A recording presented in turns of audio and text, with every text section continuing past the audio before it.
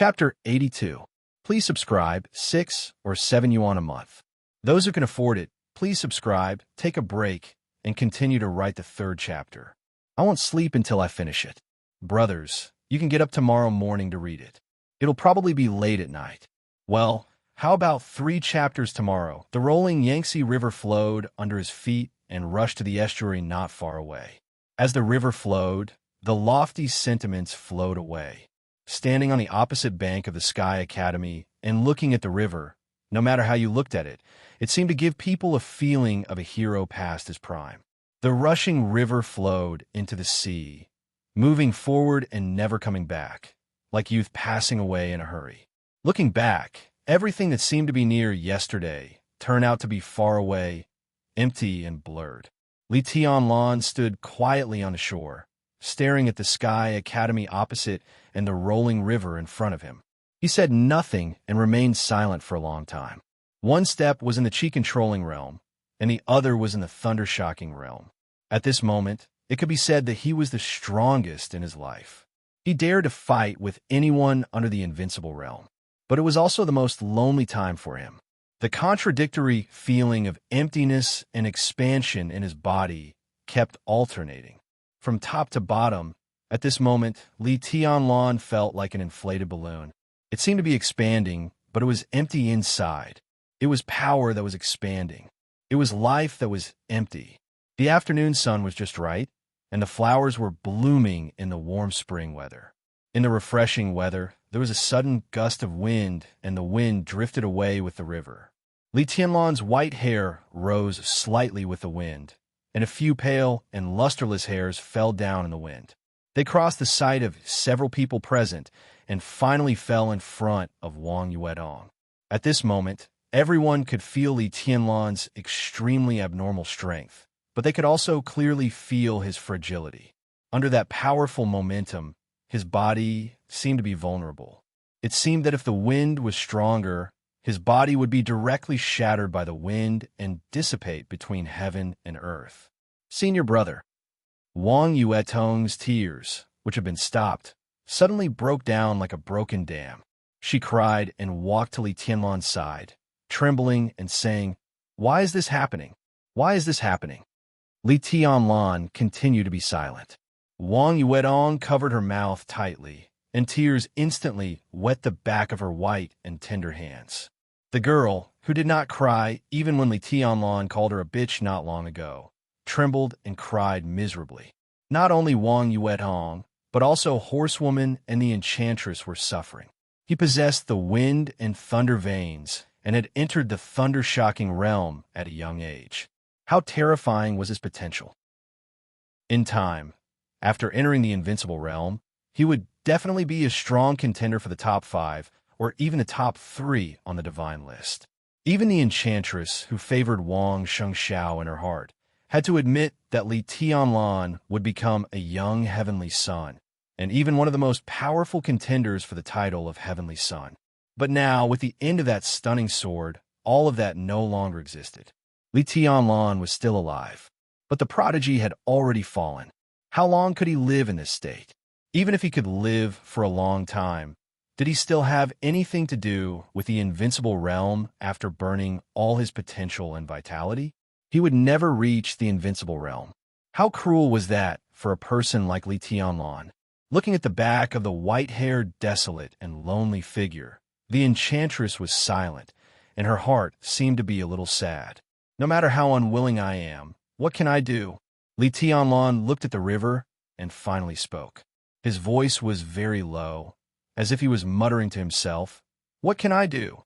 This was the second time he said this. The first time he said it, he was in the opposite Sky Academy. At that time, when he asked himself this question, the answer in his heart was extremely clear. But this time, when he asked himself again, there was only confusion left. Senior brother, Wang Yuedong, who was trembling and crying, carefully took Li Tianlan's hand and sobbed. "Come back to the Wang family of Beihai with me. I have a way to save you. I must have a way to save you." Li Tianlan took a deep breath. His chest rose and fell visibly. He inhaled and exhaled. It seemed that all the unwillingness and resentment rushed out of his body along with his breath. His pale face, which was almost transparent, became calm again. Looking at Wang Yuetong, whose voice was hoarse and whose delicate red lips were bleeding, Li Tianlan said softly, "Have you forgotten?" He pointed to his chest and said softly, "We are enemies." Wang Yuetong shook her head desperately, and her voice was sad. The sincerity that seemed to have been torn by Li Tianlan seemed to be closed again when Li Tianlan stood in front of her, and then was once again broken by Li Tianlan's white hair. What dignity! What pride! What reserve and nobility! She didn't want it anymore. Wang Yuetong didn't want anything. She just wanted Li Tianlan to be alive, to see him in high spirits, even if she saw his indifference and indifference again. No matter if they were enemies or friends, no matter if they were acquaintances or strangers in the future, as long as he was alive, it was okay. Facing Li Tianlan's calm and indifferent eyes, Wang Yuetong took another step forward and held his body tightly. She said in a hoarse voice, "Please, senior brother, I beg you, come back to the Wang family of Beihai with me. I was wrong. I don't hate you, okay? I beg you. I was wrong. I beg you." Li Tianlan's eyes became hot, and his heart twitched violently. A great sorrow hit his heart, and his eyes were dim. He was almost out of breath. How much did she care about him that she admitted her mistake without dignity? How much did she care about him that she begged so boldly? She didn't do anything wrong. Why should she admit her mistake? Why should she beg? She was the youngest daughter of the young generation of the Wang family of Beihai, who was most favored by Wang Tianzhou. Li Tianlan could clearly feel his heart twitching violently. At this moment, Wang Yuetong wouldn't know how much the man she loved and hated wanted to hold her in his arms, and Li Tianlan didn't want her to know. She had the persistence and enthusiasm to love and hate, but she might not have the courage to bear some things. Li Tianlan clenched his palms so hard that blue veins stood out on his bloodless arms. He reached out his hands, but not to hug her. Instead, he firmly pushed Wang Yuetong away. The little princess lost her balance and suddenly fell to the ground. "Bitch, get away from me." Li Tianlan's face was cold, but his heart was like a valley full of cold wind and bitterness. With the wind swirling, the whole empty valley seemed to be cold, cold and mocking. Wang Yuetong sat on the ground in a daze, with tears streaming down her face. Her eyes, which were usually pure and enchanting, were red and swollen from crying. There was no anger or sadness in her eyes, only pleading. "You will die, senior brother, you will die. Die." When she said this word, Wang Yuetong only felt that she had no strength in her body, and she couldn't even get up for a while. She just lay on the ground and kept muttering to herself, repeating, "You will die." Li Tianlan turned his head and didn't look at her. The enchantress, who saw all this with her own eyes, suddenly flew into a rage. She was one of the core experts of the Wang family of Beihai and had a very good relationship with Wang Yuetong. They were like sisters and mothers. The enchantress loved and even spoiled Wang Yuetong from the bottom of her heart, not to mention touching her. Even if someone said something bad about Wang Yuetong, the enchantress would turn hostile and kill her. But now the little princess, whom she treasured very much, was pushed to the ground by Li Tianlan and abandoned like grass. He even called her a bitch and asked her to get away from him. The eyes of the enchantress immediately turned a demonic blood red. Lightning flashed on her body.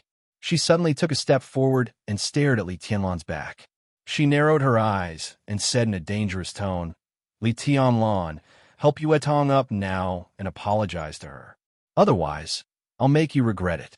Do you believe me?" Horsewoman hesitated. Although she didn't speak, she had already made a gesture to stop her. "I won't apologize."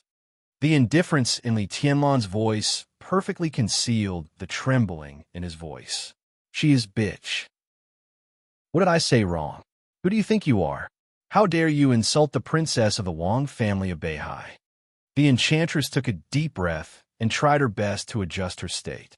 It was hard enough for her to deal with a horsewoman, not to mention Li Tianlan, who was in a thunder-shocking realm and whose power was unknown. But the enchantress was fearless. Neither her position nor her concern for Wang Yuetong allowed her to take a step back at this time. He is nothing. Tribulation, who had been silent all this time as if he didn't exist at all, suddenly opened his mouth. His voice was low and hoarse, not cold, but absolutely oppressive.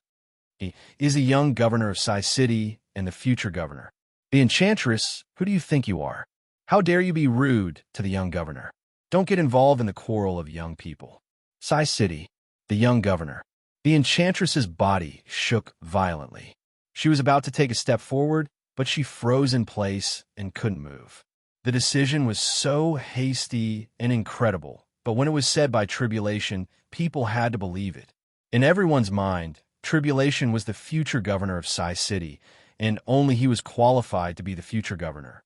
He was the most amazing assassin in Zhongzhou State for hundreds of years. Tribulation's existence was even the belief of many killers. He broke through to the invincible realm at the Qi-controlling realm. He created the Buddhist incantation of 9 words and vowed to be on par with the Buddhist incantation of 9 words of Taoism and Buddhism. What kind of courage and talent was this? If he could really enter the invincible realm from the Qi-controlling realm, even Situ, San Yue couldn't suppress him. Such a person gave up the position of governor and would rather stand behind Li Tianlan? Why on earth? The enchantress took a deep breath. She had to move forward. Even if she knew she was no match for Tribulation, she didn't want to give in at all. Do you want to stop me? Go away. Before Tribulation could speak, Wang Yuetong suddenly screamed in a helpless and desolate voice. The enchantress was stunned and stopped where she was. She looked at Wang Yuetong with sad eyes. Wang Yuetong got up from the ground and glanced at Li Tianlan in a daze. Then she suddenly turned around and ran away without looking back. The enchantress glanced at Li Tianlan coldly and followed her without hesitation. Li Tianlan still stood by the river, motionless like a statue. Whether it was the young governor of Sai City or the provocation of the enchantress, he didn't seem to hear them. The news, which was enough to shake Zhongzhou State, seemed to be blown away by the wind and disappeared in his ears. Tribulation glanced at Li Tianlan with some appreciation in his eyes. He was an assassin, but he was not an emotionless machine. The relationship between men and women was difficult and entangled. To put it simply, it was nothing more than an apology or a confession. When he came, he saw Wang Yuetong and Li Tianlan hugging each other with his own eyes. A girl who was willing to die with him. No matter what happened before, it was all in the past. It was because it was over that he should cherish it more. He could understand Li Tianlan's indifference, and he believed that the enchantress could also understand it. At this time, pushing Wang Yuetong away was exactly the most responsible thing to do.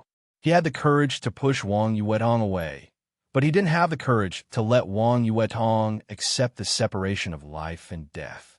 Wang Yuetong said that the Wang family of Beihai had a way to save Li Tianlan. There might be such a way, but it was definitely not something that Wang Yuetong could get, unless Li Tianlan sold his life to the Wang family of Beihai in the future. And the possibility was not too big. At least in Tribulation's heart, this young man's cold words were very manly. Sadness, even hatred, was much better than the heartbreak when they parted, right?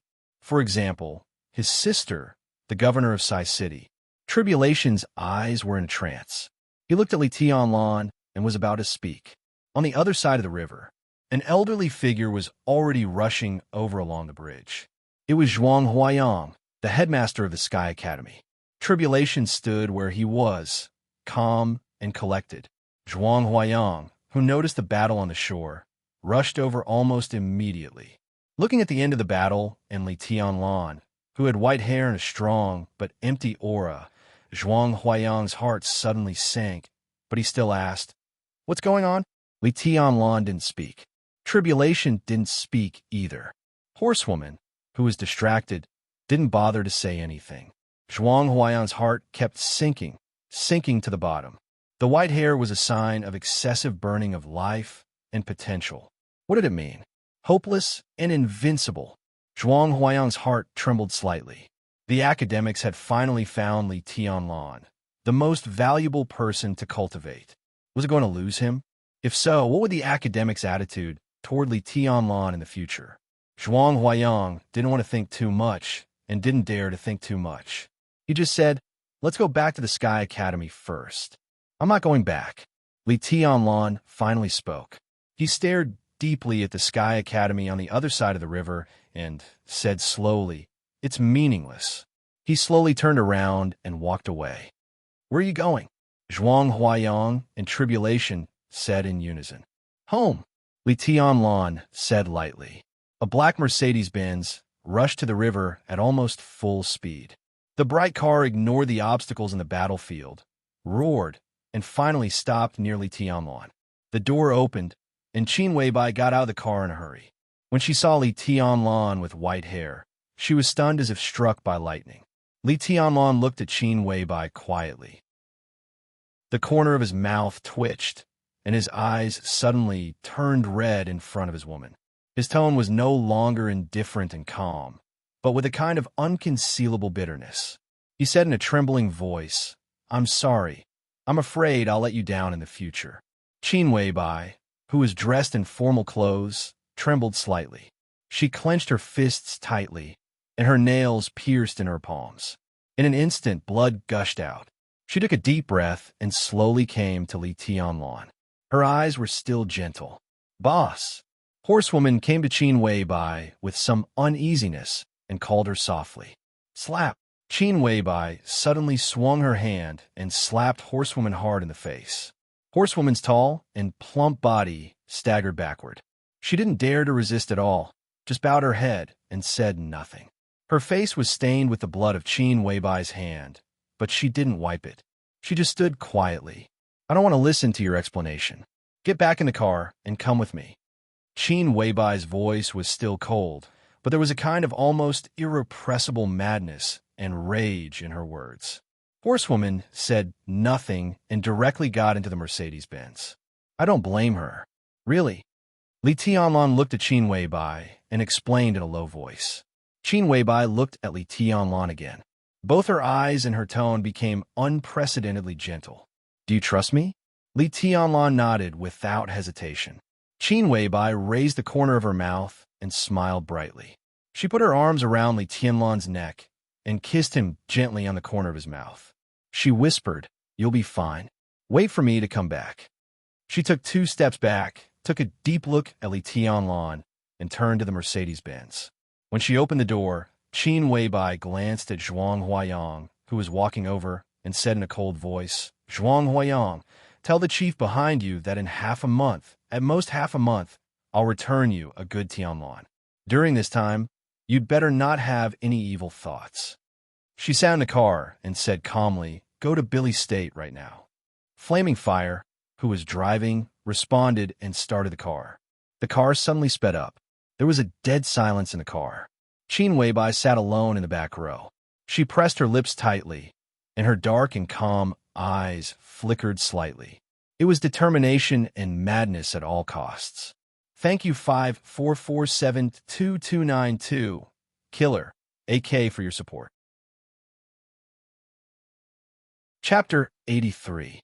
Zhuang Huayang took a deep breath and slowly turned around until his figure disappeared from his sight. The battlefield was in a mess. The neat path was completely destroyed. The woods on both sides of the road were in disorder. Countless branches and broken trunks were scattered everywhere. Zhuang Huayang walked indifferently and finally stopped in front of Tribulation. "Don't you follow him and protect him secretly?" Zhuang Huayang asked casually. There were several top assassins in Sai City, and they were all suitable candidates for the assassination course of the Sky Academy. Zhuang Huayang didn't even expect Breeze and Drifting Cloud to join him when he first communicated with Sai City, let alone Tribulation, the deputy governor. After all, Sai City had been at peace with the world for many years. No one was interested in intervening in affairs outside the Northeast. Situ Sangyue was such a character, so Zhuang Huayang didn't expect her to send her right-hand man, Breeze and Drifting Cloud, to the Sky Academy. His target was the other assassins, who were slightly inferior to Breeze and Drifting Cloud, but qualified to represent Sai City. For example, Demon, Wang Liang, Void Abyss, and Sunset Shadow. Any one of these four was qualified for the position in the Sky Academy, and they were more than enough. They were the real targets of Zhuang Huayang's invitation. In recent years, the academics in Sai City had been relatively close. If the four assassins came to the Sky Academy, it was enough to show that the cooperation between Sai City and the academics had become closer. For both sides, such cooperation was a complete win-win. Kunlun City had been playing dirty tricks on Sai City in recent years.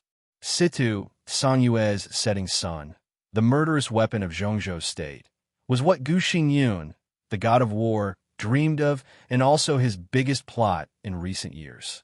Even Gu Yunxia's speech at the entrance ceremony of the Sky Academy was part of Kunlun City's operation. If there were no twists and turns in the Sky Academy, it was estimated that her speech would soon spread to Yuzhou and then to the northeast. However, her words were directly blocked by Zhuang Huayang, and the influence of her speech had been greatly reduced.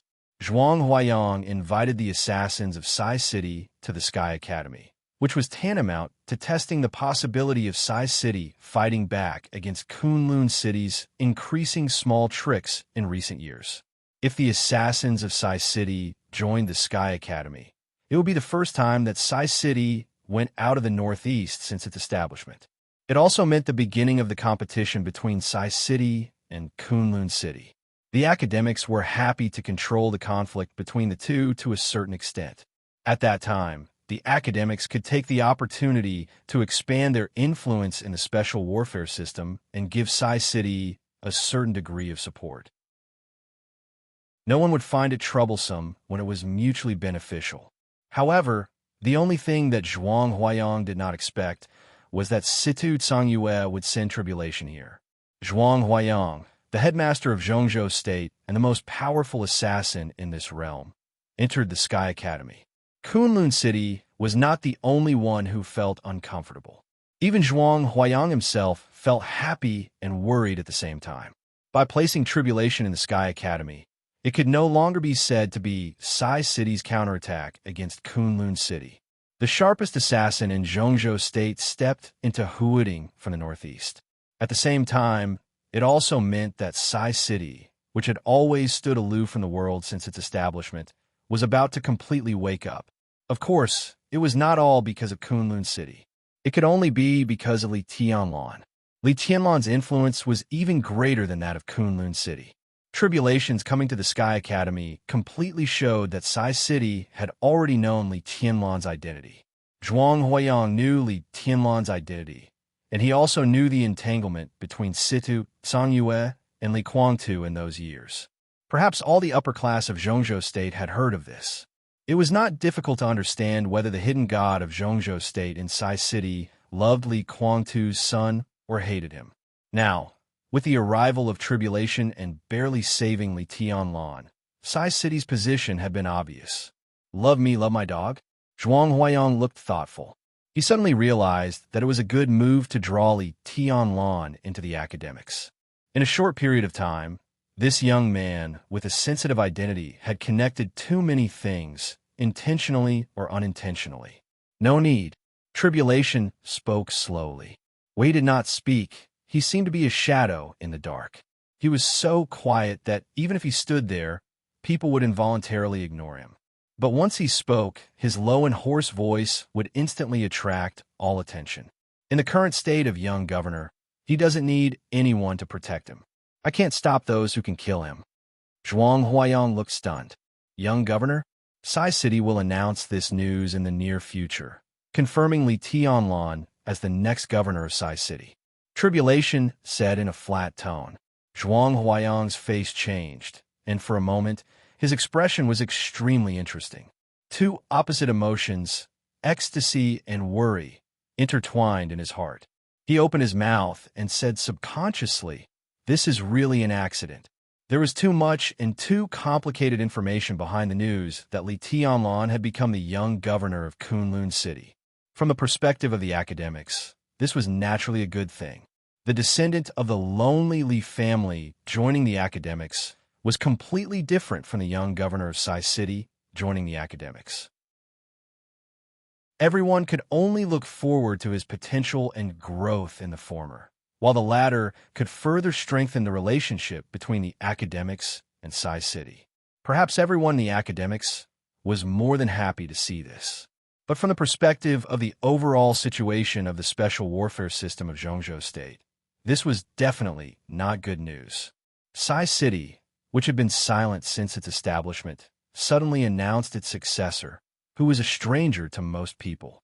Whether most people were curious or not, at least some big forces that had been paying attention to Sai City would definitely do everything possible to find out Li Tianlan's identity.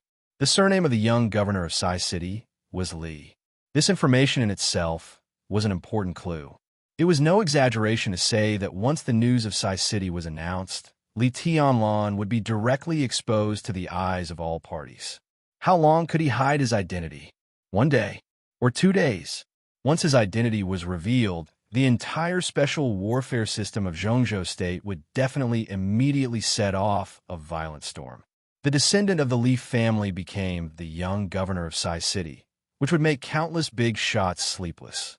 The Prince Group, Sai City, Dongchang Clan, Kunlun City, the Wang family of Beihai, Samsara, and even some foreign forces related to those years would be completely involved. At that time, the entire Zhongzhou State would be filled with gunpowder. How could the academics survive? Li Tianlan, Zhuang Huayang muttered in his heart, shook his head, and smiled bitterly in his heart. This is simply a scourge. I suggest Her Highness Hidden God take it slow on this matter. Zhuang Huayang finally spoke. As he spoke, he emphasized again, well, take it slow. Li Tianlan's current physical condition was extremely bad, and no one could see his future. But at least according to Zhuang Huayang's knowledge, it was extremely difficult for him to recover, but it was not impossible. Once he recovered and became the young governor of Kunlun City, both Kunlun City and the Prince Group would rush over to tear him into pieces when his identity was exposed. At that time, the entire special warfare system of Zhongzhou State would immediately become extremely chaotic, and some foreign forces might even have the opportunity to take advantage of it. No matter how much the academics wanted the right to speak in the special warfare system, it was impossible for them to do so. For hundreds of years, senior officials, generals, and even experts of the invincible realm acted within the rules. If they fought too fiercely and foreign forces took advantage of it, what was the difference between that and treason? Zhuang Huayang was silent. Thinking of the treason case 20 years ago, there seemed to be a trace of haze in his eyes. Yes, take it slow. At least wait for Tianlan to recover first. Tribulation nodded, but his eyes were a little confused. Although Li Tianlan's sword was forced back by him, there was not much potential and vitality left. Tribulation didn't know why Li Tianlan still had 1 foot in the thunder-shocking realm, but it should have something to do with his excessive overdraft of vitality. Although he couldn't figure it out, it was the only explanation. It was easier said than done to recover from such a strange state. Did he really have to contact the Wang family of Beihai? At present, it seemed to be the only way for Li Tianlan to recover. The Wang family of Beihai did have a way to save Li Tianlan, but he couldn't come up with a decent bargaining chip. Talking to Wang Tianzong about this was not drawing his blood at all, but digging his heart. The murderous weapon-setting son of Sai City was powerful enough, but belonged to Zhongzhou State. Sai City had the right to use it, but not the right to trade. Tribulation stood quietly. The mask that almost covered his whole face was shining. His expression couldn't be seen, but his eyes became obviously agitated. What is Tianlan's situation now? Zhuang Huayang glanced at Tribulation and suddenly asked. His body is very poor, but his combat capability is very strong. Tribulation answered subconsciously, but his mind was obviously not on it. In short, let's put off the matter of young governor. If he can recover, it's better to announce it after he graduates. Zhuang Huayang said seriously. That's the best time. I will also tell Her Highness Hidden God my suggestion. 3 years later, Li Tianlan graduated. If Li Tianlan could recover in these 3 years, it would be enough for the academics to completely value him. 3 years' time would also allow the academic faction to get closer to other parties. 3 years later, the midterm change was almost settled. As the current ruling group of Zhongzhou State, there would definitely be an outbreak after the chief stabilized the situation. At that time, the academics would not be the dominant force, but at least the academics would be stronger than it was now. That would be the time when everything would be ready. As for now, everything was still clear, and the future was uncertain. If Li Tianlan's identity was exposed, once the Prince Group and Kunlun City went all out, their strength would not be enough, or even far behind. Once the conflict broke out, Sai City was bound to go all out. But the crux of the problem was that Sai City had stood aloof from the world since its establishment. When this organization was mentioned, people would think it was very powerful, but when they thought about it carefully, they didn't know how it was powerful. Sai City, with less than 1,000 people, was basically supported by Situ, Song Yue, and several top assassins. As a newly established giant force, compared with Kunlun City and the Prince Group, Sai City was far behind them in terms of scale and foundation. The Dongqing clan seemed to be close to Li Tianlan now, but the actual relationship was confusing. Zhuang Huayang could not guarantee what kind of support the Dongqing clan would give Li Tianlan when the Great Change happened. Even if they were willing to go all out, the giant group had always been very loose. It would be good if they didn't make trouble for the Dongqing clan. It had never happened to expect them to work together. Even if it was the academics, everything Li Tianlan had shown now seemed not enough for the academics to make up their mind to fight the Prince Group and Kunlun City at all costs, especially in this sensitive period. Everything was not clear yet, so it was better to keep a low profile. Tribulation glanced at Zhuang Huayang and turned to the Sky Academy without saying a word. Zhuang Huayang frowned slightly, but he also knew that the Lord of Shadow in Zhongzhou State was notoriously difficult to get along with. He smiled helplessly and was ready to leave. Suddenly, a cell phone rang. Zhuang Huayang froze for a moment and then answered. On the phone, Qin Weibai's cold voice sounded. Headmaster Zhuang, is there another body at the scene? Zhuang Huayang froze for a moment and saw the black-robed man lying on the ground not far away. Yes. He nodded and chuckled. Keep it. Qin Weibai's tone was indifferent. I left in a hurry. Maybe I've seen that person. Zhuang Huayang said yes with a smile and hung up the phone. At the same time, inside the garden party, Wang Yuetong, whose eyes were red and swollen from crying, rushed through a picturesque antique bridge and came directly to the octagonal pavilion in the center. In the pavilion, Wang Tianzong's figure was still sitting there, seemingly meditating. At this moment, he was no longer the center of the world when he was completely quiet. At this moment, he seemed to have become a part of the pavilion. One could not even feel his existence by feeling alone. Wang Yuetong hesitated for a moment, gritted her teeth, walked over, and said softly, Dad. Wang Tianzong, who seemed to be thinking, suddenly came to his senses. Looking at his baby daughter's red and swollen eyes, his eyes suddenly focused. What's going on? Did that guy dare to bully you? No. Wang Yuetong shook her head in a panic. He didn't bully me. He saved me again. Someone just attacked me. 3 thunder-shocking realm experts. 3 thunder-shocking realm experts. No matter where it was a considerable force. No one thought that it was aimed at Li Tianlan. If they wanted to kill Li Tianlan, a thunder-shocking realm expert would be enough when others didn't know his details. It was a surprise attack team, and a few days later, 3 thunder-shocking realm experts attacked again. Everyone would think that it was aimed at Wang Yuetong. Wang Tianzong narrowed his eyes slightly and said in a flat tone, Where is the enchantress? Sixth sister was entangled with someone at that time. Wang Yuetong bit her lip and tried to calm down. She whispered, Dad, senior brother Tianlan saved me again at the critical moment. He made a sword move and burned his potential and vitality. Can you save him? Wang Tianzong glanced at her. His eyes were not sharp, but even gentle. But under his gaze, Wang Yuetong was unprecedentedly nervous. How do you want to save him? Wang Tianzong asked lightly. I want a bottle. Does he deserve it? Wang Tianzong didn't wait for Wang Yuetong to finish and interrupted her directly. Does he deserve it? I don't deserve it. How can he deserve it? He saved you, and I will thank him in my way. But it's impossible for me to get what you want. Wang Yuetong's face suddenly turned pale, and crystal tears swirled in her eyes again. She tried hard to hold them back, and her hoarse voice was pleading. She whispered, "Please, Dad, it's no use begging me. Some things are the foundation of the Wang family of Beihai. Can I give them to you if you act coquettishly?" Wang Tianzong's eyes gradually became stern. "Yuetong, you're too capricious. I'm very disappointed in you.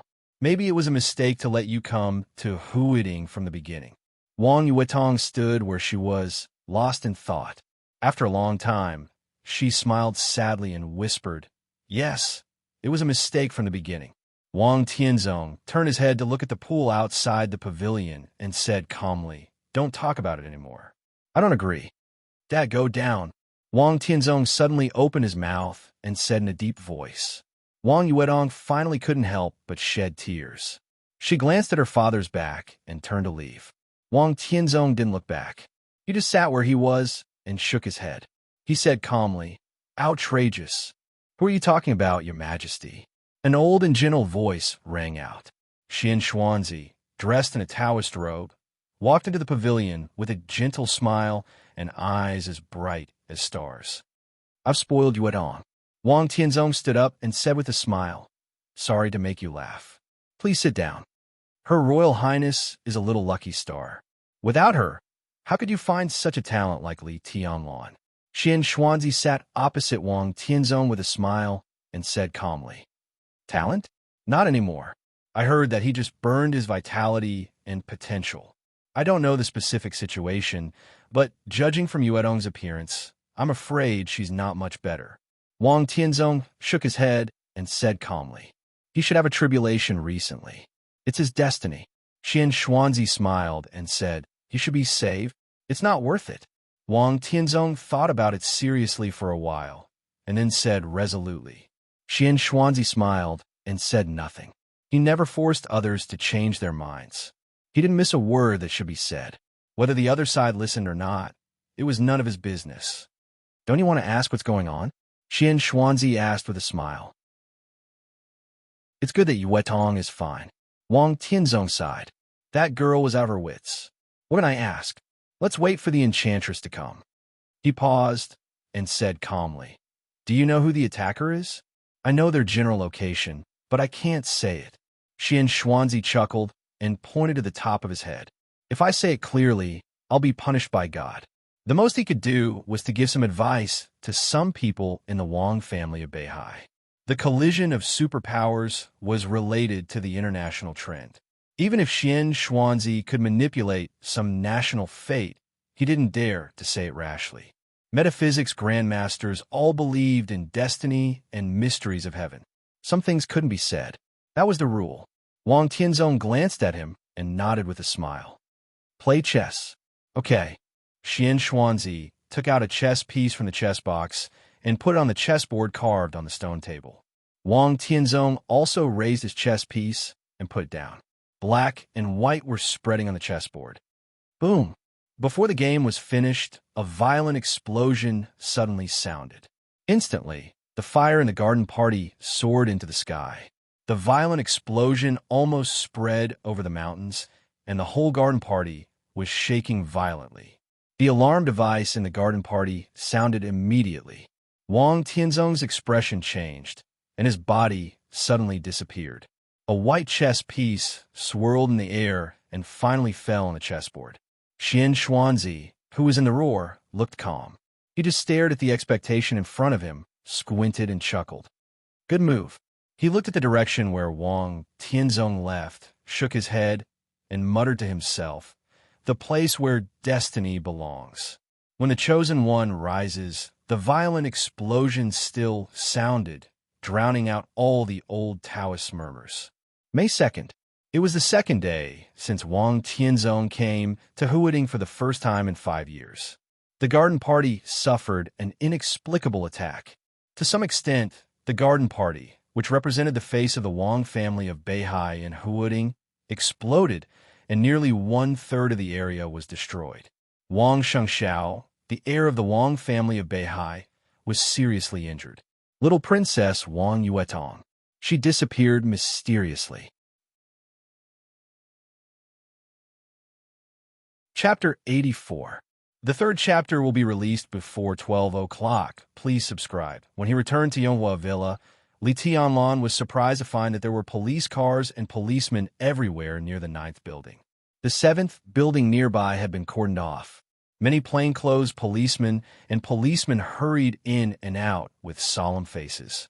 It seemed that there was a murder case. In addition to the police, some moving companies' vehicles were also concentrated nearby. They were loaded with furniture and drove out of the villa area. Several villa area security guards were patrolling nearby.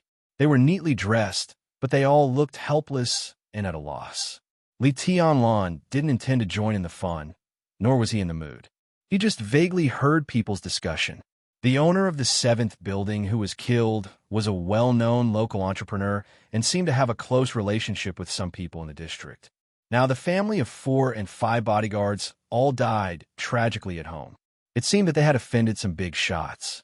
There are not many onlookers around, but those who dare to come are basically not afraid of trouble. Some people excitedly discussed the cause of death of the deceased, such as burglary, intentional murder, and so on. The scenes of gratitude and hatred were vividly described by their mouths, as if everyone had personally experienced the knife and sword shadows in the 7th building. With a head full of white hair, Li Tianlan walked through the crowd expressionlessly and opened the door of Villa Number 9. He had no interest in understanding what was going on outside, but he guessed that what was going on outside had something to do with him. The cause of death of the owner of the 7th building was unknown, so Li Tianlan would not make wild guesses. But he felt that the craze of moving in the villa area had something to do with him. The night before yesterday, Tan Xinhua led a team to rush into Yonghua Villa. The appearance of Dong Xingwudi did not cause too much conflict, but it must have aroused the uneasiness of the nearby owners. The sensitivity of the 7th building was the catalyst. It was probably because of this that many owners felt that Yonghua Villa had become a place of trouble. It was a good choice to temporarily avoid it. A place of trouble and a person of trouble. Li Tianlan opened the door of the villa and laughed at himself. The villa was clean and tidy, and everything was neatly arranged. Li Tianlan quietly went upstairs and walked into the bedroom. The bedroom was filled with the rich and natural fragrance of Qin Wei Bai. There seemed to be a trace of ambiguity in the air. The bed had been changed with new sheets, and the quilt was neatly laid on the bed, looking cozy and warm. Li Tianlan didn't take off his clothes. He lay quietly on the bed, and his emotions were so calm that he was almost numb. He closed his eyes and silently felt his body. The extremely powerful force in his body seemed to be still expanding, as if there was no end. But he knew very well that it was because his vitality was still passing away. He was still alive, mainly, because tribulation had pressed back his sword along with part of his vitality. But vitality was overdrawn. Although it still existed in his body, it was more like a temporary storage. It was passing away every minute and second. Maybe it wouldn't be long before he became a lifeless corpse. Li Tianlan gritted his teeth, but his expression was as cold as a glacier. He sat up from the bed, calmed himself down, closed his eyes, and began to meditate. No matter whether the road ahead was a dead end or a smooth road, he would not give up or despair. If the end of his fate was really doomed, he just wanted to do something in the limited time he had left. He had to do something. At the very least, he could not wait for death in silence. In the bedroom filled with a faint fragrance, Li Tianlan closed his eyes and completely emptied his mind. Time passed bit by bit, and his breathing became slower and steadier. He seemed to have become a statue. The sun was setting. The sun was setting. The moon was high in the sky. When the moonlight covered the whole villa area, a sweet doorbell suddenly rang, interrupting Li Tianlan's deep meditation. Li Tianlan opened his eyes in a trance, took a deep breath, withdrew from the state of meditation, and slowly went downstairs. He felt the condition of his body and subconsciously felt a little disappointed. An afternoon of meditation did not improve his body at all. Even his vitality was still passing away, but at a slightly slower speed. The only thing that comforted him was that the feeling of emptiness in his body seemed to be slightly better. It was not obvious, but it was real. Thinking of the bottle of youth he once drank, Li Tianlan fell silent. It should be the effect of the bottle of youth that was working. It was said that youth also contained a large amount of vitality. However, the so-called large amount of vitality was only a drop in the bucket compared to his consumption. At most, it could let him live for a few more days. He turned on a monitor outside the door. On the small screen stood a vague figure in the dark. The figure was plump and sexy, but this time the charming face was full of anxiety and anxiety. The enchantress from the Wang family of Beihai. Li Tianlan was stunned for a moment, and then his heart suddenly sank. What was she doing here? Li Tianlan threw away the monitor in his hand, strode to the door, and opened the door of the villa. Outside the villa, the enchantress was still raising her hand to press the doorbell. Seeing Li Tianlan come out, the core expert of the Wang family of Beihai breathed a sigh of relief and asked directly, "Is Yue Tong here?" Li Tianlan's heart instantly sank to the bottom. It was really because of Wang Yue Tong. No. He shook his head and said, "What's wrong with Yue Tong?" Although she vaguely knew the answer before coming, seeing Li Tianlan shake his head, the enchantress could not help but become more anxious. She took a deep breath, forced herself to calm down, and said, "She is missing. Someone attacked the garden party at noon today. Shang Xiao was seriously injured, and Yue Tong was also missing. His Majesty immediately went out to chase them, but he did not catch them." Crack! Li Tianlan's palm suddenly tightened, and his 5 fingers unconsciously penetrated the metal door of the villa. Who did it? Gu Xingyan? Attacking the garden party, seriously injuring Wang Shengxiao, and taking Wang Yuetong away. Now Wang Shengxiao was very likely to enter the thunder-shocking realm. How terrifying was the invincible realm expert with wind and thunder veins. No one could imagine it without facing it personally. In the case that Wang Tianzong rushed over as soon as possible, the other party could seriously injure Wang Shengxiao and take Wang Yuetong away. Moreover, Wang Tianzong did not even catch up with him afterward. Such a person was definitely a real invincible realm expert, and even among the invincible realm experts, he was the kind of person who rarely had an opponent. Among the 4 invincible realm experts in the vast Zhongzhou state, Gu Qianchuan, the first elder of Kunlun City, who had never been on the holy list, definitely did not have such ability. The other 3 people were on the divine list. Excluding Wang Tianzong, there were only the hidden god of Zhongzhou State, Situ Sangyue, and the war god of Zhongzhou State, Gu Xingyun. Situ Sangyue ranked 15th and last on the divine list. There was still a gap between her strength and Wang Tianzong's. Even if she attacked first, it was impossible for Wang Tianzong not to catch up with her. In this way, the most suspicious target was only the war god of Zhongzhou State. Gu Xingyun, the governor of Kunlun City, ranked 4th on the world divine list. In Zhongzhou State, his strength was the closest to Wang Tianzong's.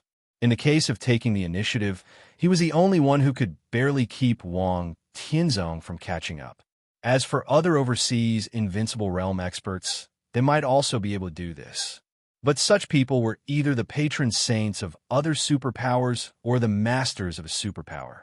Not to mention whether they dared to come to Huiding at the risk of dying in Zhongzhou State after being discovered. Even if they did come, what was the point of taking Wang Yuetong away?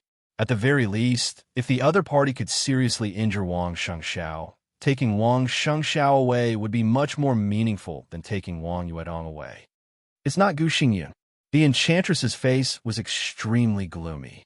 Negative emotions, such as uneasiness and irritation, appeared on her face, and she could not suppress them at all. His Majesty has spoken to the president on the phone. When the incident happened, Gu Xingyun was holding an internal meeting of the Special Warfare System in the Hidden Dragon Sea. He was not in Huiding at all. For a moment, Li Tianlan's heart was in a mess. The pretty face with tears on it suddenly became extremely clear in his mind. her pleading and fear, her sadness and despair. "What do you need me to do?" Li Tianlan asked without hesitation. He did not know what would happen to him in the future, nor did he know what would happen to Wang Yuetong. But if Wang Yuetong was really missing and never heard from again, he would not be able to rest in peace even if he died. Don't owe each other anything? The girl who was willing to die with him. The girl who was noble but was willing to put down everything to beg him. How could they not owe each other anything? The enchantress took a deep look at Li Tianlan. From his eyes, she saw worry, anger, uneasiness, and pity. These were the most real emotions. At this moment, all of them appeared in Li Tianlan's eyes. No need. The enchantress felt a little complicated. She shook her head and said, "His Majesty has closed the city as soon as possible. The army, the armed police, the special warfare system, and even the ordinary traffic police have all been on duty and launched a carpet search. The other party must not have left Huading. We will find her." The core expert of the Wang family of Beihai, who threatened to fight with Li Tianlan in the afternoon, looked at Li Tianlan again and said calmly, "Have a good rest. From my point of view, I still hope you can recover as soon as possible." She nodded, said goodbye, and turned to leave in a hurry. Li Tianlan stood at the door for a long time before he turned and walked into the villa. As the door closed, the inside of the villa was dark. Li Tianlan was too lazy to turn on a light. He sat quietly on the sofa. After meditation, his originally concentrated will became chaotic for no reason, making him restless. Beep, beep, beep. In the darkness, a subtle but extremely harsh sound rang. The wristwatch on Li Tianlan's wrist vibrated for the first time since he entered the Sky Academy. The blue signal light flashed on the wristwatch. Li Tianlan's eyes suddenly froze. There were 3 color signal lights on the wristwatch of the Sky Academy: red, blue, and yellow. Yellow represented temporary tasks. Every student could choose to accept or not to accept them. Blue represented urgent tasks. Participation was also voluntary. But once the task was completed, a lot of credits would usually be rewarded. Red represented combat tasks. The academy had no choice. When receiving a task, all the students must be dispatched. This kind of task was basically an emergency.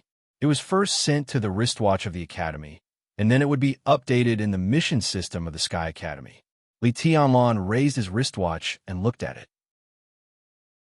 The screen of the wristwatch was completely lit up, and the blue signal light representing urgent tasks was still flashing. At 1:23 p.m. today, Wang Yuetong, an outstanding student of the Sky Academy, disappeared near Lanshan National Park. On the screen, line after line of words appeared. There were about 200 or 300 words, which introduced the disappearance of Wang Yuetong in more detail. This was a task issued by the headmaster of the Sky Academy, Zhuang Huayang, who asked every student to try his best to participate in this task. Those who provided clues would be rewarded with 50 credits, and those who found Wang Yuetong would be rewarded with 200 credits. The task specifically noted that this task was 4-star because it was possible to encounter combatants of foreign hostile forces. In the Sky Academy, there was also a credit reward for completing 5 tasks above 4-star in a row. Li Tianlan narrowed his eyes slightly and looked at the screen of the wristwatch. There was no doubt that Wang Tianzong had begun to use the power of the Southeast Group to influence the Sky Academy after failing to find Wang Yuetong in the afternoon. Gu Xingyun was in Yuzhou, so it was very likely that the one who attacked Wang Yuetong this time was the most unlikely foreign force. Because foreign forces were involved, the urgent task issued by the Sky Academy was acceptable. Moreover, it was to find someone not to fight, so the difficulty of a 4-star task was not outrageous. Li Tianlan silently read the task signed by Zhuang Huayang until the phone rang. Li Baiqian's voice came from the phone. "Tianlan, have you come back from Zhongyuan province? Have you read the task issued by the academy? The headmaster doesn't allow me and Brother Awesome to participate. Do you want to have a try?" Li Tianlan said, "Yes, I have this plan. By the way, ask Xiansheng if he knows where the largest intelligence organization in Huading is." "How can I contact him?" "You don't have to ask him." Li Batian smiled bitterly. I know the most powerful intelligence organization in Huading, but you can't count on it. It's the power of the Liu family in Huading. It has been developing in Huading for decades and is deeply rooted. Its code name is the Curtain. It's the Liu family where Liu Xiaowei is. I guess they have already received the news of Wang Yuedong's disappearance, but they're just pretending and won't really take it seriously. Behind the curtain, the most powerful one is probably the Huading branch of Jiangnan society. You don't have to contact this one. They are originally a part of the Wang family of Beihai, so they will definitely make great efforts to trace it. It is said that Liu Shuanghua, the person in charge of Jiangnan society, has already taken elites from Jiangnan to Huading. As for some other intelligence organizations, it's useless to find them. Li Tianlan suddenly interrupted Li Batian and said flatly, I have to contact them. Li Batian was silent for a moment and said, Then I will send you the contact information of other intelligence organizations. Before Li Tianlan could speak, a slight voice that almost everyone would subconsciously ignore suddenly sounded upstairs. In an instant, Li Tianlan suddenly stood up, and a human emperor in his sleeve flew out in the most primitive form. The metal tube of more than 10 centimeters stretched in the air and directly turned into a long spear of more than 2 meters. The space in the villa was violently distorted, and lightning suddenly appeared. On the phone, all the sounds of Li Batian became meaningless syllables in the distorted air. The silver spear shot straight to the 3rd floor. Li Tianlan followed the spear and sprinted in the direction behind the silver spear. The lightning flashed for a moment and then went out in an instant. In the villa, without lights on, 9 men in black who had sneaked up to the 3rd floor were wondering why Li Tianlan was not in the bedroom. Just as they continued to explore downstairs, the silver spear and the lightning flashed at the same time. Thunder shocking. The moment the silver spear flashed, the black-clothed man at the front only had time to scream in horror. Before his voice died away, the silver spear had directly smashed his chest. Li Tianlan, who was irritated and in a bad state, attacked with all his strength. Not only the black-clothed man at the front, but also the 2 elites behind him were pierced by this spear. The silver spear of more than 2 meters rushed over with a violent whistling sound. In the whistling sound, it was an almost irresistible force. Bang! The 3 people who were pierced by the long spear did not even have the most basic struggle. Under the huge, penetrating force, they directly turned into flesh and blood flying all over the sky and died without a whole body. The silver spear continued to rush and was nailed into the wall. Only a few dozen centimeters of the spear body was left outside, shaking violently and causing a large number of cracks in the wall. The 9 people had just met, and a team led by an expert in the fire-flaming realm was completely annihilated. Li Tianlan's body had already appeared in front of the other 2 teams. This was the first time he killed people in Huading. He breathed softly. In the darkness, no one could see that his eyes had become blood-red. The fierceness and madness that had been accumulated in his heart for many years seemed to have found the most suitable breakthrough point, and he could not wait to vent it. There seemed to be a huge will in his heart that kept roaring, "Kill them all! Kill them all!" At this moment, looking at the scattered blood in front of him, Li Tianlan did not feel anger or killing intent in his heart, only a kind of strange comfort that even he himself felt. Was he also bloodthirsty by nature? Who asked you to come? Li Tianlan asked softly, and his eyes were as demonic as the deepest darkness, as if they could devour everything.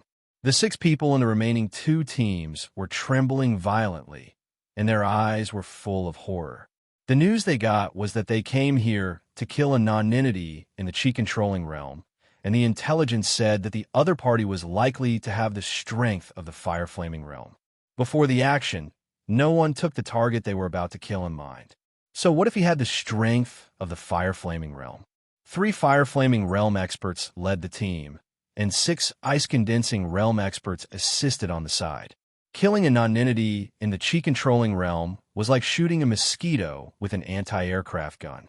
They came full of confidence, but hid an iron plate of the thunder-shocking realm. The chi-controlling realm? This was obviously the F***king thunder-shocking realm. The 6 people subconsciously stood together, looking terrified. For a moment, they even forgot to curse the person who gave them the news. The Zhong family? Li Tianlan looked at them and asked patiently, his tone becoming softer and softer. The Tan family? Still no one spoke. Li Tianlan raised his eyebrows slightly, stretched out his hand, and suddenly pulled in the air. The dazzling lightning flashed away.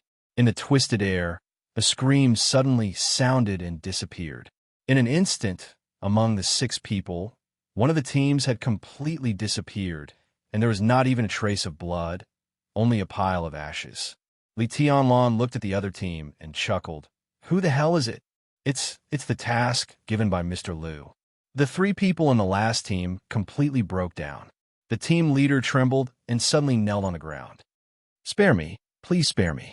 I can take you to the headquarters of the curtain, and I can help you find Mr. Liu. Spare me. Mr. Liu. The curtain. The light in Li Tianlan's eyes flashed away. In the past few days, the Tan family and the Zhong family had become the 2 wealthy families that attracted his attention the most. Hearing the name Mr. Liu, he even forgot who it was for a while. But once the curtain and the Liu family were combined, plus Li Baiqian's phone call, just now, Li Tianlan immediately knew the mastermind behind the scenes. The Liu family of Huading. Revenge at this time? It was a good time. Li Tianlan narrowed his eyes with a cold expression. Where's the Liu family? Li Tianlan looked at the 3 people who knelt in front of him and said calmly, I can take you there. The team leader of the fire-flaming realm raised his head, looking expectant. No need. Li Tianlan raised his hand again. In the other party's frightened and desperate eyes, there was a flash of lightning. 9 people, 3 teams all wiped out.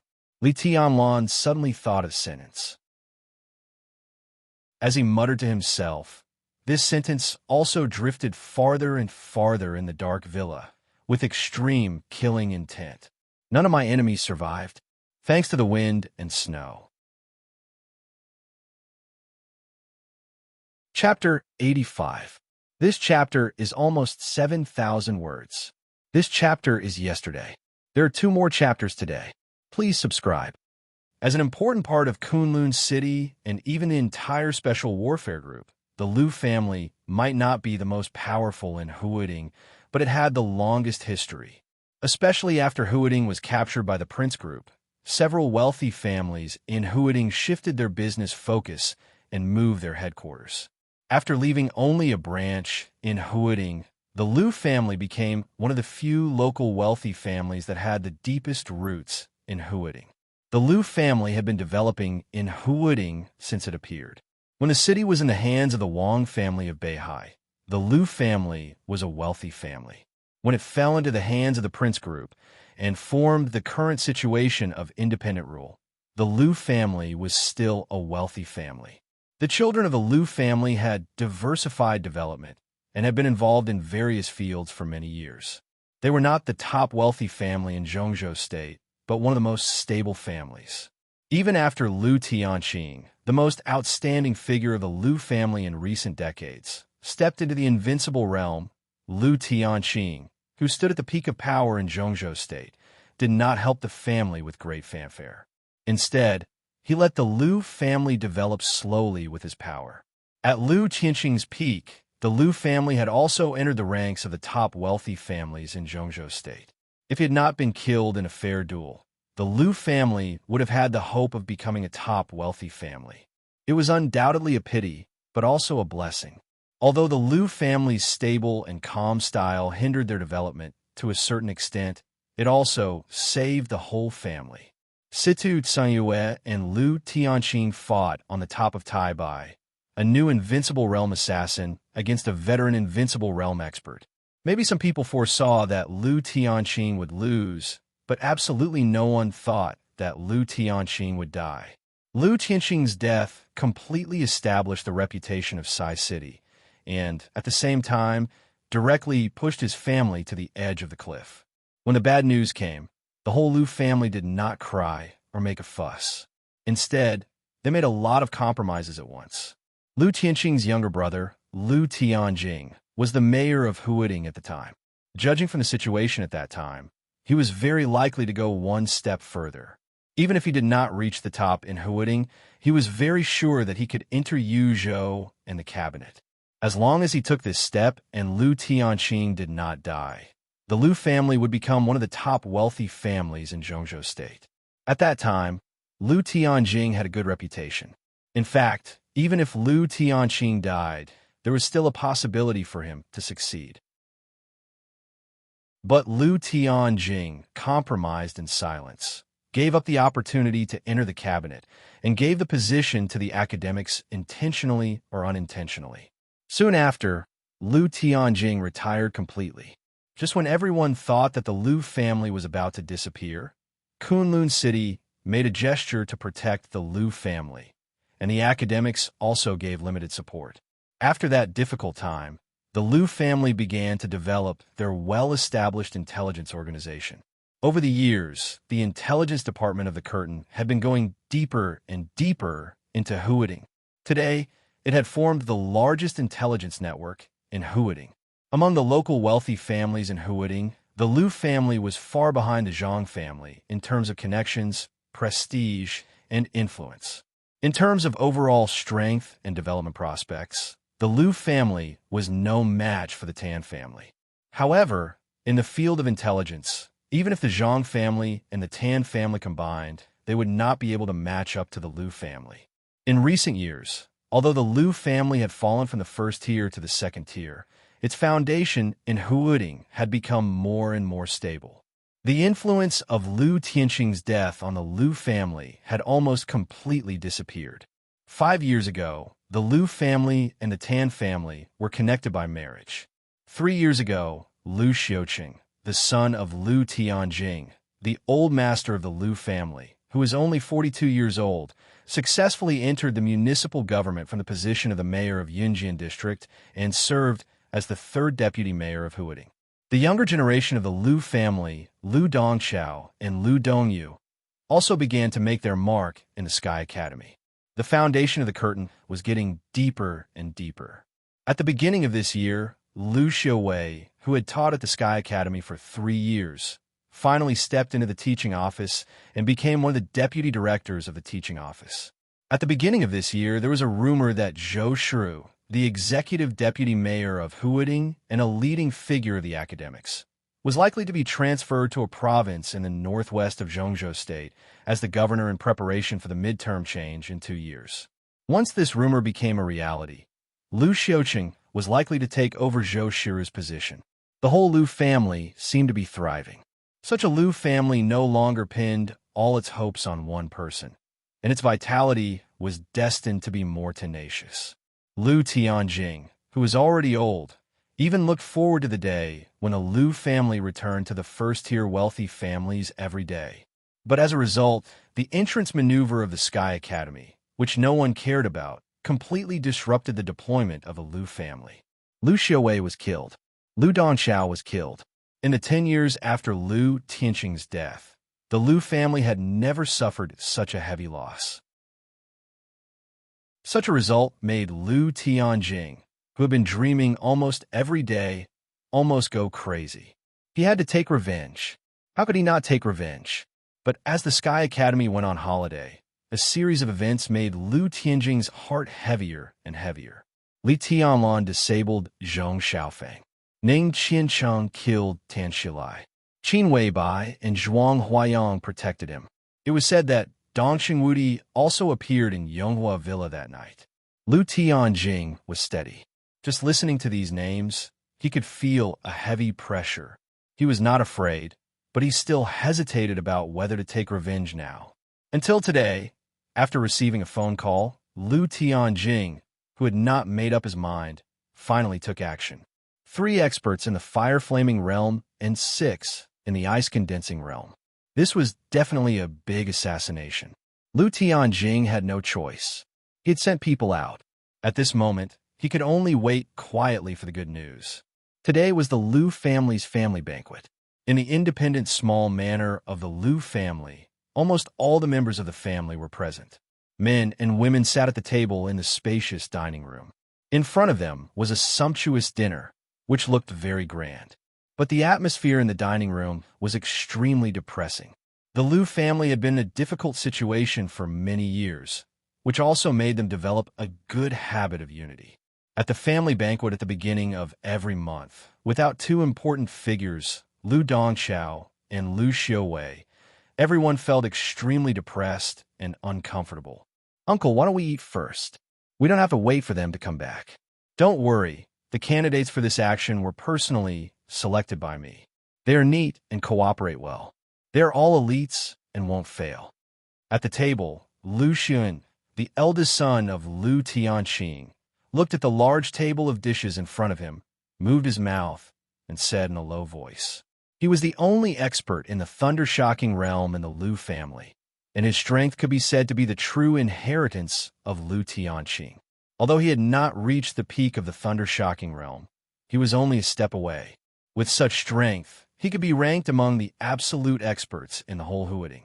Because of this, the Curtain Intelligence Organization that he personally took care of for many years had developed smoothly. "I'm not hungry. Wait a little longer." Liu Tianjing waved his hand and said in a low voice. Looking at the rich food on the table, the old man, who had been low-key and steady all his life, felt more and more uneasy. He didn't know where this uneasiness came from. According to the intelligence, Li Tianlan's realm was indeed in the Qi-controlling realm, and today he seemed to be seriously injured in front of the Sky Academy, and his hair turned white in an instant. In this state, Li Tianlan was almost vulnerable. The force they sent to assassinate him had almost no possibility of failure. But Liu Tianjing always felt uncomfortable in his heart, and as time went by, this feeling became more and more obvious. Maybe it was because he had never taken risks in his life, so he was worried about gains and losses. Liu Tianjing laughed at himself in his heart. He shook his head and said again, "Xuan, call them again and confirm the progress of the action." Liu Shiyuan nodded, took out his mobile phone, and began to dial. Liu Tianjing waited silently and didn't say a word. Soon, Liu Shiyuan put down the phone and shook his head, saying, "I can't get in touch." Liu Tianjing's heart sank, and the atmosphere in the dining room became more and more oppressive. "Dad, maybe our people are too cautious. Maybe they turned off or muted their phones just in case." Next to Liu Tianjing, a gentle and elegant middle-aged man said. His voice was deep and steady, with an indescribable appeal. Liu Tianjing felt a little relieved. He glanced at his son and nodded slightly. After the death of Liu Xiuwei and Liu Dongqiao, his son, who served in the municipal government and might become a member of the Standing Committee of Huading in the near future, became the biggest hope of the Liu family. The big shot on the phone today had made it clear that if tonight's matter was successful, he was willing to help Liu Xiuqing fight for the position of deputy secretary, not to mention the Standing Committee of Huading Municipal Government. "Grandpa, don't worry. I know Li Tianlan's strength. He can't cope with our assassination team. He can't turn the tables no matter how capable he is when three fire-flaming realm experts attack together. Tonight, he will definitely avenge my brother and uncle." Liu Dongyu sat in front of the table, her charming and sexy body straight. Her eyes were cold, and her tone was bitter. "That's right.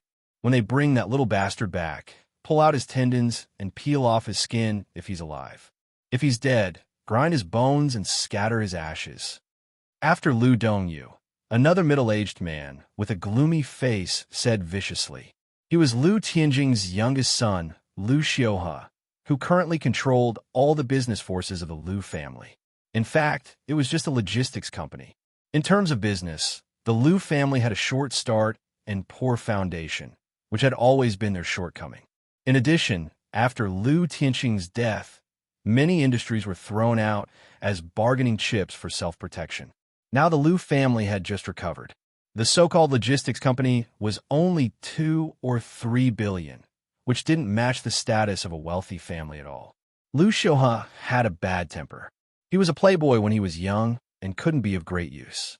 Letting him control the logistics company was a good use of his talents. Liu Tianjing twitched the corner of his mouth. He looked at the quiet and calm Lu Xuan beside him and continued, "Call another one." Lu Xuan nodded slightly and took out his mobile phone to dial again. The moment the phone was connected, a ringtone rang outside the villa. The living room was not far from the door. It was quiet this time, so the ringtone outside the door was suddenly very clear. "He's back. I'll open the door." An old butler who had been with Lu Tianjing for many years stood up with a laugh. Since he was back, it meant that the little bastard named Li Tianlan was dead. Although the old butler was still uncomfortable, he finally vented his anger. And it seemed that it was time to fulfill the benefits that the big shop promised the master today. The butler opened the door with a smile on his face and said casually, "Is the little bastard dead? Did you bring the body back?" "The master is." The old butler's voice suddenly stopped. His pupils contracted in an instant, and he stared at the door. A young figure stood in front of him, with a gloomy expression and a strange look in his eyes. He had white hair. The old butler felt cold all over. Li Tianlan stood quietly outside the door and said in a cold tone, "The little bastard is not dead, but the old bastard is." Puff! The human emperor slipped into his hand. The metal cylinder of more than 10 centimeters was exquisite and cold. The body of the gun was not extended, but the spearhead was stretched out. At this moment, the human emperor was small and dainty, like a slightly long dagger. Li Tianlan directly reached out and stabbed the butler in the abdomen. The blade pierced into the flesh. Li Tianlan's eyes became more and more strange. The butler opened his mouth in horror and stared at Li Tianlan, even forgetting to fight back. Li Tianlan's expression was calm and indifferent.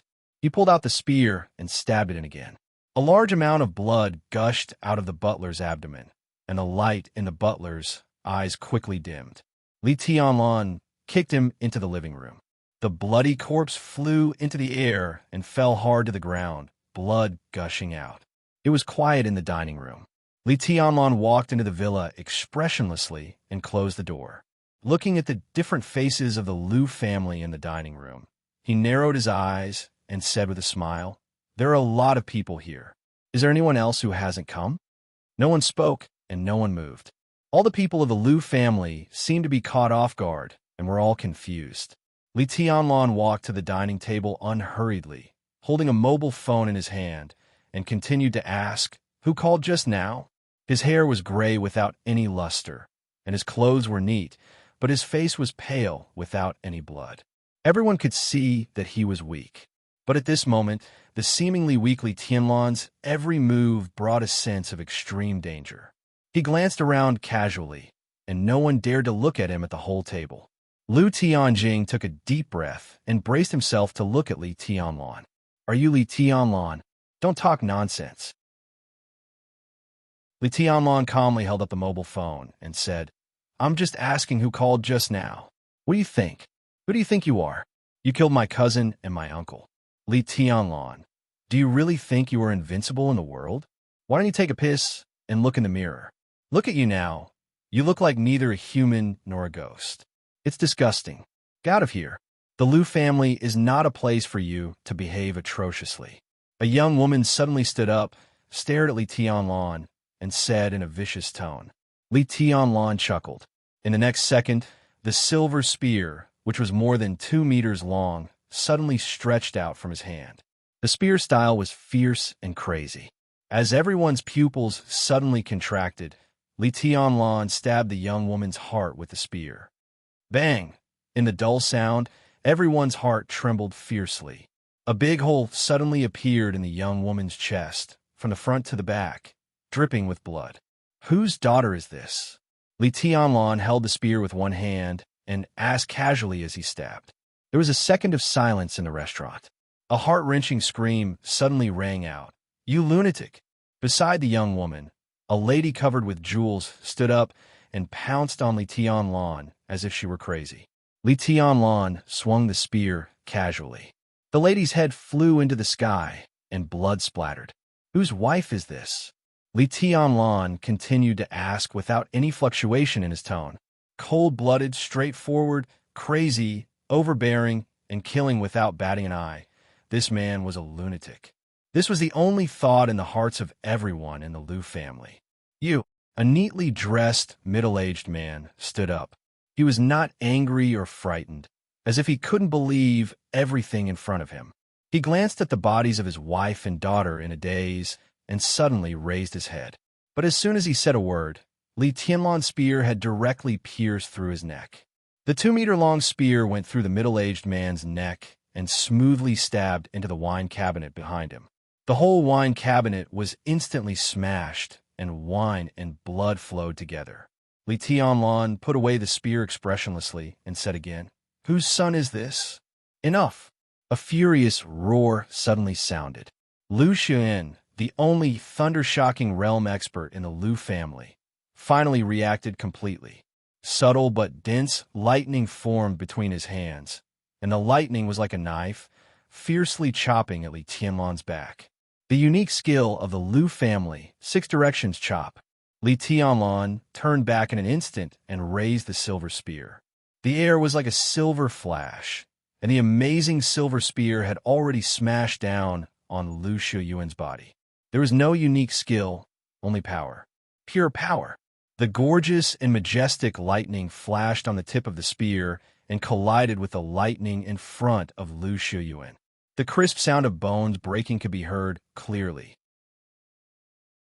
The lightning tore the air and crackled.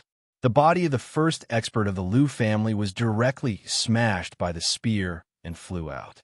His body hit the wall, smashed the wall behind him, and fell directly into the living room, surrounded by rubble. "Uncle!" Lu Dongyu exclaimed with a pale face and looked at Li Tianlan with eyes full of horror. "Thunder-shocking realm. How could this be possible?" Lu Tianjing's mouth trembled like a convulsion. He looked at Li Tianlan in silence. Li Tianlan, who had smashed Lu Shuyuan away with a spear, had blood flowing from the corners of his mouth. He slowly wiped the blood and said flatly, "Whose son is this?" "Li Tianlan, what do you want?" "Don't forget that the Liu family used to be a giant family. We once had experts of the invincible realm, and we are the heroes of the whole Zhongzhou state. I am the old mayor of Huading, and here is my son, the current deputy mayor of Huading. How dare you kill us? Do you want to commit treason?" Lu Tianjing said fiercely, "Don't be so serious. The topic of treason is too heavy. Although I don't have any psychological burden, I can't let you put a label on me like you did to my father. What's so great about a giant family? I'm the only descendant of the war god family, but I'm still in dire straits." Li Tianlan chuckled and pointed to his hair. "My hair is white. Don't you see it? Father, putting a label on him. The war god family." Lu Tianjing's face suddenly became as pale as snow. You are. I'm Li Tianlan. Li Kuang-tu is my father, and Li Honghe is my grandfather." Li Tianlan's tone was calm. The expressions of all the people of the Liu family who were still alive changed dramatically. It was self-evident how sensitive and secretive this identity was. But the other side said it with a calm face. This was not stupidity. This completely showed that the other side did not plot against them tonight to let them live.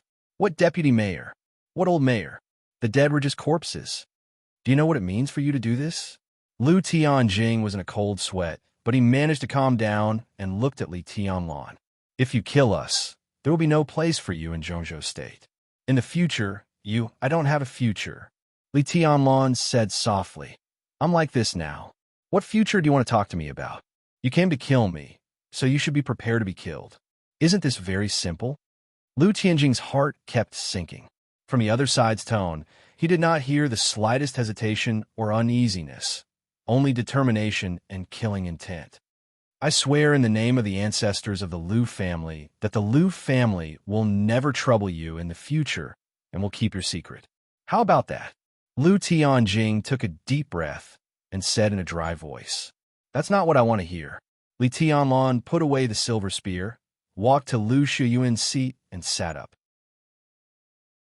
He casually wiped the blood on his hands, picked up a lobster, and clumsily peeled it and took a bite.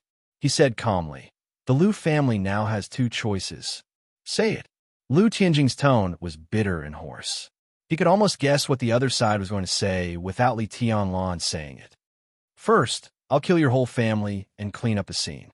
As long as I don't leave any evidence, there must be someone outside to protect me.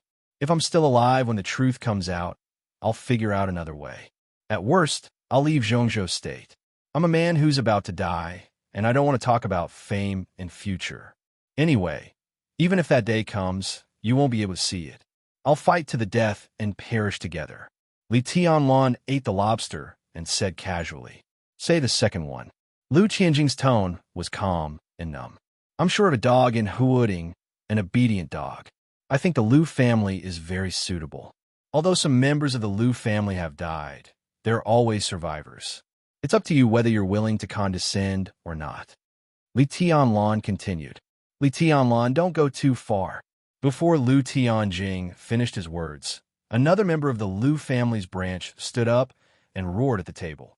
Li Tianlan waved his hand casually, and a chopstick in his hand flew directly to the man who spoke. The silver chopstick instantly sank into the man's forehead.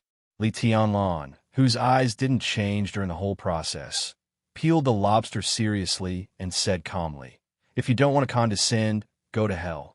A piece of peeled lobster meat was suddenly put on Li Tianlan's plate. Li Tianlan narrowed his eyes and looked up. Lu Dongyu came to his side at some point. She calmly peeled the lobster in her hand and continued to deliver the lobster meat to him without saying a word. Li Tianlan narrowed his eyes and smiled gloomily. "Lu Dongyu, how dare you, you traitor!" One of Lu Dongyu's distant uncles stood up and looked incredulously at Lu Dongyu, who served Li Tianlan. His eyes seemed to be spewing fire. Lu Dongyu did her own thing with a poker face. "Dongyu, send him to hell." Li Tianlan narrowed his eyes and smiled gloomily. Swish! Lu Dongyu waved her hand without hesitation. A dagger shot out of her sleeve and instantly pierced the throat of her so-called uncle. "Women are the most sensible, aren't they?" Li Tianlan suddenly said in a flat tone. "I don't want to die. The Lu family can't die." Lu Dongyu's voice was stiff. Li Tianlan could clearly feel how unwilling and humiliated this woman, who stood in front of him condescendingly when they met for the first time, was. But she still stood there, and even the movement of her hands became more and more gentle. "Go and get me some rice. I'm hungry." Li Tianlan pushed the plate in front of him and ordered, "You can poison it. If you can't poison me, you will die." Lu Dongyu's face was slightly pale. She turned and left without saying a word. Lu Tianjing looked at his granddaughter with a complicated expression and said nothing. "Tell me what you think." Li Tianlan looked at Lu Tianjing and said, "I don't want to wait. I'm willing." Lu Tianjing seemed to have aged 20 years in an instant. His tone was vicissitude and sad. He gritted his teeth and said word by word, "The Lu family is willing to be your dog. Those who are willing, kneel down." Li Tianlan lit a cigarette and said casually, "Silence. 1 second. 10 seconds. Half a minute." Lu Tianjing got up shakily and was the first to kneel on the ground. Then everyone knelt on the ground. Some people burst into tears, and some looked numb. Who could have thought of crushing their knees and spines with pure force in Lu Tianjing's era? Who could have thought of it? Lu Dongyu came over with a bowl of rice. Looking at her grandfather kneeling on the ground, she hesitated and also wanted to kneel. "You stand." Li Tianlan took the bowl and chopsticks and said lightly, "You did a good job, but I don't trust you." He took a mouthful of rice and continued, "How can I trust you? Tell me. Tell me what you think is important." He paused and continued, "For example, Kunlun City." Chapter 86. Li Tianlan was not worried that the Lu family would not cooperate. Both Li Tianlan and Lu Tianjing knew how unreliable the so-called loyalty and power bought with pure violence were. The Lu family's style of doing things had always been calm and steady. They were good at compromise and forbearance. This kind of family undoubtedly lacked a bit of bloodthirstiness and was even looked down upon most of the time. However, it was undeniable that this kind of family had the strongest vitality. Since Lu Tianjing chose to kneel, it showed that he had the confidence to come up with a bargaining chip to make Li Tianlan temporarily trust them, which was what Li Tianlan needed most. If it weren't for the excessive overdraft of his vitality with that sword strike, Li Tianlan might choose to play with the Liu family slowly. He was calm and cautious, taking risks and gambling. It was not impossible, but when there was a safer way, he was not willing to choose the most dangerous one. But with the complete overdraft of his vitality and potential, Li Tianlan changed. In the face of strangers, he became bloodthirsty and cold-blooded, and his mind became more and more crazy. In the face of the Liu family's revenge, he did not hesitate to kill them. Such a fierce move was undoubtedly risky, but Li Tianlan felt that there was nothing wrong with it. It was nothing more than gambling with his life for the lives of the Liu family. If the Liu family were more unyielding, Li Tianlan would not mind killing them all. Because it involved a senior official at the level of deputy governor, the high-level officials of Zhongzhou state were bound to be furious.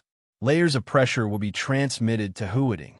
No matter how cleanly Tianlan did it, the truth would be found out bit by bit. At that time, the academics would never stand up for him because of this matter, and Samsara and Sai City were also out of their reach. Li Tianlan did not know and did not want to know how the Dongxing clan would react. In his current state, it seemed that he had no capital to think about the future.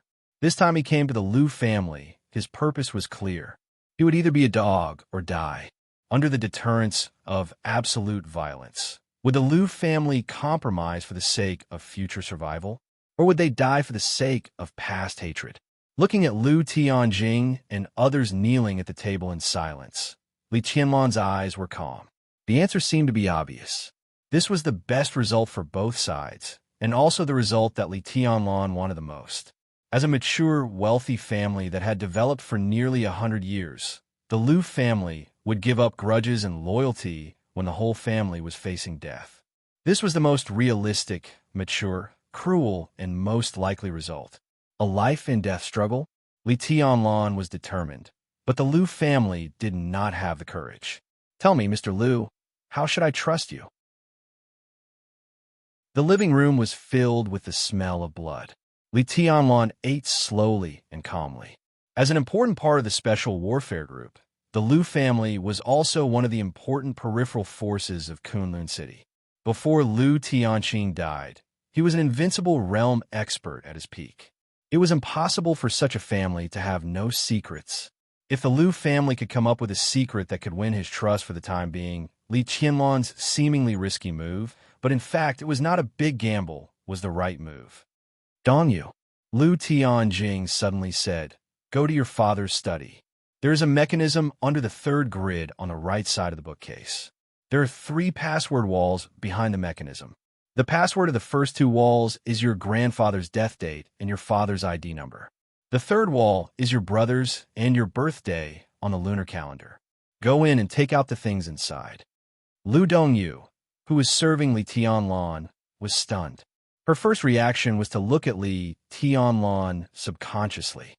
Go! Li Tianlan waved his hand casually.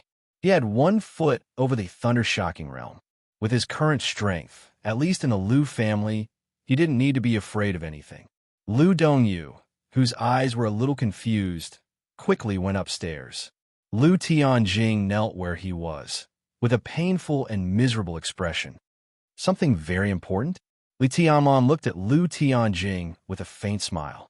It's not as important as the survival of the Liu family. Liu Tianjing's tone was a little numb. Li Tianlan took a deep look at him and said nothing. The old mayor of Huading did have the wisdom to compromise. The Liu family almost surrendered to him as a whole, which was much better than what he had expected before he came here. He had thought that even if the Liu family would compromise, it would only happen after only a few people were left in the family after they died. Who would have thought that Liu Tianjing would be so straightforward? Just a few people from the Liu family's branches died, and the main branch hadn't moved, but the old man directly knelt down. He was steady and calm. Thinking of what Li Beitian said when he told him the address of the Liu family, Li Tianlan smiled. He was really calm, so calm and rational that it chilled people's hearts. Liu Dongyu's charming figure disappeared on the second floor of the villa. Li Tianlan looked thoughtfully in the direction she left. His intuition told him that what Lu Dongyu brought back this time was definitely not trivial. The footsteps upstairs disappeared for less than 3 minutes, and then they sounded again. The sound of stilettos tapping on the steps of the villa was clear and light. Lu Dongyu trotted downstairs with a square metal box about 50 or 60 centimeters in her arms. The box was inconspicuous gray and white. It looked extremely old and inconspicuous. There was no password on it, only a small screen. The screen was dim and obviously not turned on. Lu Dongyu came to the dining room and directly handed the box to Li Tianlan. The corners of Lu Tianjing's mouth twitched, and he felt more and more upset. In the past few minutes, his heart could be said to be suffering. He hoped that Lu Dongyu could escape with the box, but he also hoped that she would come down quickly with the box. Now the result was clear, and there was no point in thinking about it. "Bring your father here. We need his fingerprints and a mask to open the box," Lu Tianjing ordered in a calm voice. Lu Dongyu did not hesitate this time and opened the box according to his method. There was a small wooden box in the box. Lu Dongyu took out the wooden box, put in front of Li Tianlan, and stood beside him again. "This is a gift from the Lu family to young Master Li, and is also the biggest secret of the Lu family." Lu Tianjing looked at the box in front of him in a daze and said in a dry voice. Li Tianlan nodded, opened the box casually, and was suddenly stunned. In his sight, a soft light shone in the box, which made people feel indescribably comfortable. This was a piece of jade about the size of a fist. It had a perfect shape, was crystal clear, and was milky white in color. Several complicated ancient characters were engraved on the surface of the jade, and they were neat and tidy. The light from the jade was gentle and quiet, and it looked holy and solemn. Li Tianlan grabbed it and looked at it casually. He did not know the ancient characters, but he felt that it was something like a seal, like an antique.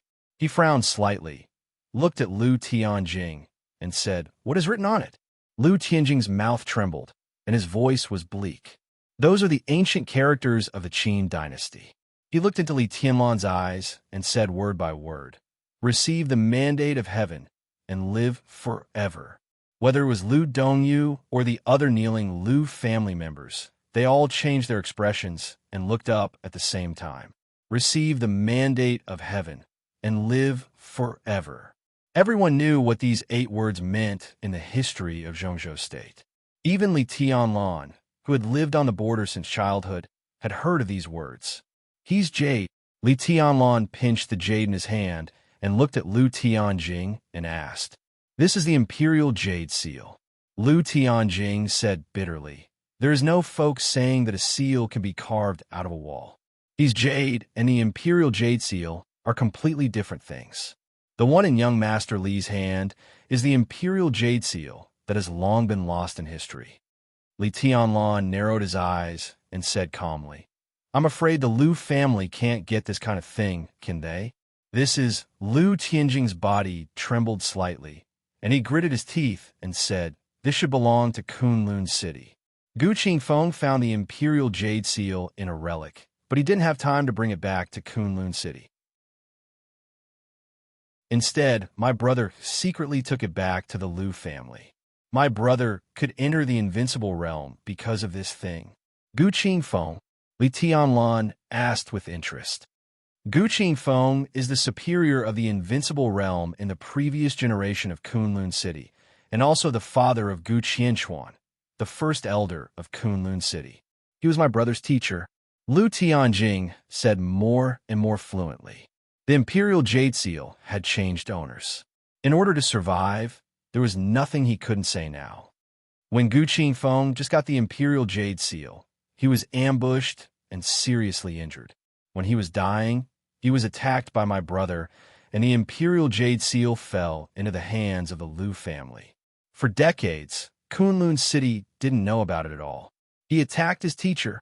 Li Tianlan raised his eyebrows slightly, and his tone had a hint that no one could understand. "What teacher?" Lu Tianjing's tone was a little ferocious. Gu Qingfeng completely regarded my brother as a servant and a slave at that time. If he casually gave advice to my brother with unique skills, how could my brother barely enter the fire-flaming realm at the age of 35? Late bloomer? It's all bullshit. With my brother's talent, if he met a famous teacher, he would have entered the invincible realm long ago. He's a bullshit teacher. Later, even if my brother entered the thunder-shocking realm, it was Senior Guin Shan who secretly helped him. My brother owed him a great debt of gratitude. He asked my brother to kill Gu Qingfeng. How could my brother refuse? Li Tianlan frowned slightly. Lu Dongyu, who always paid attention to Li Tianlan's expression, said softly, Gu Yinshan was Gu Xingyun's uncle, and now he is dead. 20 years ago, Gu Xingyun's bloodline could only be regarded as a branch, and Gu Qinchuan's bloodline was the direct line. But because Gu Qingfeng died early and Gu Xingyun entered the invincible realm early, the highest power of Kunlun City is now in the hands of Gu Xingyun. But even so, Gu Xingyun is in Yuzhou all the year round, and at the same time, he leaves most of the affairs of Kunlun City to Gu Qianchuan. This may also be a way for him to calm the internal contradictions. There was a dead silence in the restaurant. Everyone in the Lu family was pale, and their eyes were frightened. In the past, only Lu Tianjing and Lu Shuyuan knew the news. Now that it was said, everyone knew what the consequences would be if it was exposed. If Gu Qingfeng had not died, even if Gu Xingyun entered the invincible realm, the leading power of Kunlun City would not have fallen into Gu Xingyun's hands. Once the news was leaked, regardless of what would happen inside Kunlun City, whether it was Gu Xingyun or Gu Qianchuan, they would completely tear the Lu family to pieces in order to kill them or take revenge. This bargaining chip was so heavy. As they handed over the Imperial Jade Seal, it could be said that the fate of all the Lu family members had been completely controlled by Li Tianlan. Li Tianlan held the Imperial Jade Seal and remained silent. Today, I sent someone to kill you because I received an order from Gu Qianchuan. Everyone knows that you disabled Zhong Xiaofeng. Gu Qianchuan wants to use your death to provoke the contradictions between other groups and the Prince Group. In recent years, although the Prince Group and the Special Warfare Group have been very close, the former's dependence on Kunlun City has become less and less. But for the time being, the Special Warfare Group still needs the help of the Prince Group. Once you die, once the Prince Group is under pressure, they will continue to cooperate with Kunlun City. At that time, they can get more benefits. Lu Tianjing simply told everything he knew.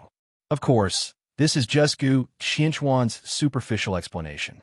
As for whether he has other purposes, I don't know. As far as I know, a big shot of the invincible realm outside the country has come to Huading a week ago. Gu Qianchuan's visit to Huading this time seems to be a little strange. What do you want to say? Li Tianlan suddenly said. Lu Tianjing paused and then said flatly, I just have some of my own speculations. I don't have any evidence. Kunlun City, Gu Qianchuan, a big shot of the invincible realm outside the country. The disappearance of Wang Yuehong. Li Tianlan narrowed his eyes and said flatly, a big shot of the invincible realm outside the country? Who? The second master of the Jiang family outside the country, Jiang Qinyan, codenamed Blackhand, ranks 6th on the holy list. Of course, without the murderous weapon, Jiang Qinyan is qualified to use the Legend of Qin. Once he comes to Zhongzhou State with the Legend of Qin, his combat capability will only be more terrifying. Lu Tianjing whispered. The Legend of Qin, the murderous weapon of the Jiang family. This was the name of the third murderous weapon that Li Tianlan heard. When an invincible realm expert held a murderous weapon, his strength would almost double. Li Tianlan had no interest in the Jiang family. He just wondered if Jiang Qinyan had the strength to kidnap Wang Yuehong if he came to Zhongzhou State with the Legend of Qin. Did the Jiang family and the Wang family of Beihai not invade each other? Or were they hostile to each other? Li Tianlan held the Jade Seal in his hand and suddenly said, do one thing. Let all the curtain take action and thoroughly investigate the whereabouts of Wang Yuehong. His heart twitched, and he continued to say, I want to see her alive, and I want to see her dead body. Lu Tianjing silently picked up the phone and gave the order. Then he continued to kneel on the ground without saying a word. Was Lu Tianqing involved in my father's treason? How much do you know? Li Tianlan asked abruptly, playing with the jade seal in his hand and looking at Lu Tianjing, who had put down the phone. I don't know. Lu Tianjing shook his head. My brother had just entered the invincible realm and was seriously injured when he came back. He didn't tell me about it. Li Tianlan glanced at Lu Tianjing and didn't ask further. The treason case, from the beginning to the end, was a series of processes, and the truth was deeply hidden. Even if Lu Tianjing was Lu Tianqing's younger brother, it was normal that he didn't know about it. Tell me about the Imperial Jade Seal. Li Tianlan put the jade seal on the table. Before he could continue, his cell phone suddenly vibrated. Li Tianlan looked at the number, stood up abruptly, and answered without hesitation. On the phone, a clear and nervous voice sounded, a little uneasy and pitiful. You, where have you been? Li Tianlan took a deep breath, suppressed his emotions, and said calmly, Where are you?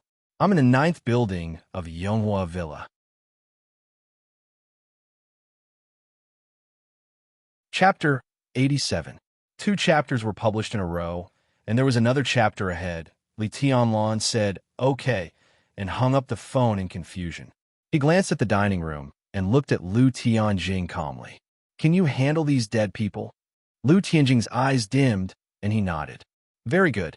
Li Tianlan picked up the Imperial Jade Seal on the table. I'm very satisfied with everything you said. From today on, I hope the Lu family can be a good dog. Can you do that? Lu Tianjing lowered his head to hide his eyes and nodded silently. A smile gradually appeared in the corner of Li Tianlan's mouth, and he said coldly, I know you're not convinced, but from now on, as long as I'm alive, the curtain is mine, and the Lu family is also my dog. You can consider betraying me, but you'd better think about the consequences. Consequences? Today, Li Tianlan only killed a few members of the Lu family, which was dispensable. Even if it was exposed, the people behind Li Tianlan could suppress it. But the Lu family gave him the Imperial Jade Seal and even exposed their biggest secret. If the Lu family betrayed him, Li Tianlan didn't even need to do anything. He just needed to tell the story to Kunlun City, and the whole Lu family would die without a burial place. Lu Tianjing smiled bitterly and nodded silently. Li Tianlan turned and left. Lu Tianjing and the others of the Lu family subconsciously wanted to stand up and see him off, but Li Tianlan's cold voice had already sounded. Kneel! Li Tianlan returned to Yonghua Villa almost as fast as he could. It was still quiet in building number 9. Li Tianlan hurriedly opened the door of the villa and strode into the living room. The human emperor had been fully stretched out in his hand. His expression was calm, but his eyes were extremely vigilant. In the dark living room, a tall and slender, beautiful figure sat quietly on the sofa. The moment she saw Li Tianlan come in, she stood up straight reflexively and took a step forward. Senior brother, how are you? Li Tianlan was confused. Looking at Wang Yuetong, who was intact in front of him, he whispered, Are you alone? Wang Yuetong nodded gently and looked at the white-haired Li Tianlan in the dark with complicated eyes. Aren't you missing? Li Tianlan pointed to the watch on his wrist and felt a headache. I went back to the Wang family of Beihai. Wang Yuetong whispered, but I didn't tell my father. She bent over and picked up her bag from the sofa. She fumbled in her bag and finally pulled out a small, slender box. The box opened. A 5 or 6 centimeter long glassware appeared in front of Li Tianlan. Inside the glassware, the crystal-clear purple liquid shone with an almost dazzling brilliance even in the dark. Wang Yuetong carefully held the glassware in front of her and said softly but firmly, Senior brother, drink it. What is this? Li Tianlan instinctively felt that something was wrong and asked with a frown. Wang Yuetong did not speak. In the darkness, her beautiful eyes blinked slightly, as if they were filled with tears again. Li Tianlan smiled bitterly and nodded. He took the utensil from Wang Yuetong's hand and drank it. He said helplessly, Thank you. Wang Yuetong looked at Li Tianlan in a daze and said softly, Dad doesn't want me anymore. and neither does the Wang family of Beihai. Senior brother, do you want me? She looked at Li Tianlan silently. Her tone was a little happy, but also full of despair. Even if it's only for one day. Li Tianlan's heart sank, and he asked subconsciously, "What do you mean?" Wang Yuedong did not say much. She just whispered again, "Do you want me?" Before Li Tianlan opened his mouth, his body suddenly trembled. The purple liquid entered his abdomen and instantly turned into endless energy. It was an indescribable feeling. The soft energy quickly filled every inch of his skin.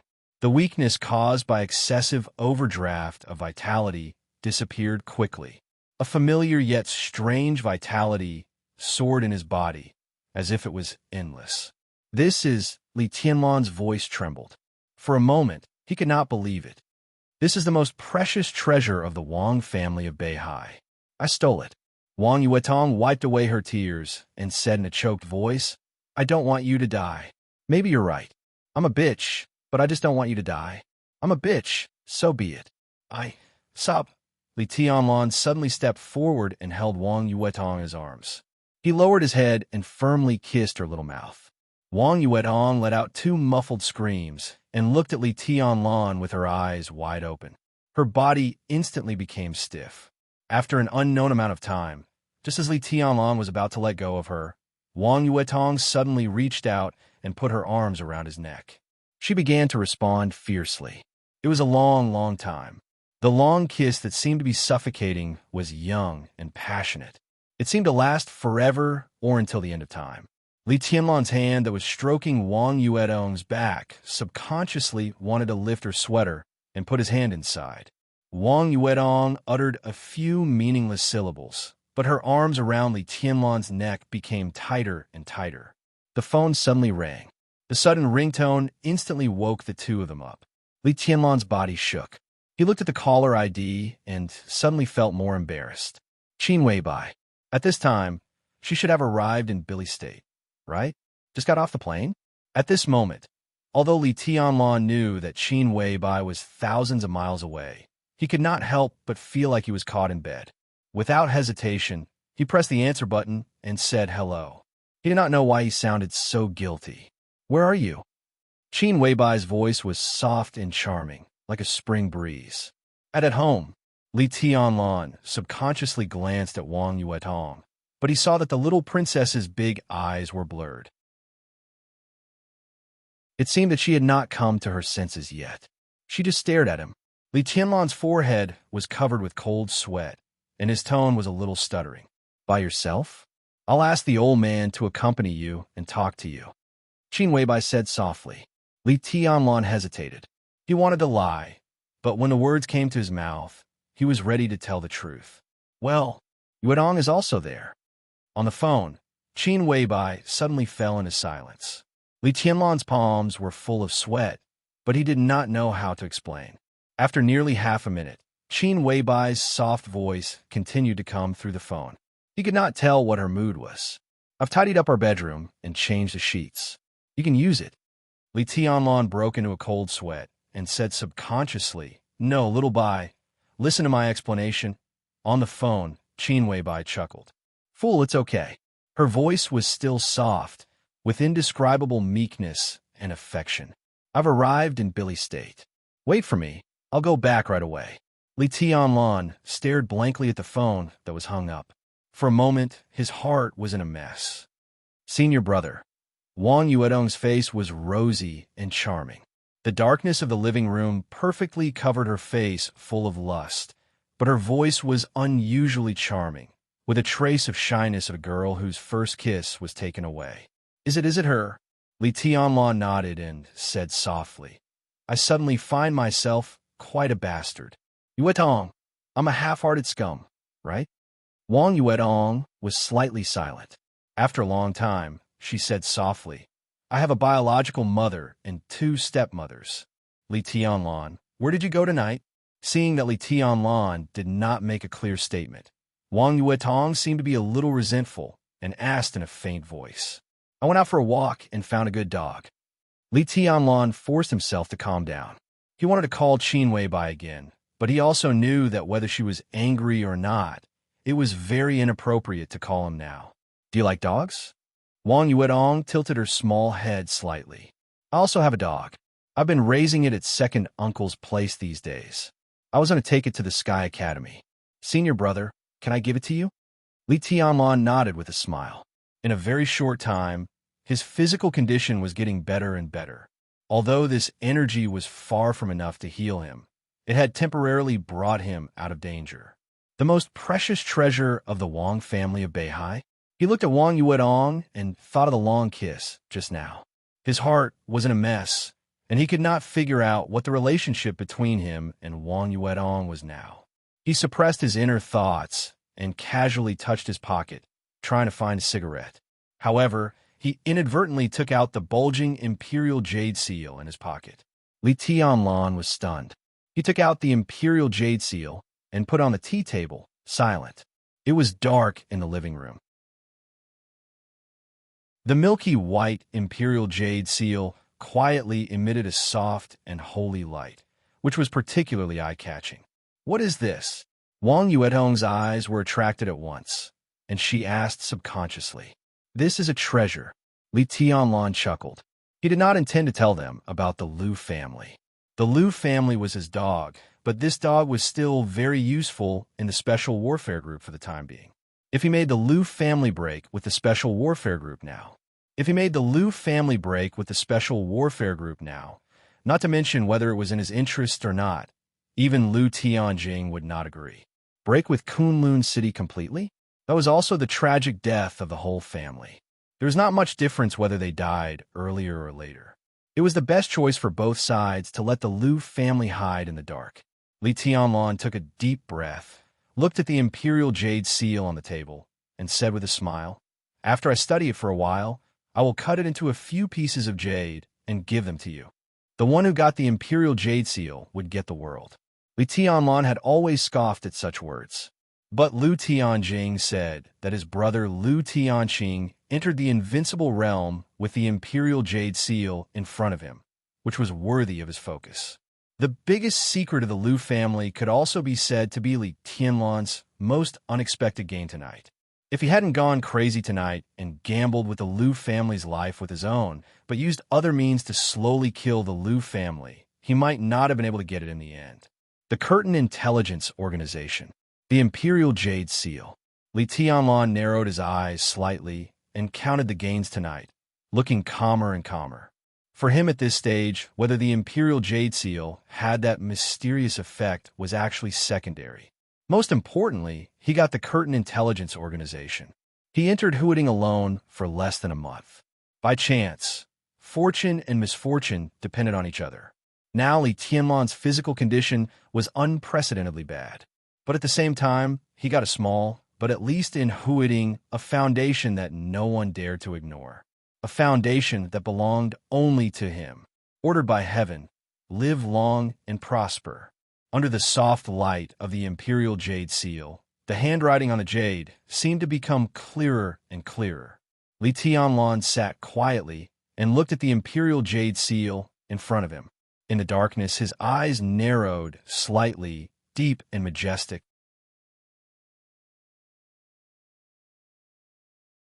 Chapter 88. In the vague and clear dream, it was still snowing. Kunlun, Zhongzhou State. This was a place that people couldn't like, whether in reality or in the dream.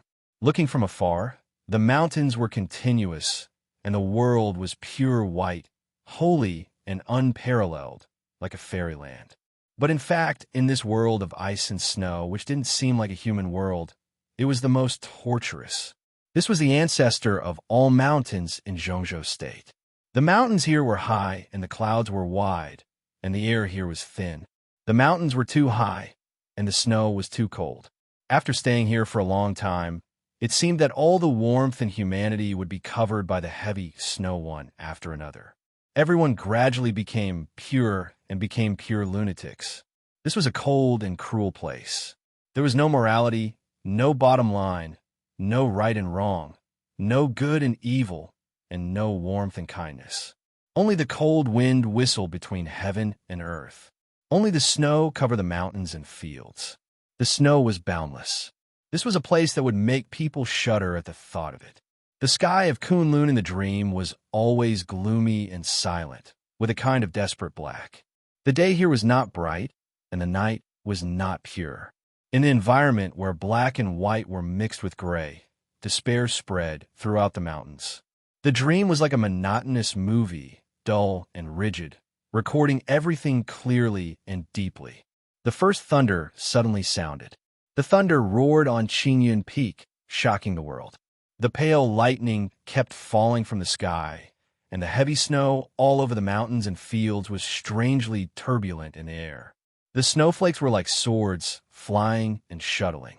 People kept falling from Qingyun Peak, which was thousands of meters high, and fell into the quiet city at the foot of the mountain. More people rushed up one after another, like a tide of people. The vast lightning fell, the white snowflakes drifted, the red blood flew, the black night, the snow-white mountains, and the indifferent people. The battlefield that was separated by layers of time and space rushed into the dream as if it was yesterday. Who dares to fight with me? A man's voice was as clear as thunder, echoing between heaven and earth, and the mountains roared. Who is qualified to fight with me? The crowd dissipated. Corpses piled up like a mountain. Blood flowed like a river. A slender figure bathed in blood stood at the peak of the mountain in high spirits. Lightning was still falling from the sky, and the snowflakes were no longer shuttling back and forth. All of them were floating around him. The sword will and killing intent swept through the sky. Standing in the bloody battlefield, he seemed to be connected with heaven and earth, becoming the only thing in the world. When I move, the mountains and rivers topple over. If I die, then the heavens and earth will collapse. Stepping on Kunlun, supreme. Boom! A murderous weapon was rumbling. A beam of black light with a strong chi wave instantly enveloped the entire Qingyun Peak. It tore apart the lightning, the snowflakes, and everything else. Sword radiance shot up into the sky from the black light, dazzling like a rainbow. A few figures stood indifferently in the air, not saying a word. The black light dissipated.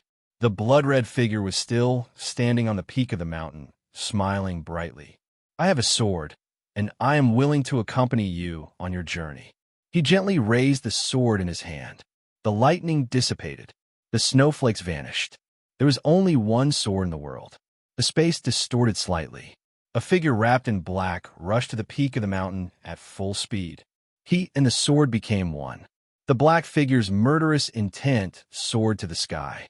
Under the mask, only a pair of starry eyes were cold and indifferent. He turned his head slightly. All of a sudden, the sword energy dissipated, and so did the sword intent. The man in black approached, and so did the long sword. The blade, as cold as snow, pierced his heart directly. The surging sword intent broke out in his body and then came out. Countless blood mists burst out of his body.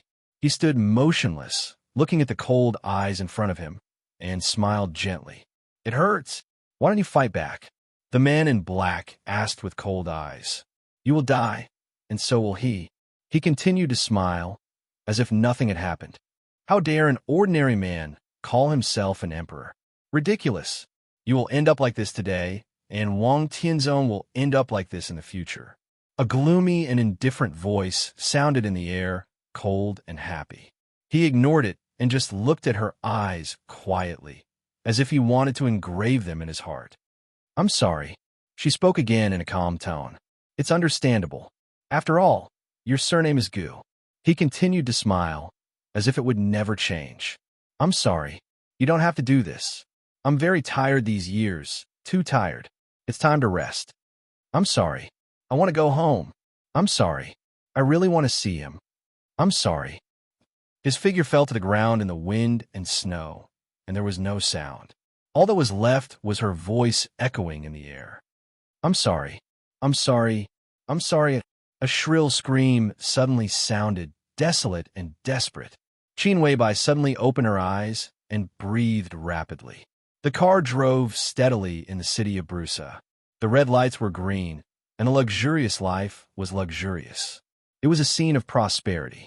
She wrapped the windbreaker around her body, adapted to the air that was colder than hooting, and remained silent.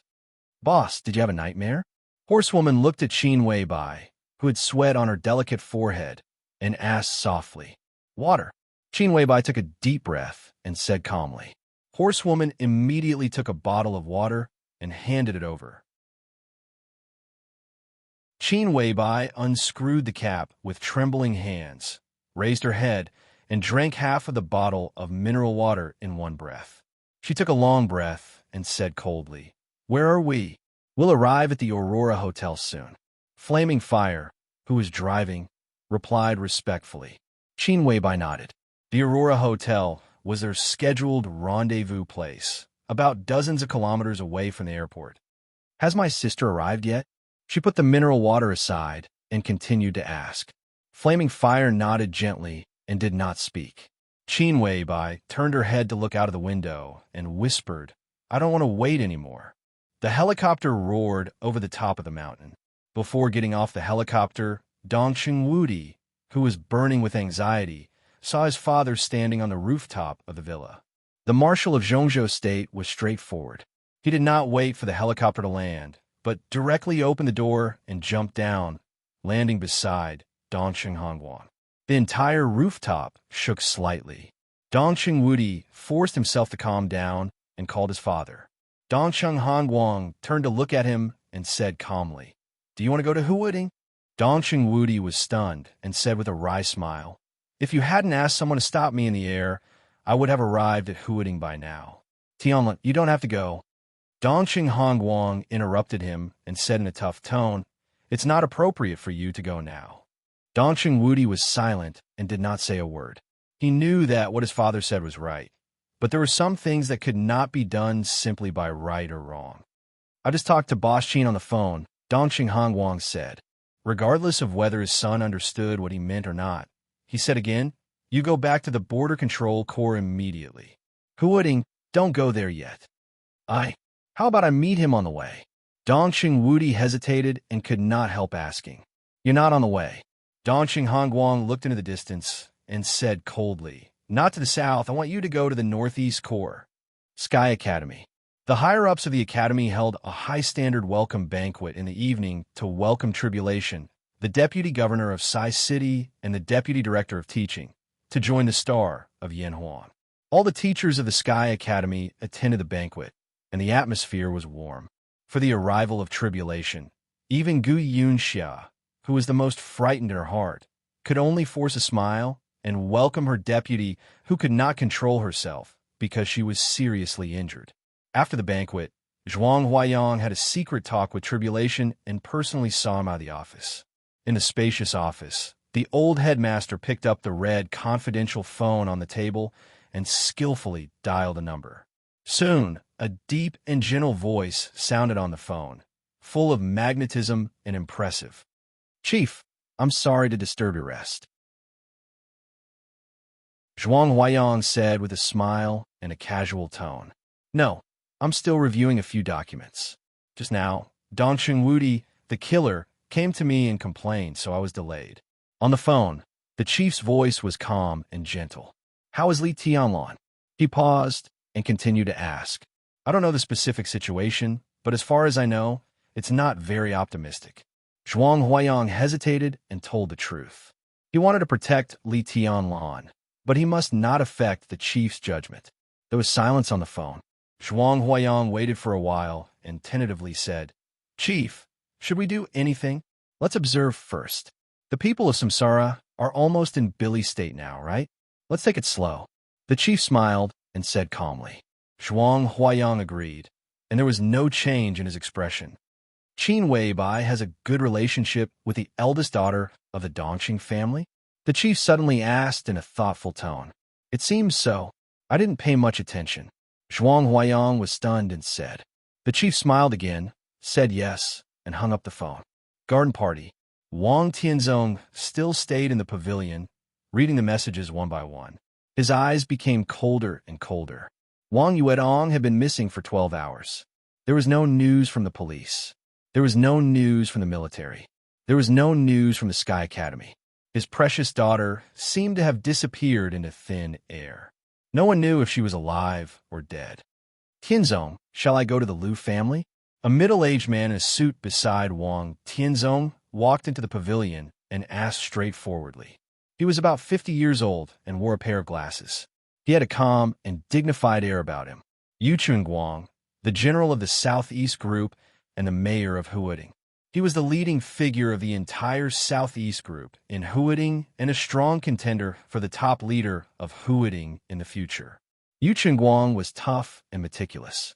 In the past 5 years, he played a wonderful game with Zhong Yongming, the leader of the Prince Group. As a member of the decision-making committee and the top leader, Zhong Yongming was higher than Yu Chunguang in both rank and status. But in the past 5 years, Zhong Yongming did not gain any advantage from Yu Chunguang. Yu Chunguang had a great influence in all departments in the city. But after the Prince Group conquered Huading, a series of standing committees in Huading were also adjusted. Now the top leaders of Huading had already formed a situation of fragmentation, and Yu Chunguang's advantage had also been greatly weakened. But even so, he could hold his ground in the confrontation with Zhong Yongming, which showed the political wisdom of the general of the Southeast Group. After Wang Yuedong disappeared, Yu Chunguang came to the garden party immediately and had issued a series of search orders on the way. Under his direct intervention, almost all the forces in Huading had been dispatched to search for Wang Yuedong, but there was still no news of Wang Yuedong. She had been missing for 12 hours. That was enough time for anything to happen. Yu Chunguang liked his niece Wang Yuetong very much. As time went by, he, who had always been calm, finally couldn't sit still anymore. He stood up and wanted to go to the Liu family. In the whole of Huading, the Liu family's intelligence organization was the largest and most detailed. The curtain had been operating in Huading for decades, and in recent years, it had specialized in intelligence. Unlike other intelligence organizations, the curtain had never expanded. No matter how good the opportunity was, they turned a blind eye to it. They just kept developing inside Huading. After so many years, no one knew how many eyes and ears the curtain had. They could be regarded as the strongest intelligence force. In terms of intelligence network, the Wang family of Beihai's intelligence system was second to none in the entire Zhongzhou state and even the entire Dark World. But if they only focused on Huading, especially Huading 5 years after the Prince Group conquered it, the Liu family's intelligence agency was undoubtedly the most advantageous. The curtain really covered Huading, just like its name. Under this curtain, there's almost no intelligence that they could not get.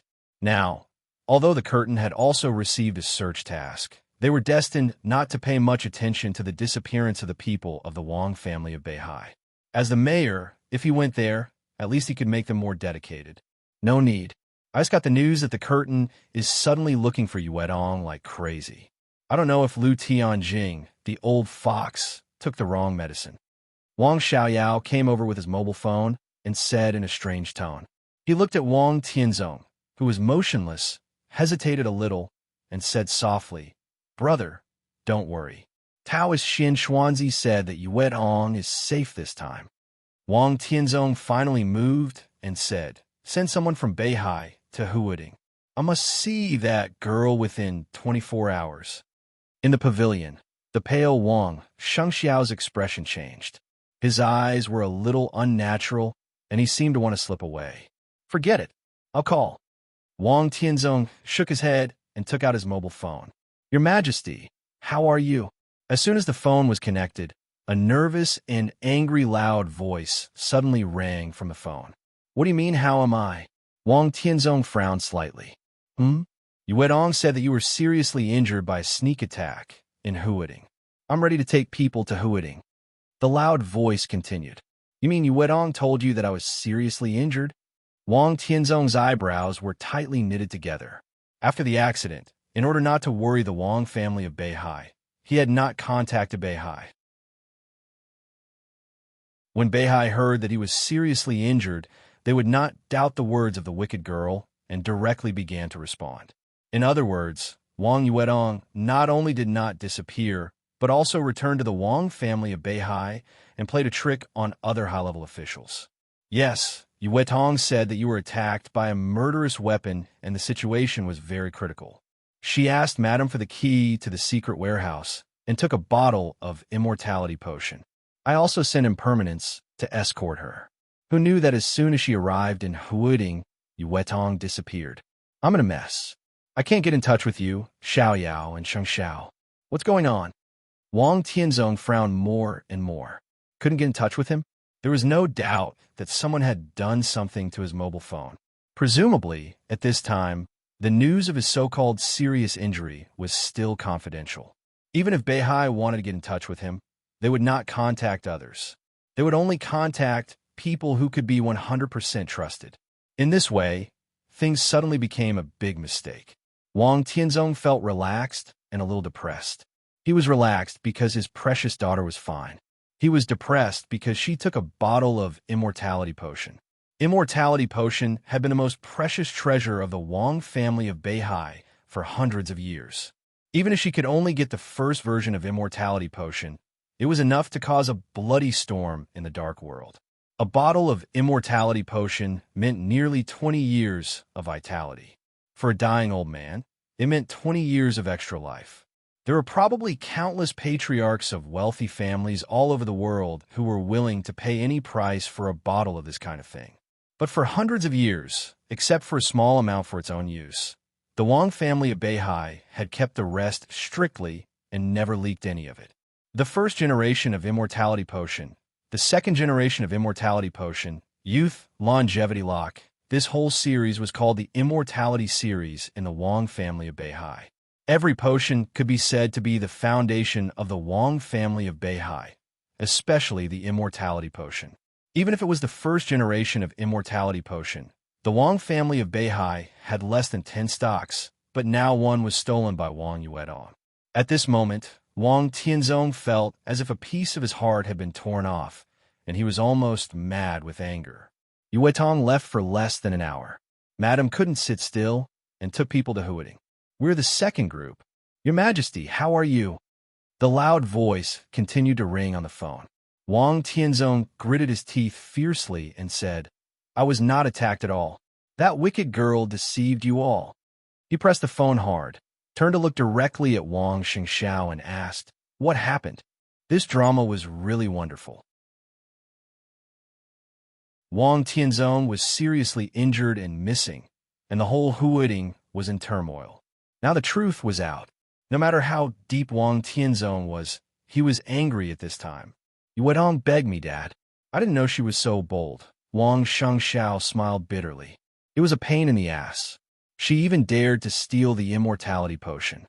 He thought his sister was crazy. So all this was directed and acted by you and your sister? Wang Tianzong said expressionlessly, What happened to your serious injury? I hurt myself. Wang Xingxiao honestly said, I have a ghost eye bomb here, which was taken away by Yue Tong. About an hour after she left, I detonated the bomb, and then this is what you see. Wang Tianzong stretched out his hand and pointed at his son fiercely, speechless for a while. Beihai couldn't get in touch with him, but he could get through to Beihai. That was to say, if he had called a few hours earlier, this would not have happened at all. It was obvious that his precious daughter had thoroughly studied his character. That immortality potion. Undoubtedly, it was given to that boy. The more Wang Tianzong thought about it, the angrier he became. There was even a hint of killing intent in his eyes. Of course, this killing intent was not aimed at Wang Yuetong, but the descendant of the Leaf family who drank the immortality potion. The phone rang suddenly. Wang Tianzong picked up the phone and said hello with a poker face. No one knew what was said on the other end of the phone. The Sword Emperor of Zhongzhou State, who had never been so excited even when he lost the immortality potion, suddenly shook his body, and his attention was completely diverted.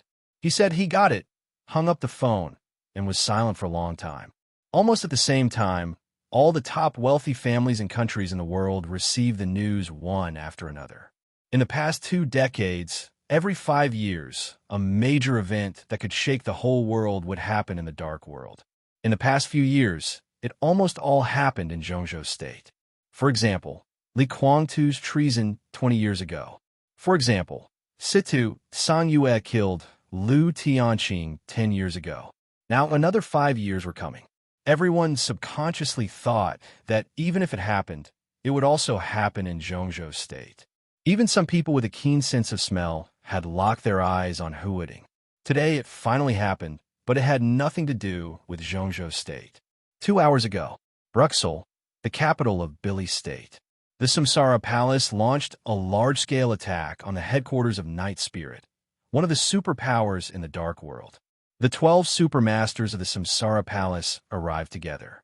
Night Spirit, an expert at the peak of the thunder-shocking realm, died in battle. And Yun, an expert at the peak of the thunder-shocking realm, Night Spirit, died in battle. Night Spirit, an expert at the peak of the thunder-shocking realm, died in battle. Horsewoman, one of the 12 supermasters of the Samsara Palace, was seriously injured, as was military counselor. Since the establishment of the Samsara Palace, it was the second time that the mysterious palace master of the Samsara Palace had shown up, and it was the first time that he had fought with all his might. Tion Xin, an invincible realm expert from the Night Spirit organization who ranked 10th on the divine list in the Dark World, fought with the murderous weapon Blue Sky Underworld.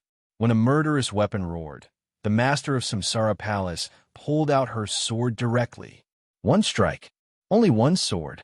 It was a sword light that illuminated the entire city, as if it could split heaven and earth apart. After one sword stroke, Blue Sky Underworld, one of the 12 murderous weapons in the Dark World, changed owners. The heavenly spirit fell. 15 years ago, Zhongzhou Sword Emperor Wang Tianzong killed Tianling with the murderous weapon Human Emperor.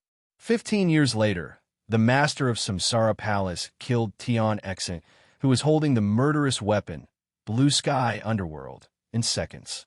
Invincible kills invincible. The Night Spirit organization was destroyed. With Bruxelles as the center, the Dark World suddenly surged like a torrent, spreading wildly throughout the Dark World. This was the sad song of the Night Spirit, and also the glory of Samsara. In recent decades, this was the first superpower in the Dark World to be completely destroyed. With the disappearance of the Night Spirit, the whole Dark World was destined to set off a rare storm in recent years. And according to reliable sources, at this moment, the Samsara had begun to leave Bruxelles and went straight to the airport, including the master of Samsara Palace, who was holding the murderous weapon Blue Sky Underworld. From the beginning to the end of the battle, they didn't even stop for a moment. The murderous weapon Blue Sky Underworld. In the garden party, Wang Tianzong frowned. Among the 12 murderous weapons, Blue Sky Underworld ranked third, higher than the setting sun and the legend of Qin. This authoritative ranking was enough to show the power of this murderous weapon. He looked down at the pond under his feet and muttered to himself, "Only one strike?" The phone in his hand vibrated again. Wang Tianzong looked down at the phone, and a text message was displayed directly on the screen. "Are you safe traveling to Beihai?"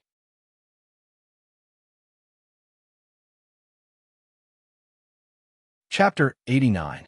When the deep and distant bell rang in the living room, Li Tianlan and Wang Yuedong opened their eyes almost at the same time. "Morning." Li Tianlan greeted her and seemed a little embarrassed. "Morning." Wang Yuedong chuckled. Her beautiful red and swollen eyes seemed to have faded, and her eyes were full of vigor. Her soft eyes looked very charming. She blinked and whispered, "Senior brother, what do you think?" "Very good." Li Tianlan tilted his head awkwardly and said. After receiving Qin Weibai's call, Li Tianlan forcibly restrained his emotions mixed with desire and feelings. He spent a night alone with Wang Yuetong. Although nothing excessive happened, it didn't mean that what happened before the phone call didn't exist. Last night, the light in the living room was not turned on, so Li Tianlan didn't feel anything. But now, as the sun rose, he looked at Wang Yuetong's rosy and beautiful mouth again and found it a little red and swollen. Instead of being ugly, it looked a little more lovely than usual. Li Tianlan subconsciously recalled Wang Yuetong's sweetness and gentleness, and the more he thought about it, the more fascinated he became. Perhaps a man's so-called bottom line was so fragile. No matter how firm he was in his rejection before, once he took the first step, everything after that would seem to be logical and logical. Even his sense of guilt would become smaller and smaller. This was probably what it meant by getting out of hand. Li Tianlan shook his head hard and shook the charming thoughts out of his mind. He got up and walked off the sofa. He carefully felt his body, and his face became calmer and calmer. Before the sword at the Sky Academy, his body was like a deep well filled with water. After that, all his essence, chi, spirit, vitality, and potential completely poured out like water from the well. Tribulation barely suppressed the sword, which was equivalent to leaving some water for the well. But the foundation at the bottom of the well had been completely damaged, and the small amount of water was still leaking out little by little. His strength was getting stronger and stronger, and his body was getting weaker and weaker. Almost every minute and every second, he was rapidly approaching death. Li Tianlan didn't know what the so-called most precious treasure of the Wang family of Beihai was, but now he had completely understood its nature-defying effect. As soon as the bottle of purple liquid entered his abdomen, endless vitality began to replenish his completely dry body. Now his body was still like a deep well that was almost dry, but the bottom of the well that had been completely destroyed condensed again and was even more solid than before. Right now, his body's condition was still not too good. At the very least, the state of a thunderclap kick and a chi-controlling kick still showed that his life force could not suppress the constantly expanding power. However, under the consolidation of the mysterious potion, his life force was no longer flowing away. In other words, under normal circumstances, Li Tianlan was now out of danger. Although he still had no hope of entering the invincible realm, he didn't have to be completely desperate. If he had a chance to fill the deep well in his body with water again in the future, as more vitality came in and suppressed his strength, he would be healed. Li Tianlan took a deep breath and stretched himself. He turned to look at Wang Yuedong and said softly, "Thank you." Wang Yuedong, who had accompanied Li Tianlan to meditate on the sofa all night, sat on the sofa with her legs together, hugged her knees, and looked at him. Her beautiful eyes were full of affection. Li Tianlan walked to the French windows of the villa and looked out quietly. 8 o'clock in the morning. Rain was falling from the gloomy sky, and the air was slightly cold. In front of the villa, the potholes caused by Dongqing Wudi's sword had not been repaired, and there were already some large and small puddles in the yard. His sight was full of greenery. The green lawn and the straight trunks of the sycamore were fresh and clean under the washing of the rain. Li Tianlan stood quietly in front of the window, his mind clearer than ever. He had almost exhausted all of his vitality and potential with this sword, but he had obtained the Imperial Jade Seal and the Curtain Intelligence Department, which symbolized great luck. He was out of danger, but there was no hope of being invincible for the time being. This day was full of ups and downs, gains and losses. It was too wonderful. Before there was a definite way to help him recover from his injury, he didn't think he had gained anything, but at least he wouldn't lose too much. The faint sound of footsteps echoed in the dark living room. Wang Yuedong came to the window and held Li Tianlan tightly from behind. Her delicate little face was pressed against his back, and she silently listened to the rain outside the window. She whispered softly, "I'm sleepy." Li Tianlan had ups and downs yesterday, and Wang Yuedong's heart was also full of ups and downs. She was afraid that she had never been so rich in her life. Beihai province was far to the north of the northeast. It was a journey of 7,000 or 8,000 kilometers from Huading and back in one day. She not only had to deceive the high-level officials of the Wang family of Beihai, but also had to avoid the sight of the Wang family of Beihai in Huading. All of this was for a man who called her a bitch, who could know the grievances and resentment in her heart. After a night of meditation, Wang Yuedong finally couldn't bear it anymore. She held the man in front of her, who made her somewhat angry, somewhat and somewhat at ease. Her eyelids suddenly began to fight. Go and have a rest. There are guest rooms upstairs." Li Tianlan turned around and touched Wang Yuedong's hair. He didn't know how to deal with the relationship with Wang Yuetong now, but he couldn't treat her coldly in any way. Now that things had come to this, he could only let nature take its course. Speaking of upstairs, he suddenly remembered several assassins belonging to the curtain. The 9 elites had all turned into a pile of black ash, but the blood on the wall was still there. Qin Weibai was not there, so he had to clean up these chores. A trace of shyness quietly climbed up Wang Yuetong's face. She raised her head and quickly glanced at Li Tianlan with her watery eyes. She seemed to be a little hesitant. "What's wrong?" Li Tianlan asked directly. Wang Yuetong bit her red and moist lower lip, which had become a little numb because of red and swollen. After hesitating for a while, she whispered like a mosquito, "Didn't she say that we can use your bedroom?" She stood in front of Li Tianlan with her tall and slender body and lowered her head. For a moment, even her tender white neck turned red. You can use it too." Li Tianlan only felt a bang in his head, and then his mind went blank. No one knew how tempting and fatal this implicit and wild invitation was, especially at this stage in the morning, when the noble and pure little princess trembled and said that even she could be used by him. Li Tianlan's eyes almost turned red in an instant. Li Tianlan gasped a few times, swallowed, and said in a hoarse voice, "Let's go. I'll take you to the guest room first." Wang Yuetong, who had summoned up the courage to invite Li Tianlan to enjoy herself in the master bedroom, was waiting for Li Tianlan's answer or action nervously and fearfully. Hearing his words, her heart suddenly became cold again. "Senior brother, you still don't want me, do you?" Wang Yuetong asked softly. "Am I being cheap again? Am I particularly shameless in your eyes?" "No." Li Tianlan felt a sharp pain in his heart, and for a moment he did not know how to explain. Some words were like knives. Perhaps they weren't malicious, but they were absolutely sharp. They were sharp enough to cut a pure and exquisite young girl's heart into pieces, and then turn it into a knot in her heart, a scar that was so bloody that it couldn't be healed. Li Tianlan did not know if he owed Wang Yuetong one or many apologies. Looking at her pretty face that had become a little pale again, he reached out to hold Wang Yuetong's shoulder and let her raise her head to look at him. "You're not a bitch. No one will regard a girl who is willing to die with him, and even willing to give up her dignity and pride to become humble as a bitch. Do you know?" Li Tianlan looked into Wang Yuetong's eyes seriously and said solemnly.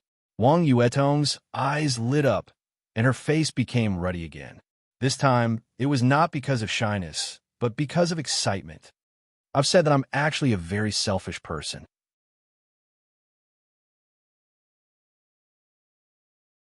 She opened the front compartment of the car and took out another suitcase.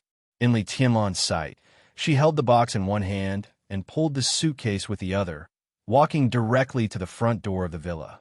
The constantly falling rain evaporated before it approached. The enchantress walked briskly, graceful, mature, and enchanting. Li Tianlan let go of Wang Yuetong and let her trot to open the door. The enchantress handed the suitcase in her hand to Wang Yuetong and walked into the villa with the box in her hand. The box vibrated slightly in her hand, and it seemed to contain a living thing. Li Tianlan glanced at the box, nodded slightly, and said nothing. The relationship between the two seemed to be a little awkward. At the very least, he called her sixth sister. At least, he couldn't call her sixth sister now. "Did you take the immortality potion?" The enchantress looked at Li Tianlan with complicated eyes. Li Tianlan nodded silently and said nothing. At this time, it was inappropriate to say anything. "Yuetong." The enchantress spoke softly and shook her head. "His Majesty is very angry. Yuetong is simply crazy. Do you know how much she has sacrificed for you? There are about 2 or 3 portions of the potion you took in Zhongzhou State, 1 or 2 portions in Germany, and the rest are in the Wang family of Beihai, but there are less than 10 portions. For hundreds of years, several invincible realm experts of the Wang family of Beihai would rather die than waste a bottle. Even His Majesty has not been so extravagant. Yuetong stole it and gave it to you. His Majesty was so angry that he almost broke off the father-daughter relationship with her." Li Tianlan subconsciously glanced at Wang Yuetong. Although he had tried to overestimate the preciousness of the most precious treasure of the Wang family of Beihai, listening to the enchantress's words, he still felt that he had underestimated it. The enchantress hesitated and continued, "Of course, if you are willing to join the Wang family of Beihai." Before she could finish her words, Li Tianlan's cell phone suddenly rang. Li Tianlan glanced at her, nodded, and walked aside to take out his cell phone. Behind him, the enchantress put the box on the tea table, looked at Wang Yuedong, and whispered, "Don't go back for the time being. His Majesty is angry, and Madame dares not to plead for you." Li Tianlan took a deep breath and looked at the caller ID. It was a strange number. He pressed the answer button and said hello. "Young Master Li, this is Lu Shiyuan." On the phone, a dry and dull voice sounded.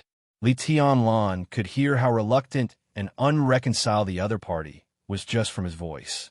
Li Tianlan was expressionless and said coldly, "Say it." The imperial jade seal was in his hands. No matter how much the Lu family hated him, they could only be obedient dogs now.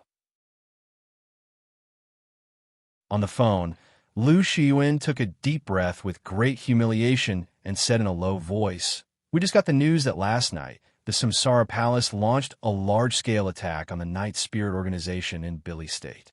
The Night Spirit Organization was destroyed, and the Blue Sky Underworld, one of the 12 murderous weapons, has fallen into the hands of the master of Samsara Palace." Li Tianlan's heart suddenly shook. What about the casualties of the Samsara Palace? "I'm not sure yet," Lu Shiyuan said calmly. "Zhongzhou State has made a response. He Ping, one of the standing committee members of Huading and the director of the Ministry of Politics and Law, has been suspended. Xiuqing failed to become an executive member and is said to be taking over He Ping's position. Tan Xinghua is said to be transferred out of the Eastern Theater of Operations.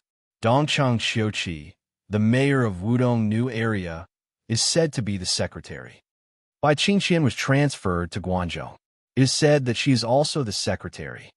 Lu Xiuwei told them the information he had obtained. The people and things he mentioned were more or less related to Li Tianlan. "Bai Qingqian?" Li Tianlan frowned and asked. "General Dongqing's wife, Miss Bai." Guangzhou has always been considered the territory of the academic faction. Lu Xiuwei explained. "Oh," Li Tianlan said and hung up. Samsara had destroyed Night Spirit and obtained the murderous weapon. He Ping and Tan Xinghua's suspension and transfer were undoubtedly the goodwill that Zhongzhou State had shown to Samsara. As for the rest, perhaps it was the cooperation between the academics and the Dongqing clan. He held the phone and subconsciously dialed Qin Weibai's number. However, he found that the other party's phone was turned off. Li Tianlan took a deep breath and walked back to the living room absent-mindedly. He was getting more and more worried. In the living room, Wang Yuedong was holding a golden puppy and talking to the enchantress. Seeing Li Tianlan coming over, she got up gently and said with a smile, "Senior brother, Sixth Sister brought my dog here. I'll give it to you. How about we take it to the Sky Academy?" Li Tianlan nodded with a smile and took the puppy in his arms. "It's very cute. Well, it's called Baby. It's only 3 months old."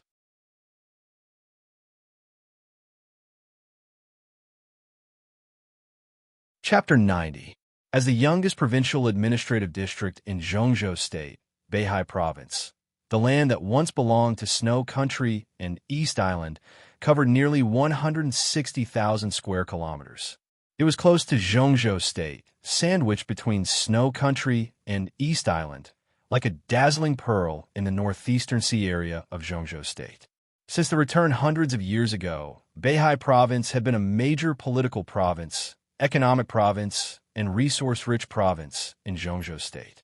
Today, it might not be the most developed province in Zhongzhou State, but Beihai Province, whose economic strength had always been in the front line of Zhongzhou State, was definitely the most beautiful place in the whole Zhongzhou State. There were a total of 11 cities in the North Sea Province. Among them, there were 2 sub-provincial cities and 9 prefecture-level cities. Close to 20 million people lived and worked in peace and contentment here. Moreover, as time passed, the population of each city in the North Sea Province would increase every year. With such an intuitive indicator, Even a blind person could see that this young province's development potential had not yet reached its limit. This was the most special province in Zhengzhou State. There was an army and a system that belonged only to Beihai Province. For hundreds of years, countless senior officials and generals of Beihai Province went out from here, but few cadres from outside came in. This was autonomy in the truest sense of the word. It was unprecedented, and it might not be repeated in the future. Beihai Province belonged to Zhengzhou State. This was the issue that everyone, including the senior officials of Beihai Province, emphasized. But in the hearts of Beihai people, Beihai Province only belonged to Holy Mountain and the wealthy family on Holy Mountain. The provincial capital of Beihai Province was Shenzhou. The mountain not far from Shenzhou City was the Holy Mountain in the hearts of Beihai people. It was the place that dominated the entire Beihai Province, the headquarters of the Wang family of Beihai.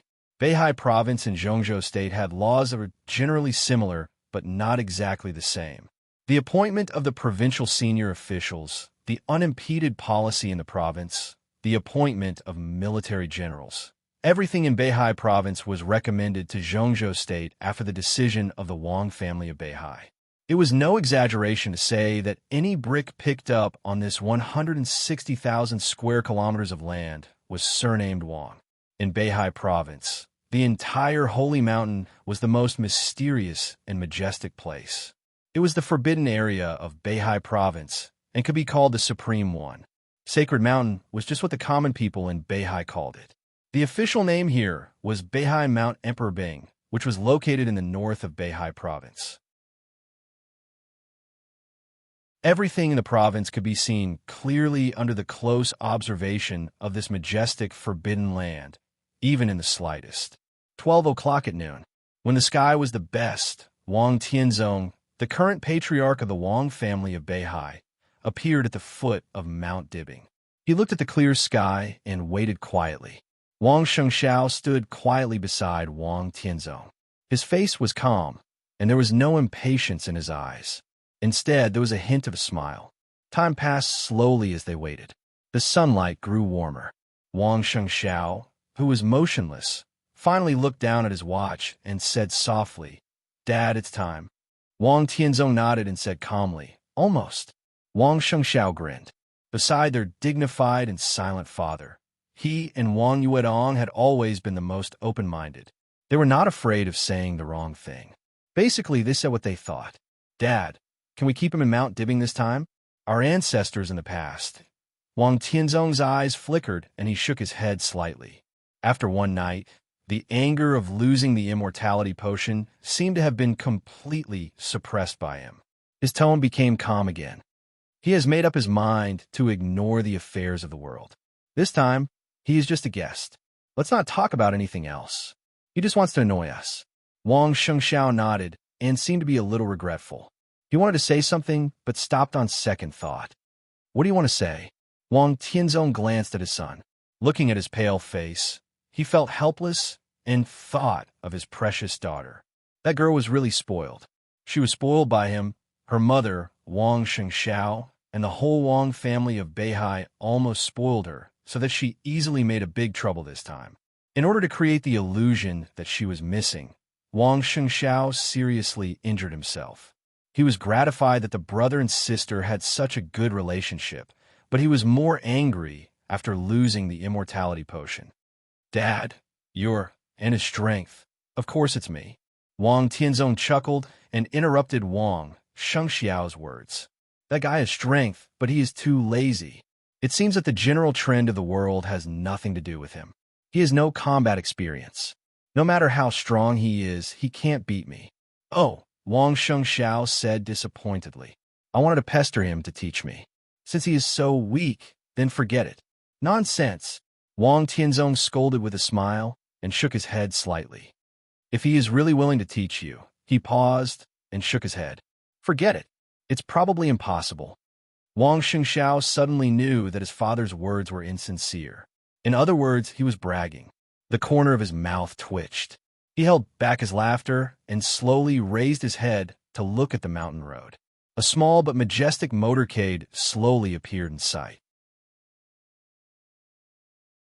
Two Mercedes-Benzes, surrounded an elongated black Rolls-Royce, slowly approached and finally stopped in front of Wang Tianzong. The driver got out of the car and opened the door. A middle-aged man who looked about the same age as Wang Tianzong got out of the car with a smile. He walked a few steps quickly and said, "Tianzong, why are you so polite?" The middle-aged man was dressed in soft and comfortable casual clothes and sneakers. He was pulling a suitcase with an unknown brand, looking casual and unrestrained. Handsome and unrestrained. This was Wang Shengxiao's first impression when he saw him. The last time he saw this uncle, he was a teenager who had just entered the chi-controlling realm. His impression of the past had been a little vague. The only thing he remembered was that this uncle, who lived in seclusion in Switzerland, had a very good temper and was very handsome.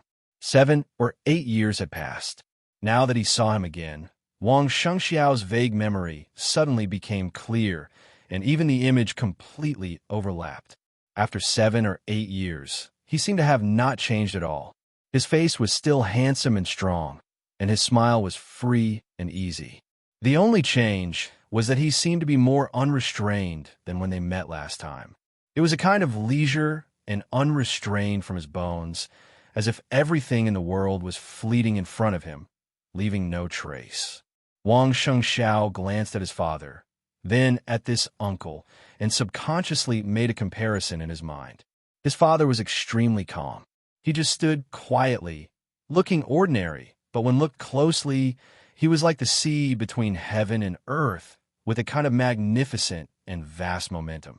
The uncle in front of him was leisurely and free, and his every move showed a real sense of nature. He really did whatever he wanted, as if everything he did was a normal thing. Wang Shengxiao smiled modestly, but his eyes were thoughtful.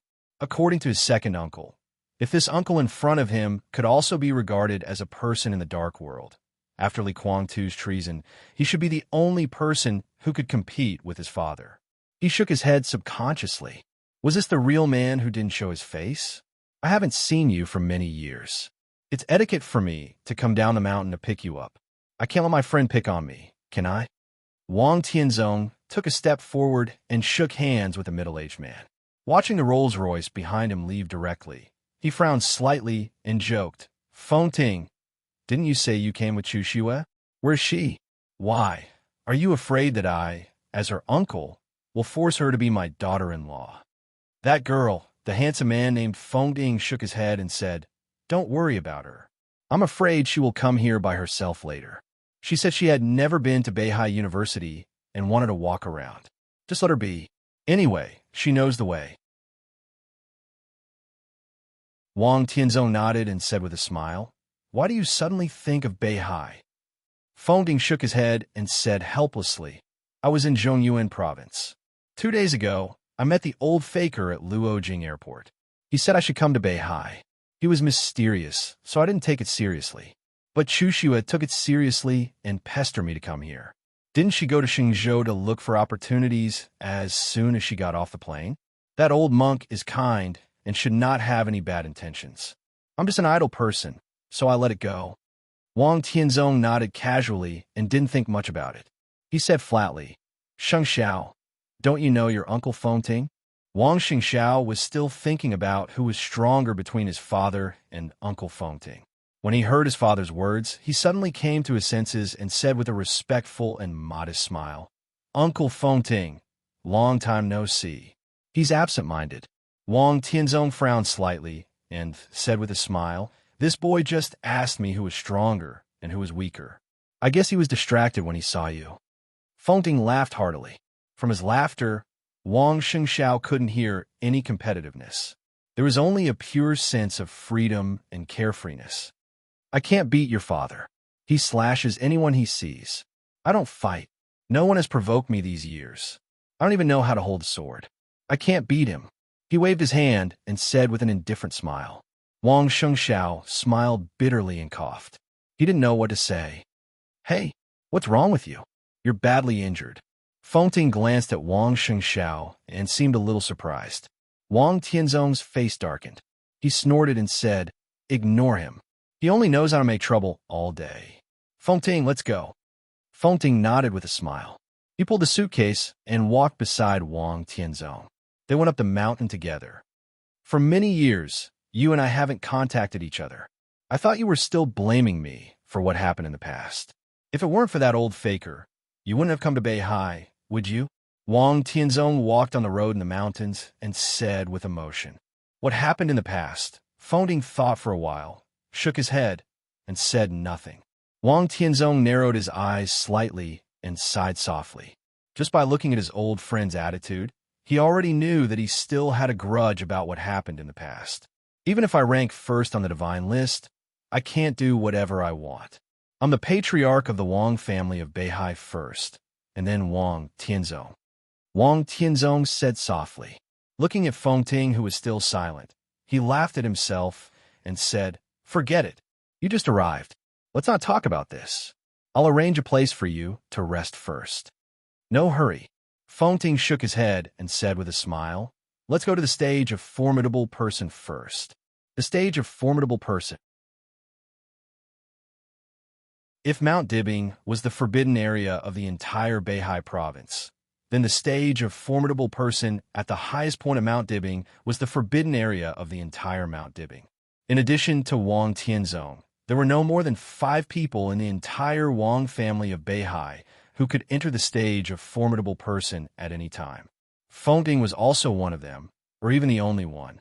Wang Tianzong nodded silently. When he was about to speak, he suddenly looked up at the top of the mountain. Fengting raised his head almost at the same time and slightly narrowed his eyes. On Mount Dibing, the rolling thunder roared, and the wind and clouds surged in the whole sky. The fighting intent and killing intent rose at the same time. A kind of momentum that seemed to go straight to the 9th heaven and into the clouds instantly filled the entire top of the mountain with extreme fierceness and sharpness. There was sword intent scattered all over the top of the mountain, layer upon layer. A clear female voice sounded and echoed in the whole Mount Dibing. The sound lingered endlessly like a phoenix dancing in the 9th heaven.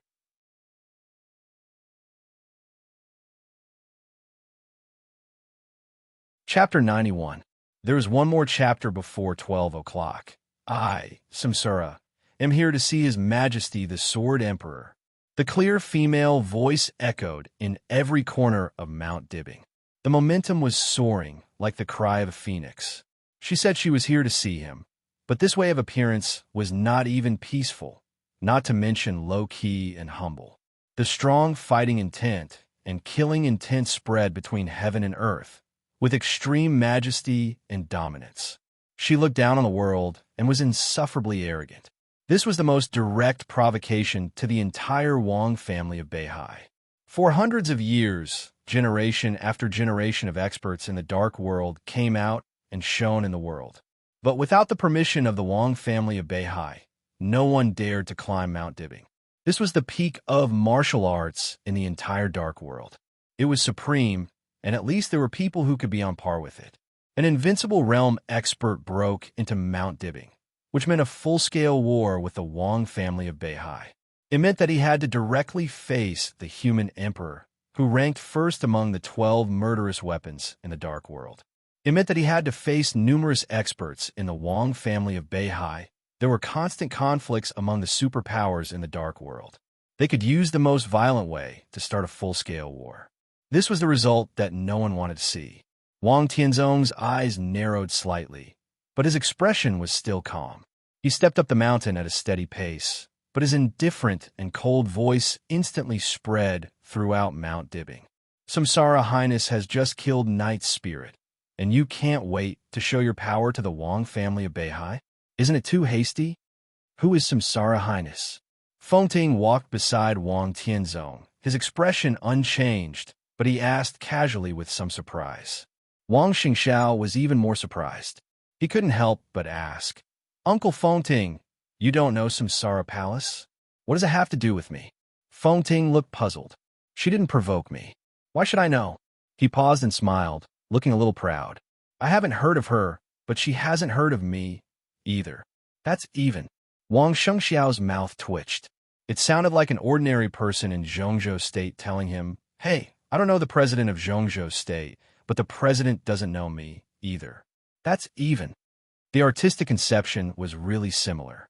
Wang Shengxiao subconsciously glanced at his father, only to see that Wang Tianzong was still climbing up the mountain slowly. He didn't speed up or slow down, but his breath was getting calmer and calmer, which was unpredictable. Wang Shengxiao shook his head gently.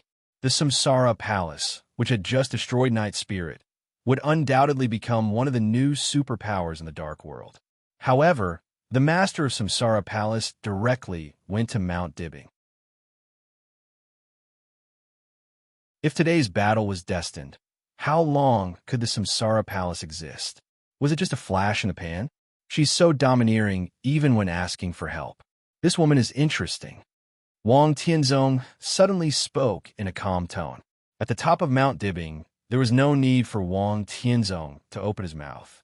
The moment the clear and melodious voice sounded, the experts of the Wang family of Beihai had already reacted immediately. A thunder-shocking realm expert led the team. Fire-flaming realm and ice-condensing realm experts rushed to the place where the sound came from. In the shortest time, the entire Mount Dibbing seemed to be moving. There were people everywhere, fast, steady, orderly, without the slightest panic. On the top of the Emperor weapon, there were vast palaces, solemn and simple, and flowers bloomed like sea. A figure wrapped in a black cloak stood quietly on the Sword Emperor Palace, where Wang Tianzong usually lived, motionless. The cold wind whistled past her, but her clothes were in a completely strange state of stillness. Looking at more and more figures converging on her, her momentum soared, as if to break through the sky. Saint of the Samsara Palace requests to see His Majesty, the Sword Emperor. The crowd on the top of the mountain was like a tide, and it was getting closer. A gentle and slow voice, carrying with it a sharp and majestic sword intent, suddenly exploded above a palace in the northwest. Along with this voice resounding out, numerous other voices followed closely behind. They were clear, calm, and revealed a form of pride and firmness that disregarded everything.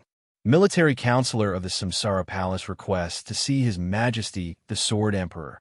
The calm voice rang through the southeast area of Mount Dibbing, calm and steady. General of the Samsara Palace requests to see His Majesty, the Sword Emperor. The southwest was covered by a deep voice, like muffled thunder. Duke of the Samsara Palace requests to see His Majesty, the Sword Emperor. An elegant and weird voice in the northeast chuckled like the wind. Azura of the Samsara Palace requests to see His Majesty, the Sword Emperor.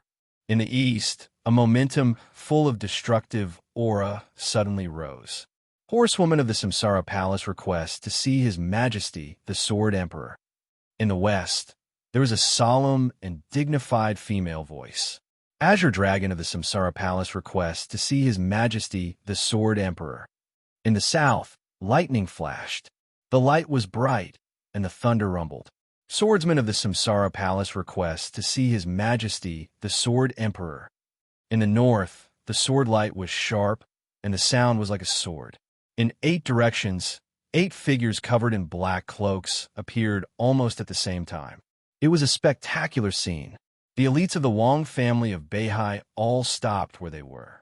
Instead of panicking, they became more and more eager to fight. There was still a voice whistling above, proud and firm. Flaming Fire of the Samsara Palace requests to see His Majesty, the Sword Emperor. Ghost of the Samsara Palace requests to see His Majesty, the Sword Emperor.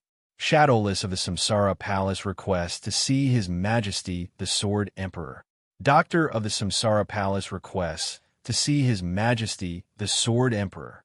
Finally, 4 figures appeared in the Sword Emperor Palace at the same time, standing motionless beside the master of Samsara Palace. At this moment, even the strong-willed elites of the Wang family of Beihai couldn't help showing a strange expression. Saint, Military Counselor, General, Duke, Azura, Horsewoman, Azure Dragon, Swordsman, Flaming Fire, Ghost, Shadowless, and Doctor. Someone was famous in the Dark World. Someone was mysterious in the Dark World. The 12 figures in front of them had an unusually loud name in the entire Dark World. The 12 supermasters of the Samsara Palace. The Samsara Palace had just destroyed Night Spirit. Led by their most mysterious palace master, the 12 supermasters went straight to Mount Dibbing. What were they going to do? In the crowd, several experts of the thunder-shocking realm from the Wang family of Beihai narrowed their eyes and remained silent. The Samsara Palace destroyed Night Spirit. The dark world was turbulent, and all the superpowers were destined to set off a storm. Would the source of this storm be the Samsara Palace and the Wang family of Beihai? What's the matter? Wang Tianzong's voice sounded again. With his voice, he appeared directly in front of the master of Samsara Palace from the mountain road. Above the Sword Emperor Palace, he stood in the air at the highest place, looking at the master of Samsara Palace and asking seriously. In the dark world, strength was supreme, and the strong were respected. For hundreds of years, the reason why the Wang family of Beihai was feared and respected was that they had enough strength. The master of Samsara Palace could withstand the full blow of Blue Sky Underworld and kill Tian Exant, who ranked 10th on the World Divine list. Now she led the 12 supermasters straight to Mount Dibbing. Whether they were enemies or friends, Wang Tianzong couldn't neglect her strength and courage.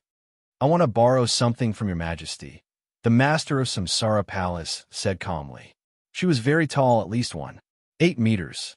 She was a little fat, but it was not obvious in the cloak. Instead, she looked extremely tall and plump. She raised her head and looked at Wang Tianzong, who was hanging above. She didn't want to be serious with him when she needed his help. It was the most appropriate way to borrow something from a top wealthy family, like the Wang family of Beihai, and keep a low profile after showing her strength. "Oh, what is it?" Wang Tianzong looked at the black cloak in front of him and asked calmly.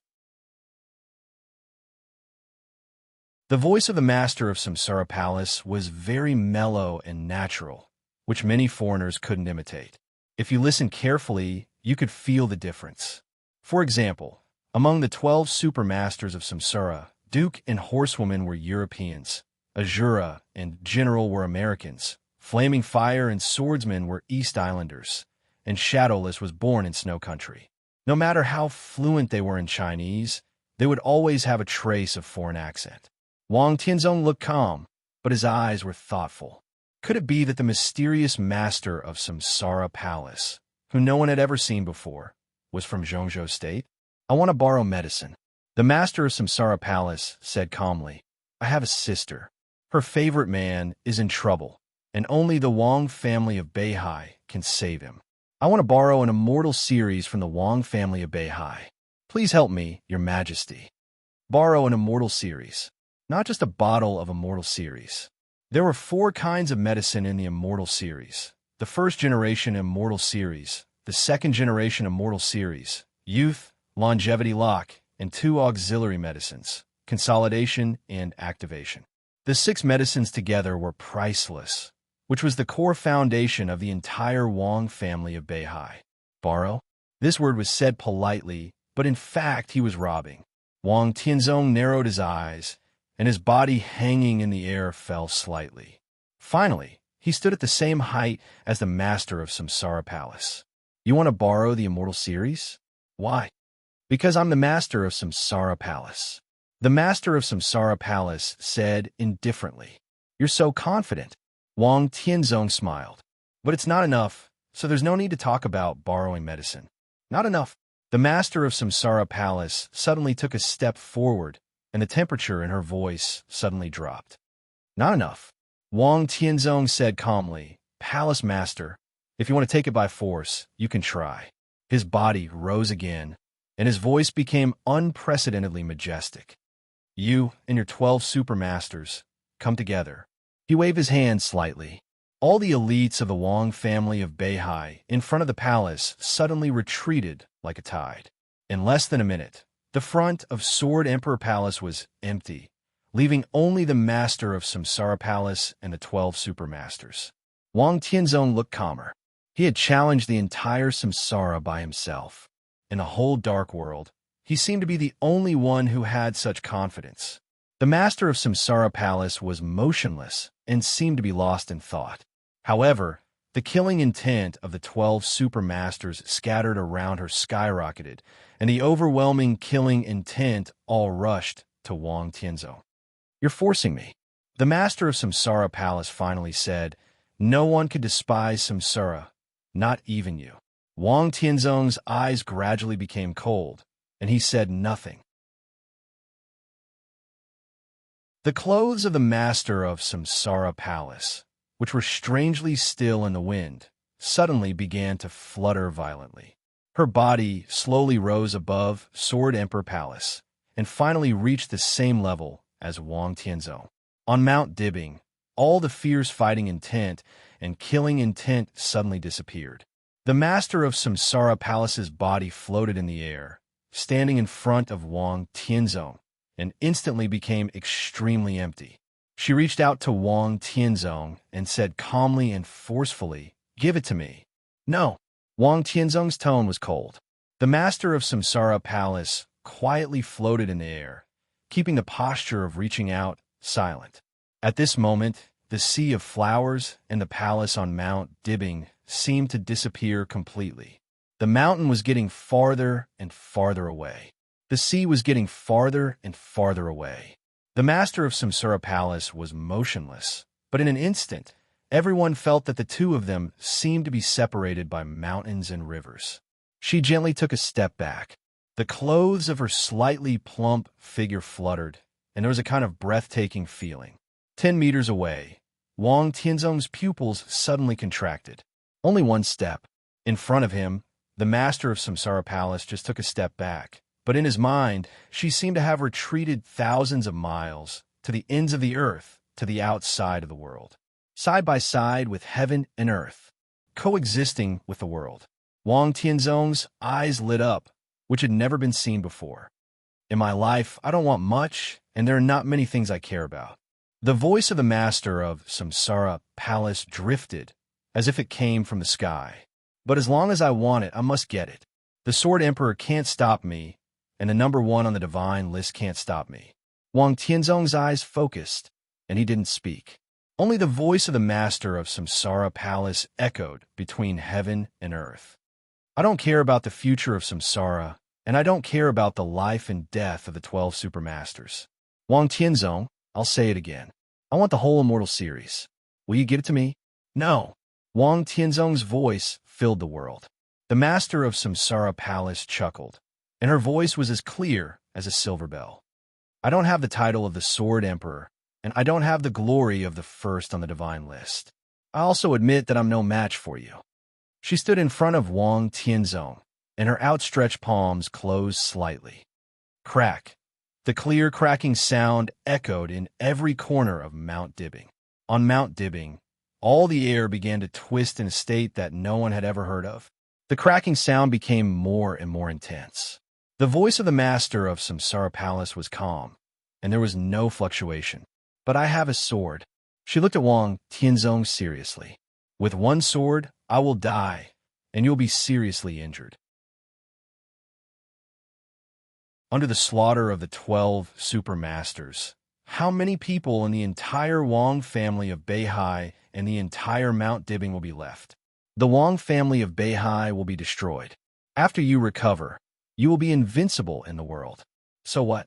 No matter how you retaliate, it's none of my business. Wang Tianzong, I'm different from you. I'm a madman. I can ignore the consequences, but can you afford to gamble? She closed her palms completely. The air was extremely compressed, and a slender long sword was completely formed in her hands. All the air nearby was still constantly twisting into a mass, and it was chaotic. Under the scorching sun, the light was still bright, but in the twisted air, everyone's eyes were blurred. The master of Samsara Palace held the sword hilt tightly. There was no sword energy in the air, and her whole person seemed to be illusory. In a trance, she seemed to become another person. In Wang Tianzong's sight, everything was changing. The figure of the master of Samsara Palace had disappeared, and a figure in white appeared in front of him in the constantly compressed air. He held a sword in one hand, and he was in high spirits. He moved forward in heaven and earth, waved his sword, and killed the enemy. From the thunder-shocking realm to the invincible realm, he swept everything away. It was a kind of invincible and invincible aura. He was bloodthirsty, calm, and crazy. No one could stand in front of him. All the living beings in the mortal world, the gods and demons in the sky, disappeared under his sword. Sand, desert, deep sea, city, wind, and rain. He moved forward all the way, and the sword intent became thicker and thicker. Countless enemies fell in front of him. All the pictures became pale, fixed, and finally disappeared. It seemed to be a heavy snow. Wang Tianzong closed his eyes and opened them again. The figure in white had already disappeared. The master of Samsara Palace stood in front of him silently, with a sword in one hand. Only the momentum that could almost make the sky fall and the earth crack was still rising. At the same time, on the mountainside, Feng Ting, who had been climbing the mountain slowly with Wang Shengxiao, was shocked and looked up in surprise. Wang Shengxiao, who was confused, just wanted to speak, but his arms suddenly shook. He lowered his head slightly. In his sight, the suitcase brought by Uncle Feng Ting was shaking violently. There seemed to be a living thing in the suitcase, struggling to get out. The sound of metal crashing kept ringing in the suitcase. Clang! Clang! The 15th blade. Feng Ting opened his mouth gently and murmured to himself. Bang! The suitcase in Wang Shengxiao's hand suddenly exploded, and the daily necessities were scattered all over the ground. In the suitcase, a simple and ferocious long sword whistled up. The long sword was unsheathed, and a scarlet sword blade flashed away. The sword intent all over the sky was released, and it echoed with the sword light at the top of the mountain. I owe the Li family a sword stroke in the past. Is it finally time to pay it back? Feng Ting grabbed the sword blade. The long sword kept shaking in his hand, but it could not leave his control and fly to the top of the mountain. It turns out that he is really a master, not a fraud. He murmured to himself. His figure flashed, and he rushed to the top of the mountain in an instant. The 15th blade. In front of the Sword Emperor Palace, Wang Tianzong looked at the master of Samsara Palace in front of him and said softly, "The 24 moves of Sword of the War God family of Zhongzhou State shocked the Dark World, and several moves belonging to the Invincible Manual were said to be invincible in the world. But among the 24 moves of Sword, the 15th blade was the one with the most profound sword intent, the most brilliant talent, and the most unpredictable. This move did not only belong to the Invincible Manual, but also had a name that was very suitable for the Samsara Palace. The 15th blade, Samsara. The 15th blade was the reincarnation of sword momentum and artistic conception, and it was the extreme condensation of essence, qi, and spirit. There were similar unique skills, such as the bloody Azura of Azura Path, but the bloody Azura burned potential. Compared with the sword intent of the 15th blade that reincarnated the past, it was completely different. Wang Tianzong had seen Li Kuangtu use the 15th blade.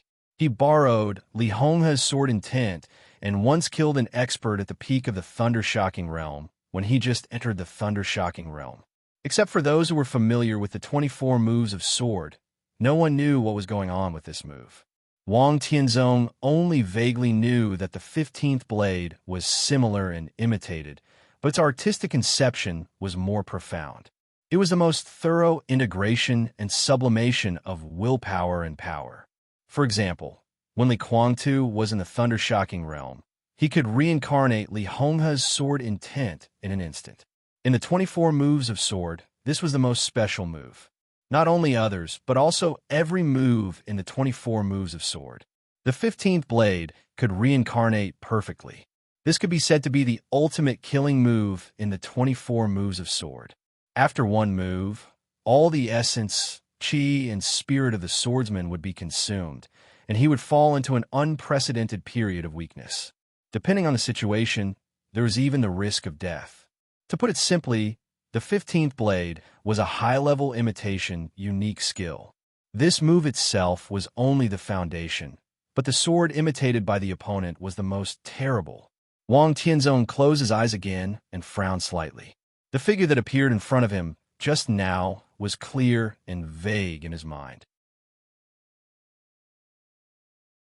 When he thought about it carefully, he found that he seemed to be completely strange to the opponent, but also somewhat familiar.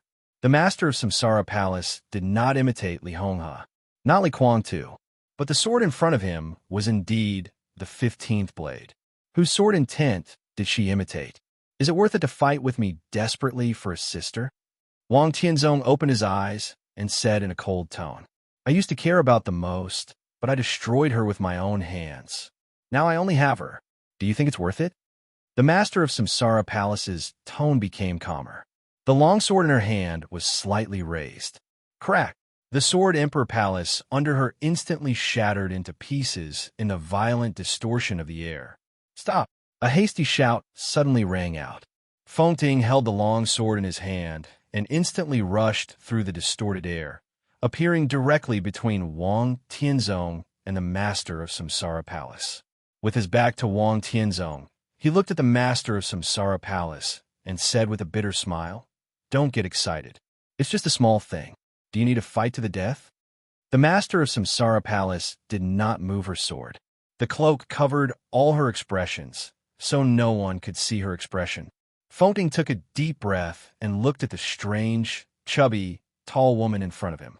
He tentatively said, You are the master of Samsara Palace. Finally looked at him and said blandly, Get out of the way. I'm talking to you. Fengting said helplessly, I'm a great expert anyway. I suddenly appeared here. I asked who you are. Don't you ask who I am? Lin Fengting. After the ancestors of Zhuanyuantai of Kunlun, your ancestors founded Zhuanyuantai of Kunlun and then lived in seclusion in Switzerland.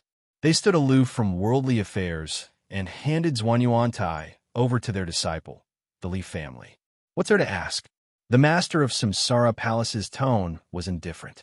Lin Fengting's body trembled slightly. Even Wang Tianzong's face changed slightly. How do you know?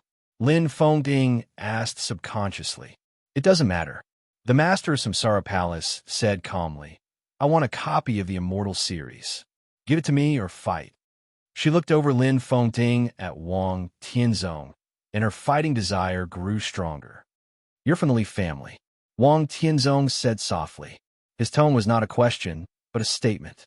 The simple sentence made the sword intent of the master of Samsara Palace suddenly stagnate, and her tone became a little confused. I don't know. Wang Tianzong took a deep look at her and slowly landed on the ground, thinking. What happened in the past? He opened his mouth, but before he finished, he was interrupted by the master of Samsara Palace. I'm not interested in what happened in the past. I want a copy of the Immortal series. As for what happened in the past, we don't owe each other anything from now on, and our grievances are written off. Can you represent the Li family? Wang Tianzong's eyes flashed. The master of Samsara Palace was silent for a while and said blandly, Li Tianlan is the descendant of the Li family. I can't, but he can. Tianzong. Lin Fengting landed beside Wang Tianzong and said calmly and seriously, I know I don't have enough face, but if possible, give it to her. How about I come to the Wang family of Beihai as a guest next year? Come next year. Wang Tianzong took a deep look at him. What he said was obscure.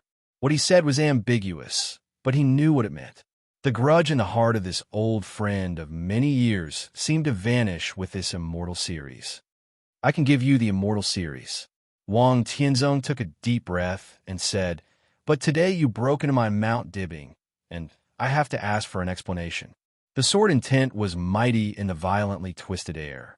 On Wang Tianzong's palm, a delicate long sword with infinite sword energy was slowly formed. The master of Samsara Palace trembled slightly, and all the twisted air around her was slowing down. The long sword in her hand suddenly disappeared, and her body fell to the ground again. I'm willing to take a sword strike from your majesty to express my apology. The master of Samsara apartment said blandly. Wang Tianzong suddenly waved his hand. The delicate long sword instantly shot toward the master of Samsara Palace. The long sword was delicate and slender, but when the blade rushed out, The whole world seemed to gather at one point and crazily pressed toward the master of Samsara Palace. The king of the world, the power of heaven, fell in panic, and there was no way to resist. The unique skill of the Wang family of Beihai, sword of Emperor Path. In front of the master of Samsara Palace, layers of air twisted madly. It became blurred. The sword of Emperor Path pierced the air with irresistible force, moving forward with indomitable will. The master of Samsara Palace put her palms together. In the twisted air, she took a step forward and clamped the blade of the sword. Boom! With the master of Samsara Palace as the center, a strong air wave suddenly appeared in all directions. The turf, trees, rockery, and palaces nearby were all lifted up, turned into powder, and scattered. Puff! The master of Samsara Palace retreated nearly 10 meters, and a mouthful of blood spurted out of her mouth. But Wang Tianzong's figure had disappeared. Lin Fengting smiled bitterly and explained, he went to get the medicine. The master of Samsara Palace replied in an indifferent tone. Lin Fengting became more and more curious. He narrowed his eyes slightly and looked at the master of Samsara Palace, who was wiping the blood from the corners of her mouth. He said in a strange tone, "Who the hell are you?"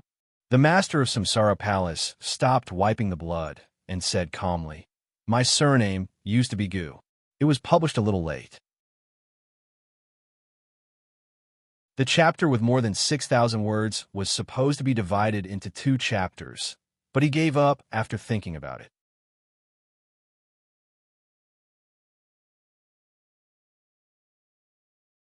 Chapter 92. Wang Yuedong lived in Yonghua Villa. One day had passed since the start of the Sky Academy. Li Tianlan didn't return to the academy, and the little princess of the Wang family of Beihai didn't even mention him. It was said that Wang Tianzong had left Huading. No one knew whether he left in a hurry without informing Zhuang Huayang or because the old headmaster neglected something. In short, the search task issued by the Sky Academy was still in progress. Although the Sky Academy had officially opened, countless people were still searching for the attractive 200 credits of the search task. Sometimes, when Li Tianlan looked at Wang Yuedong, who was wandering in front of him, he even felt that he was looking at credits. Li Beitian, Ning Qiansheng, and Yu Qingyan all called and asked why Li Tianlan hadn't returned to the school. Li Tianlan could only say that he was temporarily occupied, especially to Yu Qingyan. He couldn't tell the truth. The old man Yu Donglai had regarded him as the only hope. If he knew his current state, God knew how much he would suffer. Sitting in the living room, Li Tianlan thought of the old man and hesitated. He knew that the most important thing to do now was to meet Yu Donglai, but he didn't know how to explain his current state to him. At present, his vitality had completely stabilized. With the supplement of the immortality potion, he could live for at least 3 to 5 years. At the same time, his realm was also stabilized. One step was chi controlling, and the other was thunder shocking. Now he was unprecedentedly powerful in terms of combat capability, but the price he paid was that he had no hope of entering the invincible realm for the rest of his life. It was even impossible for him to enter the thunder-shocking realm completely. In such a situation, it was impossible for Li Tianlan to be in a good mood, but he didn't despair either. After all, he was still alive.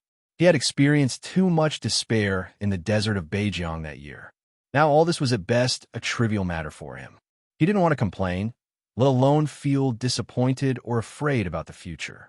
Now he just wanted to do something. But this was also the biggest problem, because he couldn't find a suitable entry point at all. At present, he was not even familiar with Huading, let alone the case of treason.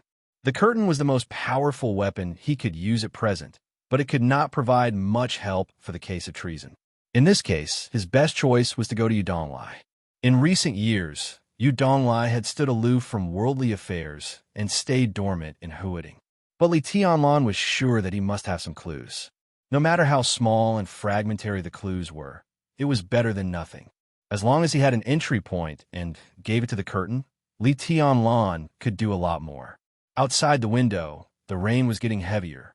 Li Tianlan sat silently in the living room and made a pot of tea. The rain continued for 2 consecutive days, turning from moderate rain to heavy rain, making the whole city noisy. Sitting in the villa and looking out of the window, the whole Huading seemed to be far away from the bustling city, leaving only desolation. A thin coat was put on Li Tianlan from behind. Wang Yuetong's sweet voice sounded behind him. "Senior brother, aren't you cold? You can't catch a cold in your current condition." Wang Yuetong, who had just taken a bath, sat beside Li Tianlan with a newborn golden retriever in her arms. She chuckled and said, "Do you want to watch TV?" Smelling the fresh and fragrant smell around him, Li Tianlan smiled and said, "Whatever. When are you going back to the Sky Academy?" "Whatever." Wang Yuetong flipped her long hair, which was still a little wet. She held the dog in one hand, stretched out her snow-white and tender little foot, pressed the remote control, and said casually, "I'll go whenever you go." "Didn't the Academy give me a task? I've been living in seclusion recently. I'll wait for you to take me to the Sky Academy to get my credits." "I'm afraid the task will be canceled in a few days." Li Tianlan smiled helplessly. "In my current condition, going to the Sky Academy is a complete waste of time. Fortunately, although my vitality has been consumed a lot, my combat strength has increased a lot. Recently, I plan to do something and have no time to accompany you. How about you go to the Sky Academy first? Otherwise, when the headmaster cancels the task, credits will be deducted. Do you want to wait to be expelled?" The internal management of the Sky Academy was strict and loose. There was a saying that credits trumped everything. In theory, as long as one had enough credits, it didn't matter how long one was absent. 1 credit would be deducted for each day of absence. When the credit was deducted to a negative number, the teaching office of the academy would contact the student to confirm the student's status. Under such circumstances, if the student still refused to go back to the academy, the teaching office would hand over the student's information to the political department. The political department would discuss whether to delete the student's file. If the answer after the discussion was yes, the political department would issue a notice to completely remove the student from the Sky Academy. If the answer after the discussion was no, the political department would send the student's information back to the teaching office, which would come up with a punishment decision to see the follow-up effect. Because of the entrance maneuver, Li Tianlan had 50 credits. Wang Yuetong originally had 80 credits, but she used 60 credits to exchange a bottle of healing potion for Li Tianlan. Now she only had 20 credits left. If Wang Yuetong didn't go to class and the academy's task was canceled, her information would be sent to the political department 20 days later. "It doesn't matter. I'll call Uncle Yi later. I won't be expelled. At most, I'll have to bear a few punishments. I can make up for it with credits later." Wang Yuetong casually changed the channel with the remote control. Her big eyes blinked and her long eyelashes trembled slightly, making people want to pounce on her and kiss her. "Uncle Yi?" Li Tianlan was stunned. Yi Fengsheng, the director of the political department of the Sky Academy and a good friend of my second uncle. Wang Yuetong sat cross-legged on the sofa and chuckled. Her body was soft, and it seemed that she wanted to lean into Li Tianlan's arms. The little golden retriever in her arms jumped onto Li Tianlan's arm first and gently licked the back of Li Tianlan's hand. It was a little itchy. Li Tianlan nodded with the dog in his arms and then shook his head. "Anyway, let's go back quickly." He handed the dog in his hand to Wang Yuetong, stood up, and said, "I'm going out." He still decided to see Donglai. Otherwise, there was no point in staying here every day. With his current strength, he could defeat almost all the freshmen and seniors and even most of the teachers and directors when he returned to the Sky Academy. Li Tianlan had no confidence at all to fight against tribulation. Not to mention confidence, Li Tianlan couldn't even escape if he really fought against him. Except for tribulation, he was also a little afraid to fight against Zhuang Huayang. But except for these two, he dared to fight against anyone. But obviously, it was not his goal to dominate the Sky Academy. From the moment his hair turned white, he didn't plan to go back to the Sky Academy. As for credits, it didn't matter at all if they were deducted. Then come back early. Wang Yuetong stood up with the dog in her arms and walked to Li Tianlan in slippers. It seemed that she wanted to see him out. Li Tianlan put on his clothes and went straight to the door with Wang Yuedong. The key was inserted into the lock, and the sound of the door opening was heard. Li Tianlan's expression froze and then became ecstatic. He almost rushed to the door. Wang Yuedong was also stunned. Looking at Li Tianlan's excited back, she subconsciously held the golden retriever in her arms tightly, seeming a little nervous. Qin Weibai's figure appeared at the door. Looking at Li Tianlan, who rushed to her excitedly, she was stunned, and her cold eyes suddenly became soft. "Have you eaten?" She walked in with flaming fire, bent down at the porch to take off her high heels, and said softly. The weather in Huading in May was not cold. It was rainy and cloudy, and it was just a little cool outside. But Qin Weibai was wearing a very thick coat, and her dreamy face was full of haggardness and exhaustion. Her face was pale, and even her rosy and beautiful lips were bloodless. Li Tianlan's heart sank. He suddenly took a step forward, looked at Qin Weibai seriously, and said, "Are you hurt?" "I was attacked by 2 people at the peak of the thunder-shocking realm in Billy State, but they were blocked by horsewomen. I was slightly injured, but it's okay. I'll be fine after a few days of recuperation," Qin Weibai said with a chuckle. Her eyes, which had been a little dim, gradually brightened up when she saw Li Tianlan. She took off her coat and put on her slippers. She directly put her arms around Li Tianlan's neck and kissed him hard on the face. Then she smiled and said, "I missed you so much." Li Tianlan put his arms around Qin Weibai's slender waist, and his heart gradually became calm. He whispered, "It's okay, it's okay. Come, I brought you something good. Your injuries will heal very quickly." Qin Weibai took Li Tianlan's hand, and her eyes were happy. "My sister took a lot of effort to get it back. You must thank her someday." She took Li Tianlan's arm and walked to the sofa.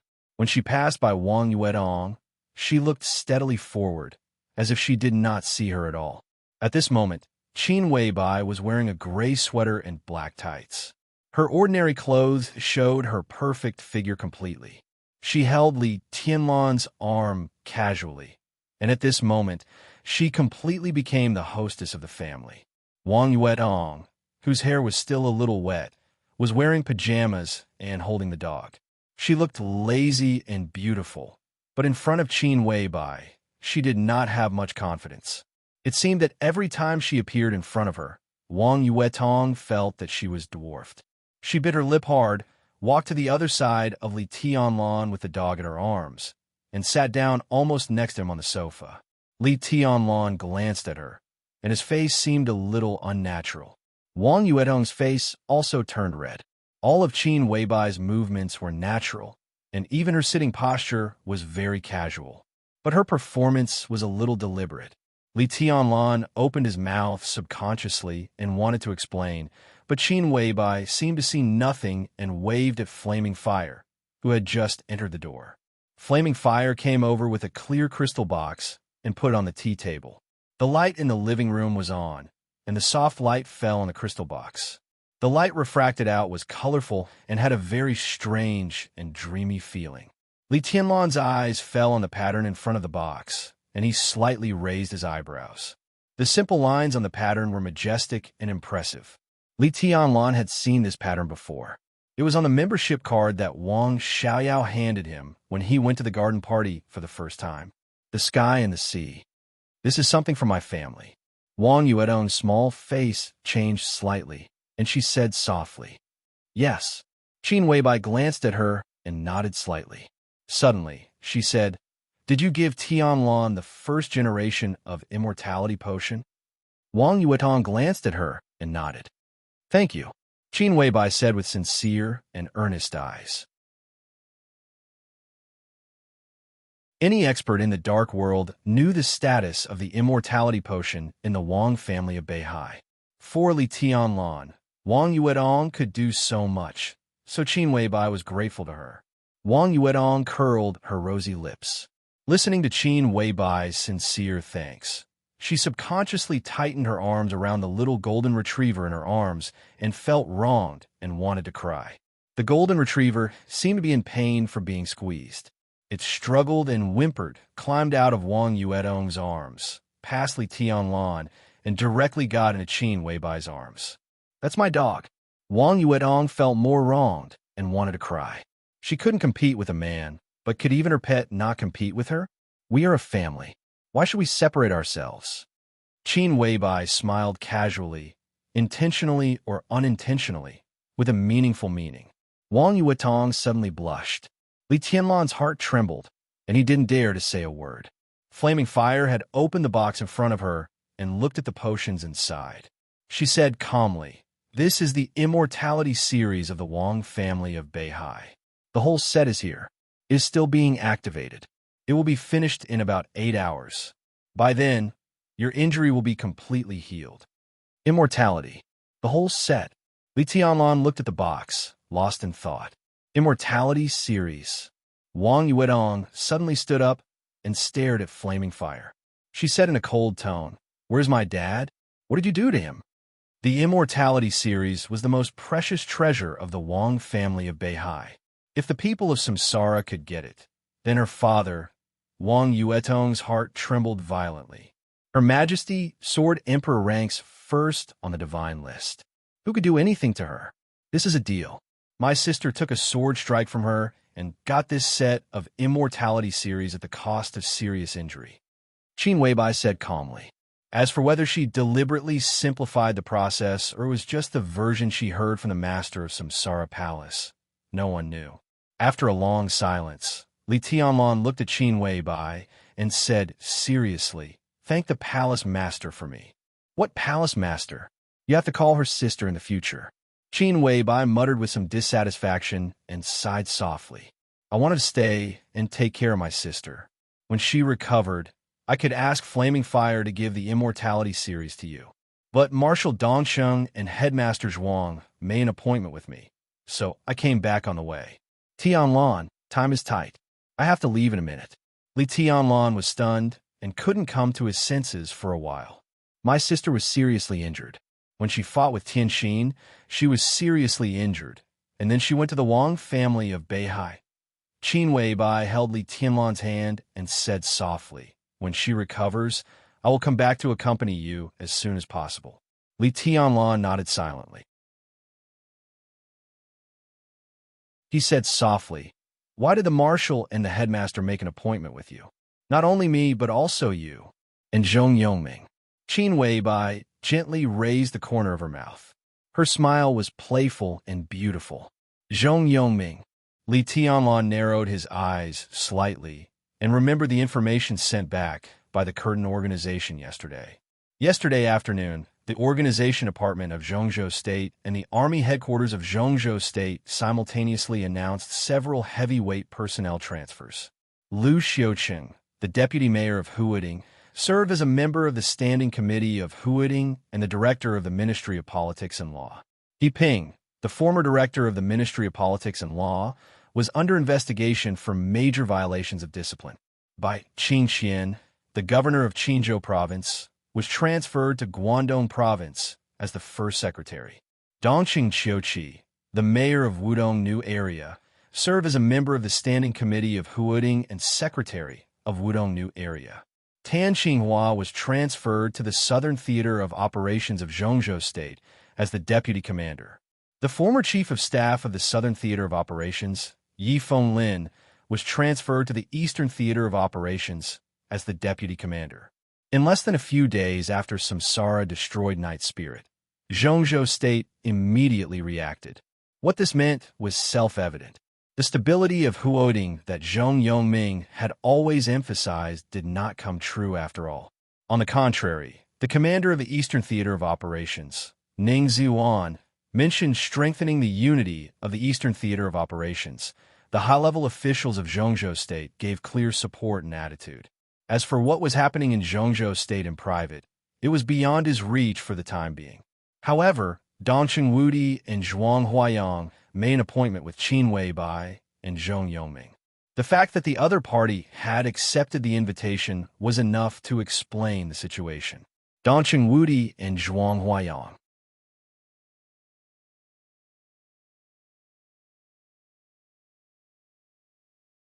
Chapter 93. Dongqing Wudi and Zhuang Huayang came quickly. Before they finished a cup of tea, their figures had passed through the heavy rain outside and knocked on the door of the villa. "Boss Qin, congratulations." Looking at Qin Wei-bai, who opened the door for them, Dongqing Wudi said with a smile. His tone was gentle and casual, and there seemed to be some intimacy. The Samsara Palace destroyed the Night Spirit organization in one fell swoop, and the murderous weapon Blue Sky Underworld changed hands. This could be said to be the biggest thing that happened in the Dark World in recent years. In just a few days, there were constant disturbances. At present, the rise of the Samsara Palace as a new superpower in the Dark World was already unstoppable. Not only Zhongzhou State, but in the past few days, many countries around the world held high-level meetings trying to get in touch with the Samsara Palace and test their attitude. Zhongzhou State was now in a favorable position. At the plenary meeting of the decision-making committee, the high-level officials of Zhongzhou State made prompt decisions. They took He Ping, transferred Tan Qinghua, and promoted Dongqing Qiuqi, which could be said to be the goodwill released by Zhongzhou State. As one of the members of the decision-making committee of Zhongzhou State, Dongqing Wudi personally attended the meeting in Yuzhou. At the meeting, a member of the academics even proposed to invite the Samsara Palace to develop in Zhongzhou State, but it was strongly opposed by the Southeast Group, the Special Warfare Group, and the Prince Group. In the end, the matter was left unsettled, but this could also be seen as a tentative move by the academics. Now it was opposed, which could only mean that the time was not ripe enough. When this topic was mentioned next time, it was estimated that the academics directors would come forward. At that time, it might become a contest between the six. From the standpoint of the Dongchang clan, there was no way for them to stay out of it. So now looking at Qin Wei-bai again, Dongqing Wudi could not simply regard her as someone who competed with his daughter for her fiancé. Comrade? One of our own? Alliance?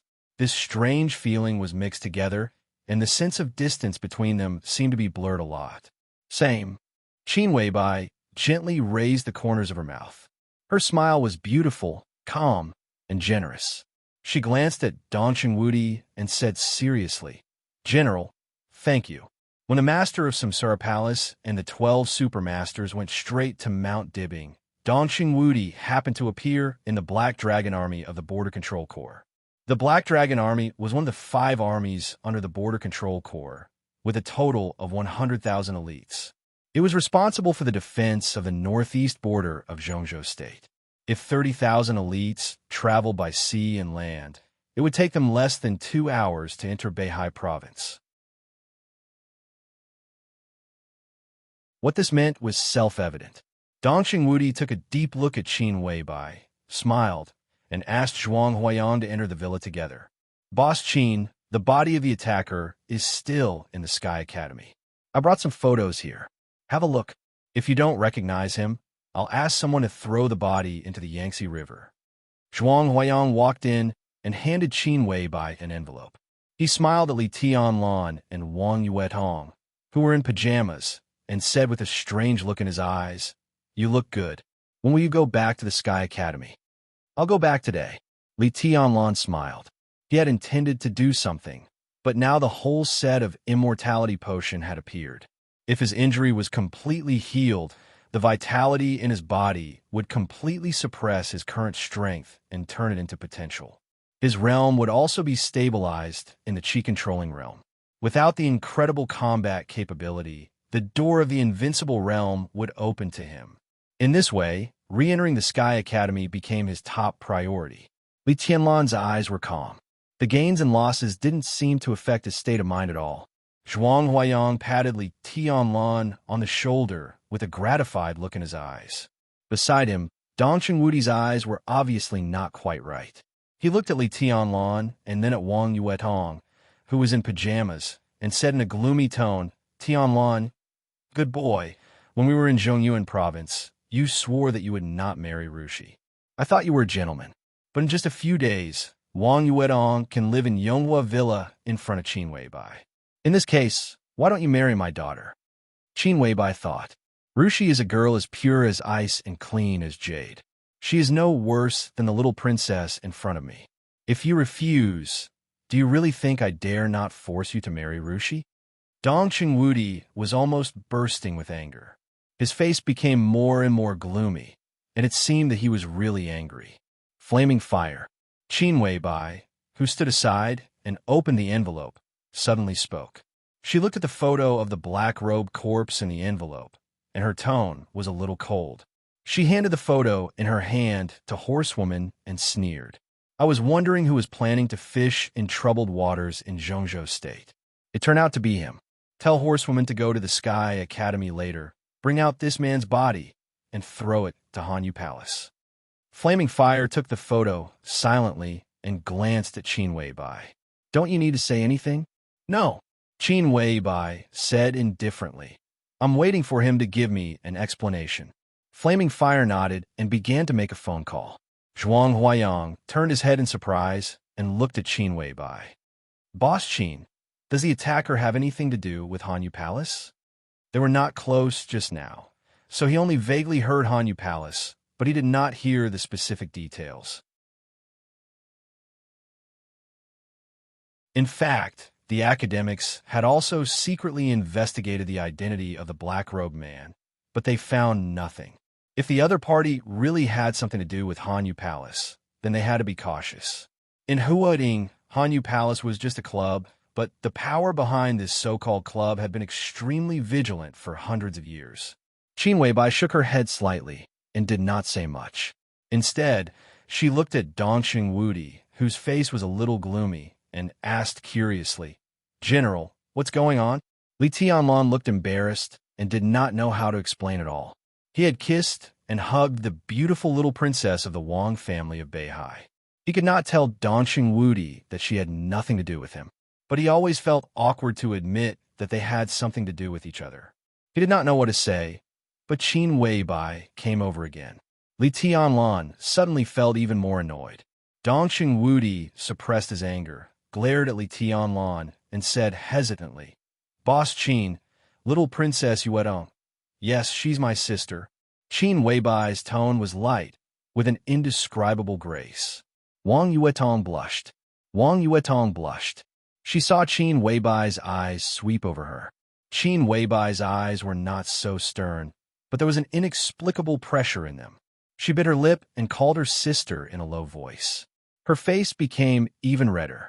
But strangely, when she called her sister, she did not feel that she had to swallow her anger. Instead, she felt that it was natural.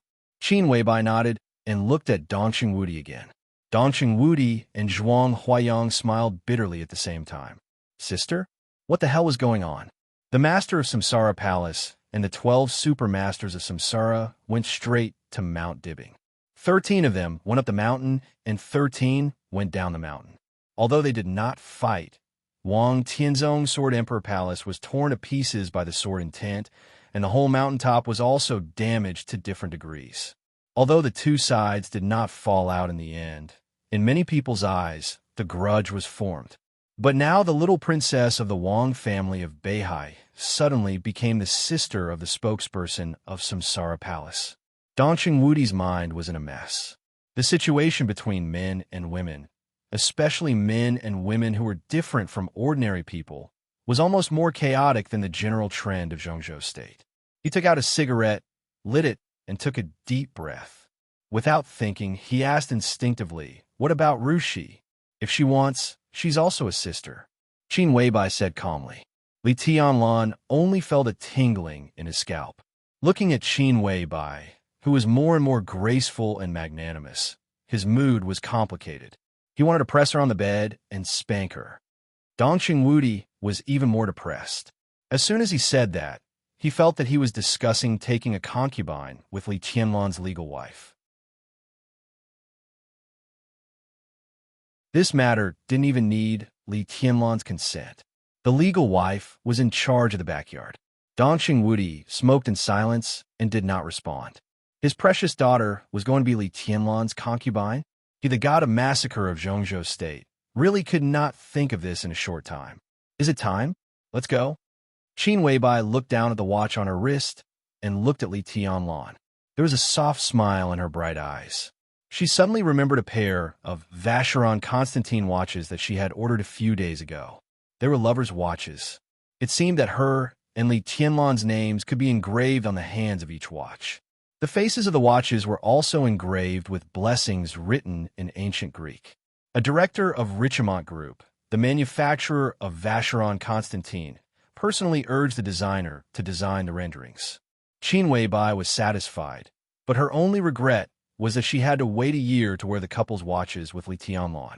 This kind of thinking that belonged to a little woman or even a little girl might be a little naive, but Qin Weibai had become more and more unable to restrain her feelings, especially when she woke up in the dead of night and felt Li Tianlan holding her tightly in his arms.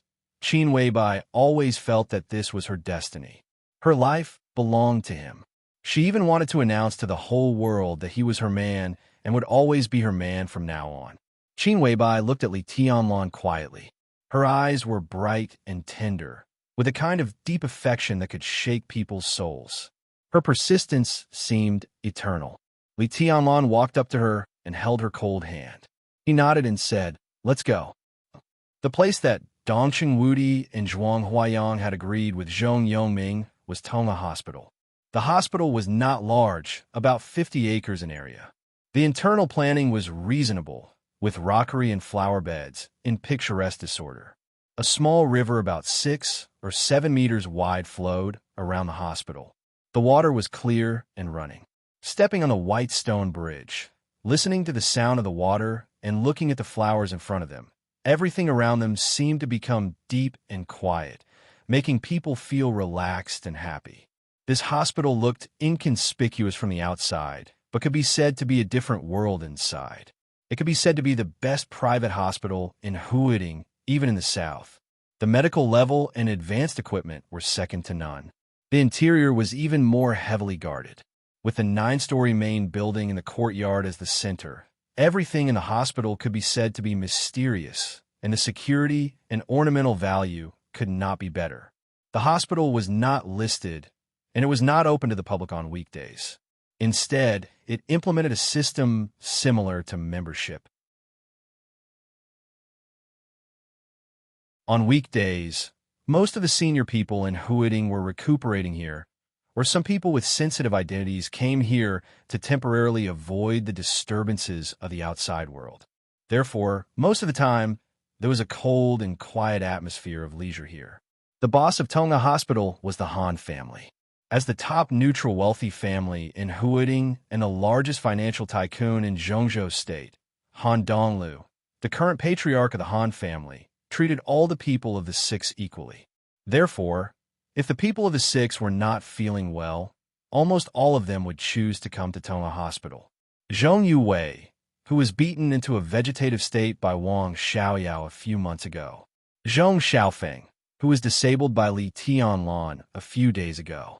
Now they were all receiving treatment in Tonga Hospital. Zhong Yongming knew why Dong Chengwudi and Zhuang Huayang invited Zhong Yongming. Now that Samsara had destroyed Night's spirit and was in the limelight, and Li Tianlan had a close relationship with Qin Weibai, the spokesperson of Samsara. This identity made Zhong Yongming have to bear it for the time being, no matter how much he hated Li Tianlan. But they asked to meet at this place. Obviously, even if they compromised, they had reservations. Zhong Yongming, as a member of the decision-making committee, was also the leader of Huading.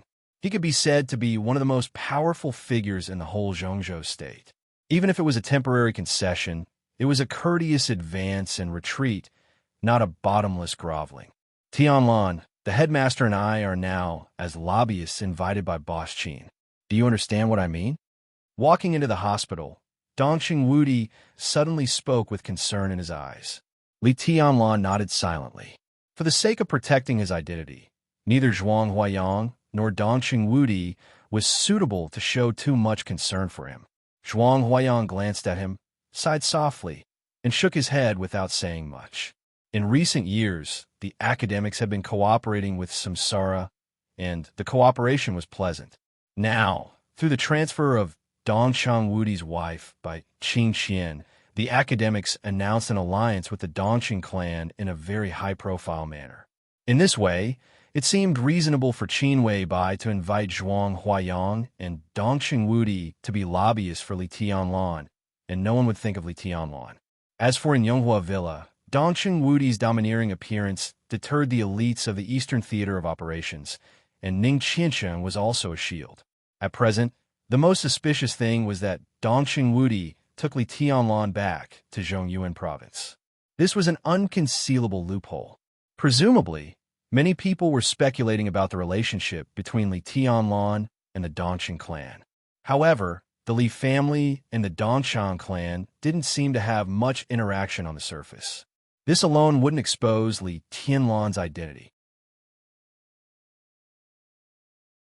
Moreover, Dongqing Wudi only took him back to Zhongyuan province once because Li Tianlan possessed the wind and thunder veins. This matter could barely be explained as the Dongsheng clan solicitation or the cooperation between the Dongsheng clan and the Samsara Palace. This series of things could barely remove Li Tianlan from the picture.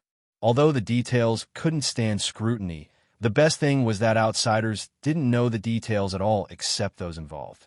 As long as they couldn't find out Li Tianlan's identity, they could only come to countless inexplicable conclusions no matter how much they guessed. Moreover, the storm in the dark world was about to rise, and the undercurrents were also surging inside Zhongzhou State. The alliance between the Dongsheng clan and the academics had been confirmed. At this time, no one would pay too much attention to Li Tianlan. Li Tianlan laughed at himself. Qin Weibai didn't know martial arts, but her current status was quite popular. In everyone's eyes, he should be a gigolo who depended on Qin Weibai now, right? We must keep a low profile later. It's not that Marshall and I can't be tough, but once we do so, it will arouse Zhong Yongming's suspicion. So we will put ourselves in the right position. If we can reach an agreement today, Zhong Xiaofeng's matter will be in the past, and at least you will be given enough time to grow up. Zhuang Huayang said solemnly. Lowering his posture and reconciling with Zhong Yongming was the best way at present. The grievances between Li Tianlan and the Zhong family could be handled from the official point of view, but the Zhong family was also a top wealthy and powerful family in Huading. Their revenge in private would only be more cruel. Now Qin Weibai had invited 2 heavyweight lobbyists. As long as Zhong Yongming could nod in front of Zhuang Huayang and Dongqing Wudi today, it would be impossible for him to change his mind in a short time. Nowadays, the storm in the dark world, the undercurrent in Huading, and the sensitive situation of the midterm change in Zhongzhou State were mixed together. It could be said that a slight change in one part would affect the whole situation. If Zhong Yongming changed his mind in private, it would be tantamount to becoming enemies with Dongqing Wudi and Zhuang Huayang. This consequence must be carefully considered for him, who had more ambitions. In other words, if Zhong Yongming was willing to nod today, even if he changed his mind in the future, it would be after the change in 2 years. At that time, everything would almost be settled, and he would have fewer scruples when he took action. And with 2 years to grow up, Li Tianlan would not be afraid of some private tricks of the Zhong family. This was the best situation that everyone could fight for Li Tianlan at present. It had become their consensus to wait for Li Tianlan to grow up quietly. Yes. Li Tianlan nodded and said with a smile, I know that a little impatience will spoil great plans. Zhuang Huayang glanced at Qin Weibai intentionally or unintentionally and smiled slightly bitterly. He believed that Li Tianlan could bear it. A guy who carried the glory of the god of war family for hundreds of years. A guy who carried all the grievances of the whole family, and even Zhuanyuantai of Kunlun. A guy who grew up in the harsh environment of the border and had not been crushed by the pressure. Such a person, if necessary, could bear any humiliation calmly. But Li Tianlan could bear it. But could Qin Weibai beside him? Not to mention Qin Weibai, could Wang Yuedong, the little princess of the Wang family of Beihai, who had followed them here, bear it? Zhuang Huayang and Dongqing Wudi looked at each other, both worried. Zhong Yongming was forced to compromise. It was certain that he would make things difficult for Li Tianlan. But no one could tell whether Qin Weibai and Wang Yuedong would lose their temper or not. It was really hard to say what the result of this negotiation would be. The 5 people walked into the hall of the hospital in turn. In the hall, a young man in his 30s, who looked very gentle and quiet, came over and shook hands with Dong Ching-Wudi. He said with a lukewarm smile, "Hello, General. I'm Secretary Zhong's secretary, Xiao He. Secretary Zhong asked me to take you up." Dong Ching-Wudi raised his eyebrows slightly, and he suddenly became fierce. Although he knew that this negotiation would be difficult, looking at the other party's appearance, Zhong Yongming could even be said to have no sincerity at all. Zhong Yongming was a member of the decision-making committee, and he was also a member of the decision-making committee. They were at the same level. Zhuang Huayang, a highly respected old principal, and Qin Weibai, who had a sensitive identity, only sent a secretary to greet them, and it was not an administrative secretary. Dong Ching-Wudi had never seen Xiao He before. He thought that he was similar to a personal secretary. Such neglect could be said to be extremely rude. Dong Ching-Wudi glanced at Zhuang Huayang, whose face was also a little ugly. "Let's go." Qin Weibai glanced at Xiao He and said calmly. Xiao He had been staring at Qin Weibai with amazement. As a result, Qin Weibai glanced at him. Her eyes, which were not cold, were as oppressive as a mountain. He suddenly sobered up, and cold sweat broke out on his forehead. A woman who could negotiate with his master, Secretary Zhong, was not someone he could touch, no matter how young she was. He smiled humbly, led the way into the elevator, and went straight to the VIP ward on the 6th floor. The decoration in the ward was luxurious and comfortable, and the light blue walls looked extremely warm. Xiao He walked through the living room with the 5 people behind him. After entering the ward, he said respectfully, "Secretary Zhong, the guests are here." Li Tianlong recognized the top leader of Huading at a glance. He had seen the news in Huading yesterday. Zhong Yongming was nearly 60 years old this year, but he looked less than 50 years old. His dyed black hair was neatly combed, and he had a square face. He was dressed in a suit and leather shoes, giving off a solemn and meticulous feeling. He was dignified and had a steady aura. Zhong Xiaofeng had woken up, but with all his bones broken, he was paralyzed on the bed like a puddle of mud. Except for his eyeballs, he had no moving organs at all. When Li Tianlong and the others walked in, Zhong Yongming was sitting silently on the bed, smoking. No one knew what he was thinking. Hearing Xiao He's words, Zhong Yongming turned his head and glanced at them. His eyes fell on Li Tianlong almost immediately. Li Tianlong knew that Zhong Yongming did not know martial arts, but at this moment he still felt a strong and irresistible pressure coming on his face, heavy and cold. That was the momentum brought by absolute power to Zhong Yongming, which made his every move and every look bring suffocating pressure. Li Tianlong narrowed his eyes and looked at Zhong Yongming quietly. Through his eyes, Li Tianlong could clearly feel the coldness and rage in his eyes, which were undisguised, killing intent and resentment. Li Tianlong's expression was calm, and even his voice revealed a kind of unchanging gentleness. He nodded and took the initiative to greet them. "Hello, Secretary Zhong.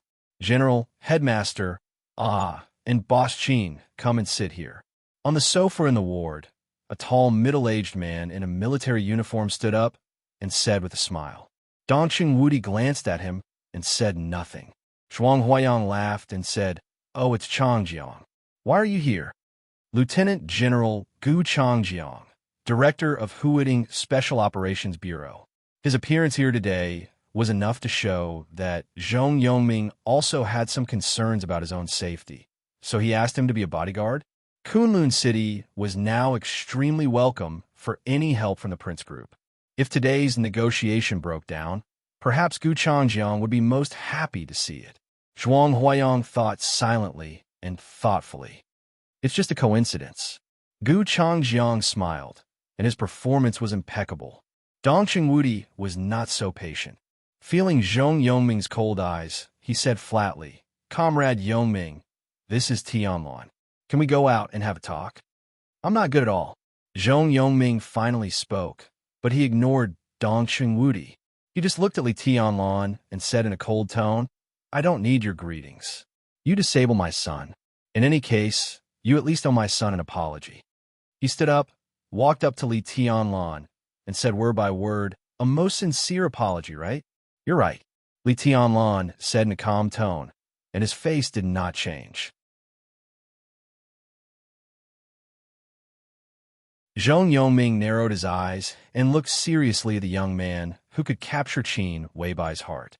After a long time, he gently twitched the corner of his mouth and said flatly, "We can talk about other things later." He pointed to the direction of the bed and ordered, "Now, you go to kneel to my son and say you're sorry 10 times, and I can consider letting you go for the time being. Kneel down and say you're sorry 10 times, and I can let you go for the time being." Except for Li Tianlan, everyone's face changed at the same time. No one expected that as soon as they met, Zhong Yue directly made a request that they could not accept. Secretary Zhong, Zhuang Huayang frowned. Zhong Yue waved his hand and directly interrupted Zhuang Huayang's words. He said calmly, "You can choose not to kneel.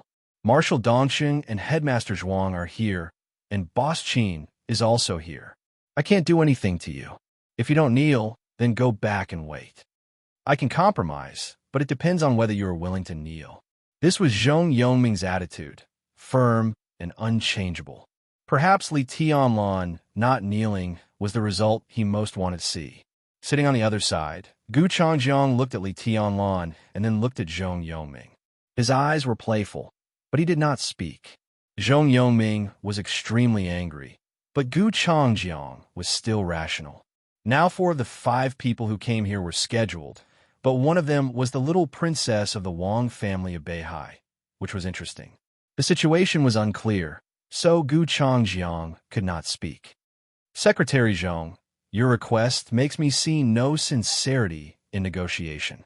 Qin Weibai held Li Tianlan's hand and said in a cold tone, "Boss Qin, do you mean that my son's life is not worth your man's kneel? But he is still alive.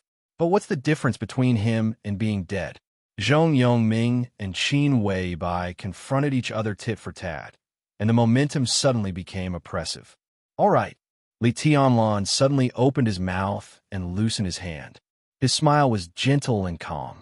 Looking at Zhong Yongming's increasingly cold eyes, he smiled and said, "Secretary Zhong, you are right. It's worth it. Then kneel." Zhong Yongming said in a cold tone. Li Tianlan took a step forward. "Tianlan, senior brother." Qin Weibai and Wang Yuedong spoke at the same time. Li Tianlan turned around and glanced at them. He smiled and narrowed his eyes. "It's really worth it, isn't it?" He turned around and walked directly to the bed. On the bed, Zhong Xiaofeng's eyes turned. He seemed to hear the conversation in the ward, and his breathing became rapid. Li Tianlan's eyes were calm. Whether Zhong Yongming's request was excessive or not, from different standpoints, there would be different interpretations. He knew very well that even if he did not kneel today, Dongxing Wudi and Zhuang Huayang would be willing to block some follow-up things for him. But there were some things that he could not afford to owe, the Li family could not afford to owe, and he did not want Qin Weibai to owe him. Since he could bear some things by himself, he must bear them by himself. Even if it crushed his spine, even if it crushed his knees. At least if it was just some humiliation, he could bear it. And he could kneel. Qin Weibai looked at Li Tianlan's back silently, bit her lip hard, and suddenly took a step forward. Dongxing Wudi directly stood in front of Qin Weibai. "Get out of my way." Qin Weibai's expression was cold. "Calm down." Dongxing Wudi's eyes were complicated. "You are Tianlan's woman, so you should respect his decision. Sometimes it takes more courage to kneel than to stand up straight. Like now." Bang! A dull voice sounded. Before Qin Weibai could speak, Li Tianlan's knees had directly knelt on the ground in front of the bed. As he said, he knelt in exchange for Zhong Xiaofeng's life. It was worth it, but the premise was that it was a whole life. Li Tianlan knelt in front of Zhong Xiaofeng with a calm face and even a hint of a smile in his tone. It was very light and soft, but in Zhong Yongming's ears, it was cold and even made his scalp tingle. You're tuning into the Romance Rendezvous YouTube channel. We're so grateful for your support, and don't forget to subscribe to join us on this incredible journey through captivating stories. Your generosity through donations truly makes a world of difference, as it's the primary source of revenue that allows me to expand and enhance this channel for you. Thank you from the bottom of my heart for being a part of this adventure.